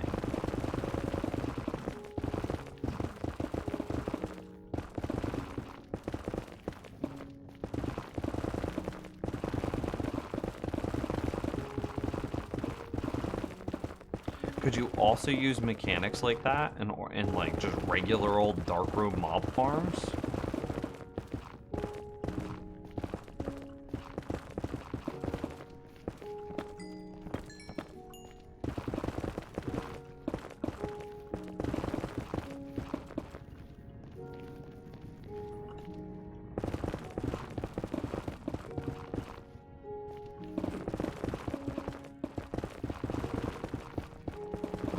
Like, could I update my... So the reason that I like my mob farm more than basically anybody else's is because my farm can automatically process Endermen as well. But the problem with it is it uses a piston worm, which is a very laggy piece of redstone. We can actually... I have an on-off switch for it, and we can go and flip it on and off and watch through the F3 screens. The world lag change as I turn that machine on and off. So if I could make mob pathing, trick them into walking into an area instead of a piston worm, that would be hugely beneficial for that mob farm and hugely beneficial to my overall overworld lag.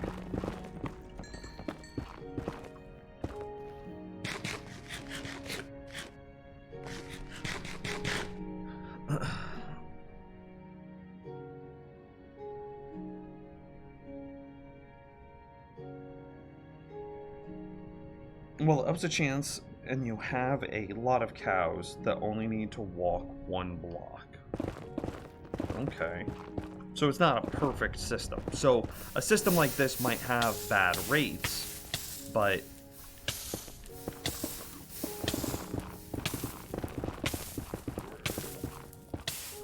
Yeah, a system like this might have bad rates, but it would be less laggy because you're not using some sort of brute force redstone contraption to do it. It's just already the mob AI, which is already running already.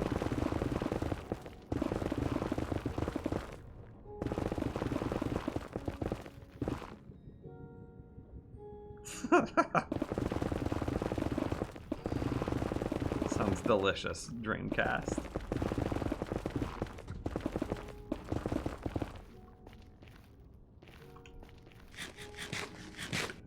I'm just gonna fill this in. I know that future me is gonna have to dig it out, but like future me is an asshole, so like we don't like that guy.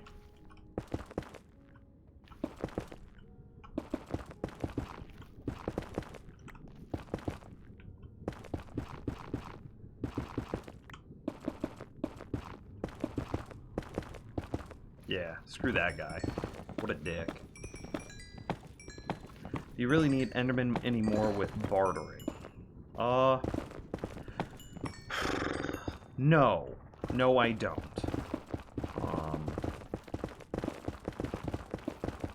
However,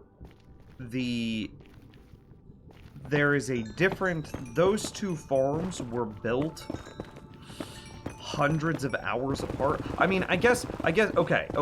So I guess we're arguing, maybe I have you're right. You're right. Just period, you're right. Because there are two different things, and I try to straddle two different things, and I shouldn't always. So, one thing is the mind of a creator. Or like a person that makes farms to then give to other people that help them with their Minecraft experiences. To that end, I highly encourage you to build darkroom mob farms that spawn and process Endermen. However, you are right in that once you have a bartering system set up, there is no reason to have a darkroom mob farm that spawns and processes Enderman anymore. There's no reason, there's no purpose, you don't need it. Because you get more than enough ender pearls out of a bartering system, or hell, you could even build a ender in the end, and then that would also handle all of the endermen that you need, or all of the ender pearls that you need. So I think that an ender is antiquated and unnecessary. But a bartering system is basically a must-have. The amount of unique items that it gives you is just too good. I mean, even if the only thing that they gave you was a quartz, it'd be worth it.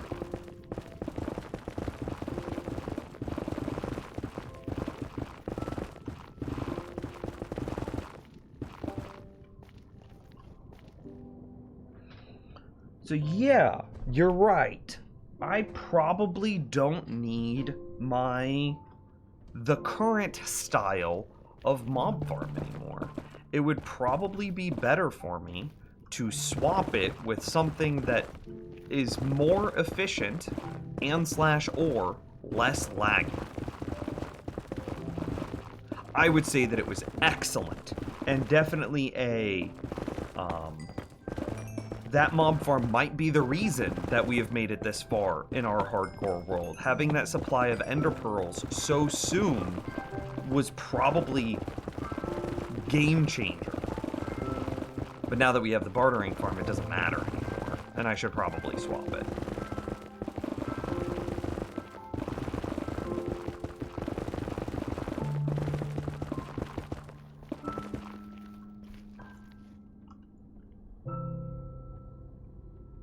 Okay, so we're at the point where it's just the bulk stuff now. We'll go down. Flap.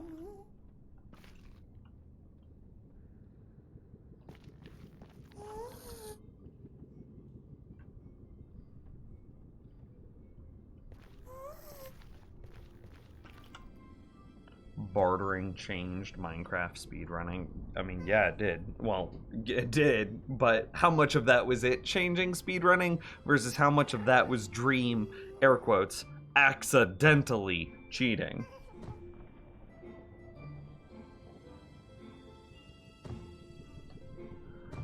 I think Future Hymns would disagree about the asshole is.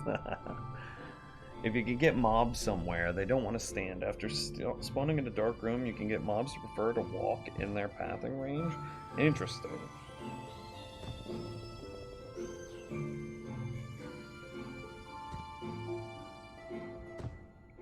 Something to consider is that mobs only willingly walk a certain distance from the player.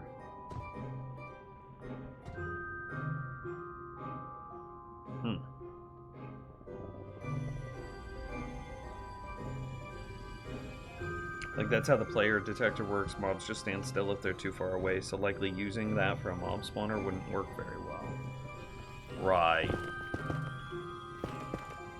I mean, I think about those, like, super rudimentary mob spawners. That's basically the go-to mob spawner that everybody builds. And that's the, it's the one that Etho made frickin' like 10 years ago now. The one that uses like a 3x3 platform with a slab in the middle of it to prevent spiders from spawning, and then trap doors freaking everywhere, so that way mobs walk off the edges and then down into little like water streams that all move them into a centralized point. I think about that one. Is something like that more efficient than what I have? I don't know, maybe. Probably not, though.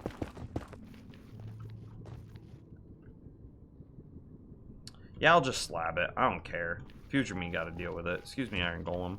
Can I push you onto a platform where you won't die? Ooh, it'll be close. Okay. Come here. No, stop. Stop. Collaborate. Listen. I'm going to push you into a brand new dimension. Something is pushing you lightly. You're going to go flying. Daily and nightly. Okay, fly! Oh, I don't have knockback. That's right, they're resistant to knockback. Okay, well, he died. R.I.P. Where's some lava? Just give me some damn lava. That'll make this so much easier. Do I have a bucket? I do have a bucket. So do you think you'll try to design a new overworld mob farm? That's a good question.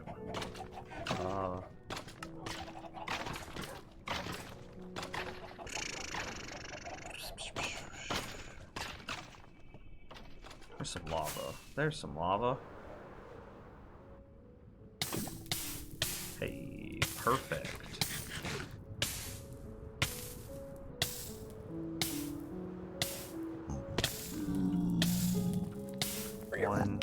One, two, three. You think that flows evenly in all directions?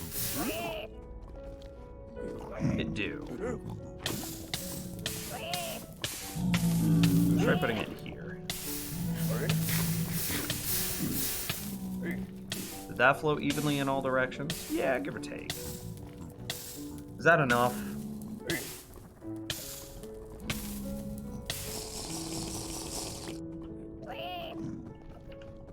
Okay, a little more lava. Okay, I see our next lava.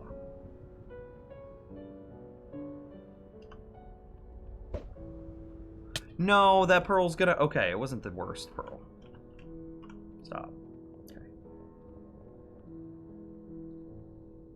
Probably the most efficient nowadays is the diamond-shaped water dispensing farms. Okay, okay. Well, that's probably what we do then.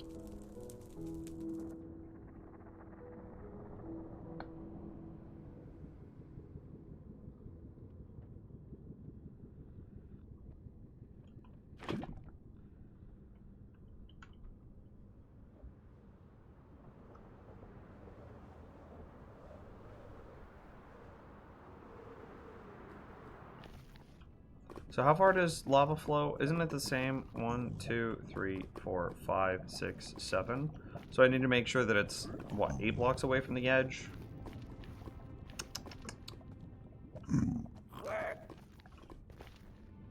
Well, I didn't want to flow here. I don't know. 1, 2, 3, 4, 5, 6, 7, 8. Spread out. Yeah, give or take. Okay.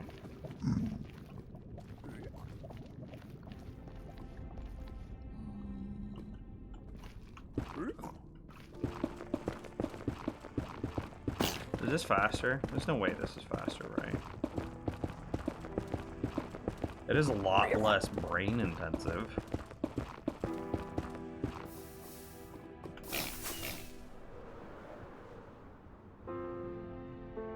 I'm out of rockets. 2 rockets left. 2 pearls left. 8 golden carrots left. That's it for my supplies. I don't care about that. This seems pretty good, though.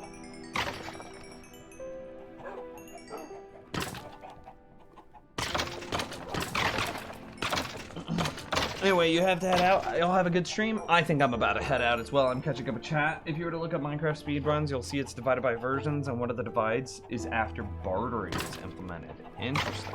I didn't think it changed it that much. I thought it was just accidentally, air quotes, cheating.